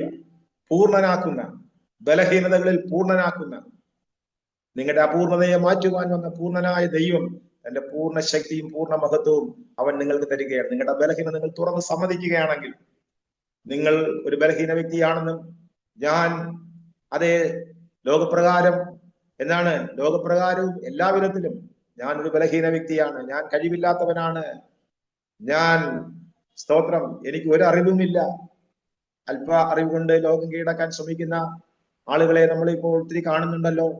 അല്പം അറിവേ അവർക്കുള്ളൂ, പക്ഷെ അതുകൊണ്ട് അവർ ലോകം കീഴടക്കാൻ ശ്രമിക്കുകയാണ്. അങ്ങനെയൊന്നും ലോകത്തെ കീഴടക്കാൻ ദൈവം ആരെയും അനുവദിക്കുന്നില്ല.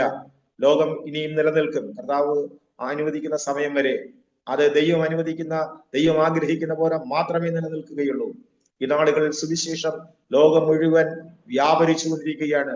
സുവിശേഷത്തിന് വേണ്ടി ജനങ്ങളും ജനസമൂഹങ്ങളും ജനകോടികളും എഴുന്നേറ്റുകൊണ്ടിരിക്കുകയാണ്. ഈ സന്ദേശം കേൾക്കുന്ന പ്രിയ ശ്രോതാവേ, നിനക്ക് സുവിശേഷത്തിന് വേണ്ടി ഏൽപ്പിച്ചു കൊടുക്കാമോ? സുവിശേഷം എന്ന് പറയുന്നത് എന്താണ്? അതേ ജഡം സംബന്ധിച്ച് ദാവീദിന്റെ സന്തതിയായി ജനിക്കുകയും മരിച്ചിട്ട് ഉയർത്തെഴുന്നേൽക്കുകയാൽ ദൈവപുത്രൻ നിർണയിക്കപ്പെടുകയും ചെയ്ത കർത്താവായ യേശു ക്രിസ്തു, അത് തന്നെയാണ് സുവിശേഷം. ഈ സന്ദേശം കേൾക്കുന്ന നിങ്ങൾക്ക് യേശു ക്രിസ്തു എന്ന മഹാദൈവത്തിന്റെ അടുക്കൽ അതേ സ്തോത്രം അൺകണ്ടീഷണലായി, നിരുപാധികമായി നിങ്ങൾക്ക് വരാൻ കഴിയുമെങ്കിൽ, നിങ്ങളുടെ ഹൃദയത്തെ സമർപ്പിക്കാൻ കഴിയുമെങ്കിൽ, നിങ്ങൾ ഏത് ജാതിയെന്നോ ഏത് മതമെന്നോ ഏത് വിശ്വാസമെന്നോ അവൻ അത് നോക്കുന്നില്ല. നിങ്ങളെ അവൻ പുതിയ സൃഷ്ടിയാക്കി രൂപാന്തരപ്പെടുത്തും. പരിമിതികൾ ഇല്ലാത്ത, ബലഹീനതകൾ ഇല്ലാത്ത, അതേ സ്തോത്രം പ്രശ്നങ്ങൾ ഇല്ലാത്ത ഒരു ഫ്രീ ആയിരിക്കുന്ന ലൈഫ് ദൈവം നിങ്ങൾക്ക് ദാനം ചെയ്യും. അതിനുവേണ്ടി ഒരുങ്ങിയാട്ടെ. സ്തോത്രം. നമ്മെ ബലഹീനതകളിൽ തികവുള്ളവനാക്കുന്ന ദൈവത്തിന്റെ ശക്തി, അതല്ലേ നമുക്ക് ആവശ്യം. 2015 എനിക്ക് ഹാർട്ട് അറ്റാക്ക് വന്നു. സ്തോത്രം. ഹാർട്ട് അറ്റാക്ക് വന്ന ചില ദിവസം ഹോസ്പിറ്റലിൽ കിടന്നു. അപ്പൊ ഡോക്ടറിനോട് പറഞ്ഞു 3 മാസം റെസ്റ്റ് എടുക്കണം. ഞാൻ പറഞ്ഞു എനിക്ക് 3 മാസം റെസ്റ്റ് എടുക്കാനുള്ള സാഹചര്യമില്ല പക്ഷേ. അപ്പൊ ഞാൻ ഒറീസയിൽ ഇടയ്ക്ക് കുറെ കാലം സ്കൂൾ നടത്തിക്കൊണ്ടിരുന്നു. അത് ഞാൻ പറയാൻ വിട്ടുപോയതാണ്. 2008 മുതൽ 2017 വരെ ഒറീസയിൽ ബൊലാംഗീർ എന്ന് പറയുന്ന ആ സ്ഥലത്ത്, ബൊലാംഗീർ ജില്ലയിൽ ഒരു ഗ്രാമത്തിൽ, അതേ ശിവതല എന്ന് പറയുന്ന ഒരു ഗ്രാമത്തിൽ ഒരു ഇംഗ്ലീഷ് മീഡിയം സ്കൂൾ നടത്തിക്കൊണ്ടിരുന്നു. 2017 പിന്നെ ആരോഗ്യ പ്രശ്നങ്ങളൊക്കെ വന്നു. അതിന്റെ മാനേജിങ്ങിനൊക്കെ ബുദ്ധിമുട്ട് വന്നു. അപ്പോൾ പിന്നെ ആ സ്കൂള് വേറൊരു തമിഴ് സംഘടന അത് ഏറ്റെടുത്തു. സ്തോത്രം. അവരിപ്പോ നല്ലൊരു സ്കൂൾ അവിടെ പ്രവർത്തിക്കുന്നു.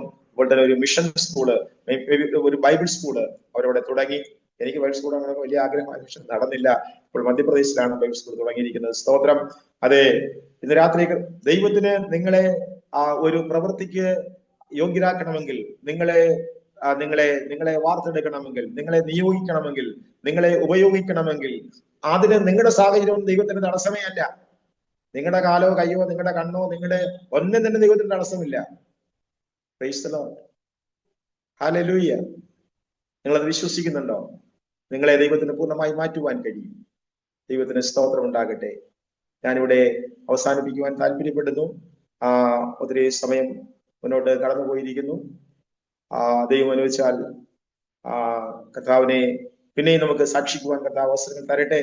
ദൈവത്തിന് സ്തോത്രം. അരോമ ടിവിയുടെ പ്രേക്ഷകർക്ക് കർത്താവായ യേശു ക്രിസ്തുവിന്റെ നാമത്തിലുള്ള സ്നേഹ വന്ദനം ഞാൻ ഒരിക്കൽ കൂടെ ഓർപ്പിക്കുന്നു. നിങ്ങൾ ക്ഷമയോടെ ഇത് കേട്ടതിന് നിങ്ങളെ ഞാൻ അഭിവാദനം ചെയ്യുന്നു. ദൈവത്തിന് സ്തോത്രം. പങ്കെടുക്കുവാൻ അവസരം നൽകിയ പ്രിയ പാസ്റ്റർ ഡാനിയൽ ജോണിനോടും തന്റെ സ്റ്റാഫ് തന്നോടൊപ്പമുള്ള പ്രിയപ്പെട്ടവർക്കും അരോമ ടിവിയുടെ പ്രവർത്തകർക്കും എല്ലാം ഒരിക്കൽ കൂടെ ഞാൻ സ്നേഹ വന്ദനങ്ങൾ അറിയിക്കുന്നു. May God bless you all. നമുക്കൊരു വാക്ക് പ്രാർത്ഥിക്കാം. ശ്രോതാക്കളായ നിങ്ങൾക്ക് വേണ്ടി ഞാനൊരു വാക്ക് യേശു കർത്താവിന്റെ നാമത്തിൽ പ്രാർത്ഥിക്കുകയാണ്. പരിശുദ്ധനായ ഞങ്ങളുടെ ദൈവമേ, സ്വർഗ്ഗസ്ഥ പിതാവേ, നന്ദിയോടെ സ്തോത്രം ചെയ്യുന്നു. ഈ നല്ല മിനിറ്റുകൾക്കായി സ്തോത്രം. കർത്താവേ, നിന്റെ മഹത്വമുള്ള വചനം എന്റെ സാക്ഷ്യാനുഭവങ്ങൾ ഒക്കെ ഈ പ്രിയപ്പെട്ട ശ്രോതാക്കളോട്, അരോമ ടിവിയുടെ ശ്രോതാക്കളോട് പങ്കുവയ്ക്കുവാൻ സ്വർഗത്തിലെ ദൈവം നൽകിയ ഈ നല്ല അവസരത്തിനായി സ്തോത്രം ചെയ്യുന്നു. കർത്താവായ ദൈവമേ, ലോകത്തിന്റെ വിവിധ ഭാഗങ്ങളിലിരുന്ന് ഈ സാക്ഷ്യം കേൾക്കുന്ന, ഈ വചന ശബ്ദം കേൾക്കുന്ന എല്ലാ പ്രിയപ്പെട്ടവർക്കായും, അവർ ഏത് ജാതിയോ മതമോ ഏത് വിശ്വാസമോ ഏത് ജീവിത രീതിയിൽ ആയിരിക്കുന്നോ, ദൈവത്തിന് സ്തോത്രം. അവരുടെ ശാരീരിക പരിമിതികൾ, അവരുടെ മാനസിക അതേ മറ്റ് സാമ്പത്തിക പരിമിതികൾ ഒന്നും തന്നെ അവിടത്തേക്ക് ഒരു പരിമിതിയല്ല. അവിടുന്ന് പരിമിതിയില്ലാത്ത ദൈവമാണ്. You are unlimited God. ആ മഹാദൈവത്തിന്റെ അത്ഭുത നാമത്തിൽ ഞാൻ ഈ ജനത്തിനായി പ്രാർത്ഥിക്കുന്നു. ഈ ശബ്ദം കേൾക്കുന്ന എല്ലാവരും കർത്താവായ യേശുവിനെ അറിയുവാൻ നിന്റെ ദാസനായ പൗലോസ് പറഞ്ഞതുപോലെ, അതേ അഗ്രിപ്പാ രാജാവേ, ഇന്ന് എന്റെ വചനം കേൾക്കുന്ന എല്ലാവരും ഞാൻ ധരിച്ചിരിക്കുന്ന ഈ ചങ്ങല ഒഴികെ മറ്റെല്ലാ കാര്യത്തിലും നിങ്ങൾ എന്നെ പോലെ ആയിത്തീരണമെന്ന് ഞാൻ ആഗ്രഹിക്കുന്നു എന്ന് ഭക്തൻ പ്രാർത്ഥിച്ചതുപോലെ ഈ സന്ധ്യാസമയം ഞാനും പ്രാർത്ഥിക്കുന്നു. അടിയനേക ശാരീരിക പരിമിതികളുള്ളവനാണ്. പക്ഷെ പരിമിതിയില്ലാത്ത മഹാദൈവം അടിയനെ പരിമിതികൾക്കപ്പുറമായി ഉപയോഗിച്ചു. അവിടുത്തെ മഹത്വമുള്ള നാമത്തിന് സ്തോത്രം. ആ സാക്ഷ്യം ലോകമെമ്പാടും ഉള്ള അനേകർ കർത്താവെ കഴിഞ്ഞ നാളുകളായി കേട്ടുകൊണ്ടിരിക്കുന്നു. ഈ പുതിയ അതേ കർത്താവെ, ഈ പുതിയ സാക്ഷ്യ പ്രക്ഷേപണം വഴി കർത്താവെ ഒരു കൂട്ടം ജനം ഇത് കേൾക്കുമ്പോൾ അവരുടെ ഭാഗത്ത് അതിശക്തമായ ദൈവപ്രവൃത്തി വെളിപ്പെടുത്തണമേ. അതേ ദൈവത്തിന്റെ വചനം ജീവനും ചൈതന്യമുള്ളതും ഏത് മനുഷ്യന്റെയും ഹൃദയത്തിന്റെ ഉൾപോവുകളെയും അതേ അതിന്റെ വികാരങ്ങളെയും വിചാരങ്ങളെയും ഒക്കെ അതെ ആരാഞ്ഞറിയുന്നത് വരെ തുളച്ചു കടക്കുന്നതുമാണ് കർത്താവെ. ആ അത്ഭുത വചനം നിന്റെ കർത്താവെ കേൾവിക്കാരുടെ ഹൃദയാന്തർഭാഗത്തേക്ക് അത് തുളഞ്ഞ് ഇറങ്ങി അത് വിശ്വാസമായി, പ്രത്യാശയായി, നിത്യജീവന്റെ അനുഭവമായി ജീവിതത്തിന്റെ വ്യത്യസ്ത തലങ്ങളിൽ അവരുടെ വ്യക്തിപരമായ, അവരുടെ ആത്മീകമായ, ശാരീരികമായ, ഭൗതികമായ, കുടുംബപരമായ അവരുടെ ജീവിതാനുഭവങ്ങളിൽ, അവരുടെ തലമുറകളുടെ അനുഭവങ്ങളിൽ ഒക്കെ വെളിപ്പെടുമാറാകട്ടെ. യേശുവിന്റെ നാമത്തിൽ ഞാൻ അവരെ അനുഗ്രഹിച്ച് പ്രാർത്ഥിക്കുന്നു.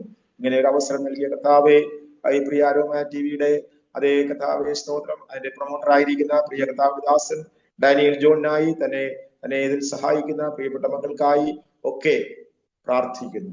അവരെയും അനുഗ്രഹിച്ചാട്ടെ. അന്യോന്യം ഞങ്ങളെ കാണുവാൻ ദൈവഹിതമാണെങ്കിൽ അതിനും കർത്താവ് അവസരം നൽകണമെന്ന് പ്രാർത്ഥിക്കുന്നു. കർത്താവെ, വചനങ്ങൾ നിന്റെ വചനങ്ങൾ ജീവനും ചൈതന്യമുള്ളതാണല്ലോ കർത്താവെ.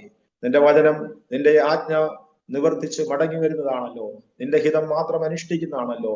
അവൻ വചനം അയച്ചവരെ സൗഖ്യമാക്കിയെന്ന് എഴുതിയിരിക്കുന്നല്ലോ കർത്താവെ. ഈ സാക്ഷ്യാനുഭവം കേൾക്കുന്ന, ഈ പ്രാർത്ഥനാ വാചകം കേൾക്കുന്ന ചിലർ കിടക്കയിലായിരിക്കുന്നുവെങ്കിൽ അവരെ എഴുന്നേൽപ്പിക്കണമേ. മാനസിക ആഘാതങ്ങളാൽ ആയിരിക്കുന്നെങ്കിൽ അവരുടെ മനസ്സ് പൂർണ്ണമായും ഫ്രീ ആകട്ടെ കർത്താവേ. അവർ ഏതെങ്കിലും അന്ധകാര ശക്തിയാൽ ബാധിക്കപ്പെട്ടിരിക്കുന്നെങ്കിൽ സത്യ വെളിച്ചമായ യേശു ക്രിസ്തുവിന്റെ അത്ഭുത ജ്യോതിസ് അവരുടെ ഹൃദയാന്തർഭാഗത്ത് ജ്വലിച്ചിറങ്ങേണ്ടതിനായി പ്രാർത്ഥിക്കുന്നു. ശാരീരിക, മാനസിക, അതേ ആത്മീക തലങ്ങളിൽ അവരെ വിടുവിക്കണമേ എന്ന് പ്രാർത്ഥിക്കുന്നു. അധികാരമുള്ള യേശുവിന്റെ നാമത്തിൽ കൽപ്പിക്കുന്നു. സ്തോത്രം. അത്ഭുതകരമായ ദൈവപ്രവൃത്തി വെളിപ്പെടുമാറാകട്ടെ. യേശുവിന്റെ അധികാരമുള്ള നാമത്തിൽ ചോദിക്കുന്നു. കൃപയോടെ കേൾക്കുമാറാകണമേ. ആമേൻ. താങ്ക് യു കർത്താവിൻ്റെ ദാസൻ പാസ്റ്റർ പ്രേംകുമാർ അവറുകൾ. ഇത്രത്തോളം സമയം അനുഗ്രഹിക്കപ്പെട്ട നിലയിൽ ദൈവം നടത്തിയ അത്ഭുതകരമായ വഴികളെക്കുറിച്ച് ദൈവനാമ മഹത്വത്തിന് വേണ്ടി പങ്കുവയ്ക്കുവാൻ സ്വർഗത്തിലെ ദൈവം കൃപ ചെയ്തതോർത്ത് ഞാൻ ദൈവത്തിന് നന്ദി പറയുന്നു, സ്തോത്രം ചെയ്യുന്നു. മാനുഷികമായി നോക്കിയാൽ ഒരുപാട് പരിമിതികൾ, ഓടിയെത്തുവാൻ ഒരുപാട് ദൂരം ആമേനെ ബാക്കി ഉണ്ട് എന്ന് കേൾക്കുന്ന കേൾവിക്കാർക്ക് മനസ്സിലാകും. എന്നാൽ ഒരാളിൻ്റെ ചിന്തയ്ക്കപ്പുറത്തേക്ക് ഓടിയെത്തുവാൻ കർത്താവ് കൃപ ചെയ്ത ഒരത്ഭുത ജീവിതമാണ് ദൈവദാസൻ്റെ ജീവിതമെന്ന് കേൾക്കുന്ന ഏതൊരു പ്രിയപ്പെട്ടവർക്ക് മനസ്സിലാക്കുവാൻ തക്കവണ്ണം കഴിയും. 6-ാമത്തെ വയസ്സിൽ 2 കാലും ഒരുപോലെ പോളിയോ രോഗം ബാധിച്ച് മാസങ്ങളോളം ചികിത്സയ്ക്ക് വിധേയനായി എഴുന്നേൽക്കുവാൻ പോലും കഴിയാത്ത വിധത്തിൽ കിടപ്പ് രോഗിയായി മാറിയപ്പോൾ അനേക ശുശ്രൂഷകൾക്കും ചികിത്സകൾക്കും ഒക്കെ വിധേയപ്പെട്ടു. എന്നാൽ തക്ക സമയമായപ്പോൾ ആ മാതാപിതാക്കന്മാരെയും കുടുംബാംഗങ്ങളെയും ഒക്കെ കർത്താവിൻ്റെ രാജ്യത്തിന് വേണ്ടിയിട്ട് ജീവൻ്റെ പുസ്തകത്തിൽ പേരെഴുതപ്പെടുവാൻ മുന്നമേ ദൈവം കണ്ടിരുന്നത് കൊണ്ട് ഓരോരുത്തരെയായി കർത്താവ് വിളിച്ച് വേർതിരിച്ചു. ദൈവകൃപയാൽ ചില നാളുകൾക്ക് ശേഷം ചില സാങ്കേതിക ക്രമീകരണങ്ങളുടെ സഹായത്തോടു കൂടി നടക്കുവാൻ തക്കവണ്ണമുള്ള ചില ക്രമീകരണങ്ങൾ ഉണ്ടാകുകയും അതേ തുടർന്ന് പോകുവാൻ കഴിയുന്ന മേഖലകളിലേക്ക് പോകുവാൻ, പഠിക്കുവാൻ കഴിയുന്നിടത്തോളം പഠിക്കുവാൻ, എത്തിപ്പിടിക്കാൻ കഴിയാത്ത ഒരുപാട് കാര്യങ്ങൾ ചെയ്തു തീർക്കുവാൻ ഒക്കെ ദൈവം സഹായിച്ചു എന്ന് മനസ്സിലാക്കുവാൻ തക്കവണ്ണം കഴിഞ്ഞു. മാത്രമല്ല, ദൈവം അയച്ച ദേശങ്ങളിൽ ജനങ്ങളുടെ ഇടയിലേക്ക് കർത്താവിൻ്റെ മഹത്വമാർന്ന വചനം എത്തിക്കുവാൻ, ശക്തമായി ശുശ്രൂഷ ചെയ്യുവാൻ, കർത്താവ് ഏൽപ്പിച്ച ആത്മീയ ശുശ്രൂഷകൾ അതിർവരമ്പുകളില്ലാതെ ആമേനെ അത് പറയുവാനൊക്കെ കർത്താവ് അവസരങ്ങളെ ഒരുക്കി എന്ന് കേൾക്കാൻ കഴിഞ്ഞു. ദൈവദാസനെ ദൈവം ധാരാളം അനുഗ്രഹിക്കട്ടെ, ഏറെ ബലം തരട്ടെ, സൗഖ്യം ആരോഗ്യവും തരട്ടെ. എബ്ബേസിൻ്റെ പ്രാർത്ഥനയ്ക്ക് ദൈവം മറുപടി കൊടുത്തതുപോലെ ദൈവപുത്രൻ്റെ പ്രാർത്ഥനയ്ക്കും ദൈവം ഒരു മറുപടി എന്ന വണ്ണം ഇന്നും അനേക ഇടങ്ങളിൽ കർത്താവിൻ്റെ സാക്ഷ്യം വഹിക്കുവാൻ ഇന്ത്യയിലും വിദേശ രാജ്യങ്ങളിലും അനേക ഭാഷക്കാരുടെ ഇടയിലേക്കും സഹോദരന്മാരെക്കാൾ ശ്രേഷ്ഠമായിട്ട് ദൈവം മാനിക്കുവാൻ ഇടയായി തീർന്നു എന്ന് മനസ്സിലാക്കുവാൻ തക്കവണ്ണം കഴിഞ്ഞു. കർത്താവ് ധാരാളം അനുഗ്രഹിക്കട്ടെ. ഇത്രത്തോളം സമയം അരോമ ടിവിയുടെ പ്രേക്ഷകരോടൊപ്പം അനുഗ്രഹിക്കപ്പെട്ട സമയം ചെലവഴിച്ചതിന് ദൈവദാസനോടും കുടുംബാംഗങ്ങളുടേതായ നന്ദി സ്നേഹം അറിയിക്കുന്നു. ഏറെ അവസരങ്ങൾ, ഏറെ വേദികൾ കർത്താവിനെ സാക്ഷീകരിപ്പാൻ ഇനിയും ദൈവം ഒരുക്കട്ടെ എന്ന് ആശംസിക്കുന്നു, പ്രാർത്ഥിക്കുന്നു. അപ്പോൾ തന്നെ അരോമ ടിവിയുടെ ശ്രോതാക്കളെ, നിങ്ങൾക്ക് ഈ ജീവിതാനുഭവം ഒരുപാട് വേറിട്ട അനുഭവമായി വ്യത്യസ്തമായ കാര്യങ്ങൾ കേൾക്കുവാൻ, പഠിക്കുവാൻ, മനസ്സിലാക്കുവാൻ ഇടയായി തീർന്ന് ഞങ്ങൾ പൂർണ്ണമായി വിശ്വസിക്കുന്നു. നിങ്ങൾക്ക് ഇഷ്ടമായെങ്കിൽ നിങ്ങളുടെ പ്രിയപ്പെട്ടവർക്ക്, സുഹൃത്തുക്കൾക്ക് നിങ്ങൾ ഷെയർ ചെയ്ത് കൊടുക്കണം, മറക്കരുത്. തീർച്ചയായിട്ടും ഈ ദൈവവൃത്തിനെയും കുടുംബത്തെയും പ്രവർത്തനങ്ങളെ ഓർത്ത് നിങ്ങൾ പ്രാർത്ഥിക്കണം എന്നുകൂടി പ്രത്യേകം ഓർപ്പിക്കുന്നു. നിങ്ങളുടെ വലിയൊരു അഭിപ്രായങ്ങളും നിർദ്ദേശങ്ങളും കമൻറ്റ് ബോക്സിൽ രേഖപ്പെടുത്താവുന്നതാണ്. അതുപോലെ തന്നെ നിങ്ങൾക്കൊരു പ്രാർത്ഥനാ വിഷയമുണ്ടെങ്കിൽ സ്ക്രീനിൽ കാണുന്ന വാട്സപ്പ് ഞങ്ങളെ അറിയിക്കാവുന്നതാണ്. എല്ലാ തിങ്കളാഴ്ചയും രാത്രി 9 മണി മുതൽ പ്രേക്ഷകർക്ക് വേണ്ടി വിശേഷാൽ പ്രാർത്ഥന നടന്നു വരുന്നു. ആ പ്രാർത്ഥനയിൽ നിങ്ങൾ സംബന്ധിക്കാവുന്നതാണ്. അടുത്ത അനുഗ്രഹിക്കപ്പെട്ട സാക്ഷ്യവും വചനചിന്തയുമായി വീണ്ടും കൂടി കാണുമ്പോഴേയും എല്ലാ പ്രിയപ്പെട്ടവർക്കും goodbye. God bless you all. ആമേൻ.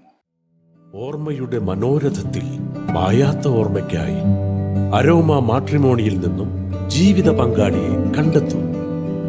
നിങ്ങൾ ഒരു ക്രിസ്തീയ ജീവിത പങ്കാളിയെ അന്വേഷിക്കുകയാണോ? അതോ മക്കൾക്ക് അനുയോജ്യമായ ഒരു തക്ക തുണയ്ക്ക് വേണ്ടി പ്രാർത്ഥിക്കുന്ന വ്യക്തിയാണോ? എങ്കിൽ അരോമ മാട്രിമോണി നിങ്ങൾക്ക് വേണ്ടിയാണ്. ഇന്നു തന്നെ സൗജന്യമായി രജിസ്റ്റർ ചെയ്യൂ. അരോമ മാട്രിമോണിയുടെ പ്രത്യേകതകൾ: രജിസ്ട്രേഷൻ തികച്ചും സൗജന്യം. ലോകത്തെവിടെയുമുള്ള അനുയോജ്യമായ ക്രിസ്തീയ ജീവിത പങ്കാളിയെ തിരഞ്ഞെടുക്കാം. വിവാഹം നടക്കുന്നതുവരെ സർവീസ് ലഭിക്കുന്നു. ഏറ്റവും ചെറിയ പാക്കേജുകളും തിരഞ്ഞെടുക്കാം. അരോമ മാട്രിമോണി നിങ്ങൾക്കായി ഒരുക്കുന്നു വിവാഹം പരമാനന്ദം. Email aroma matrimony2020@gmail.com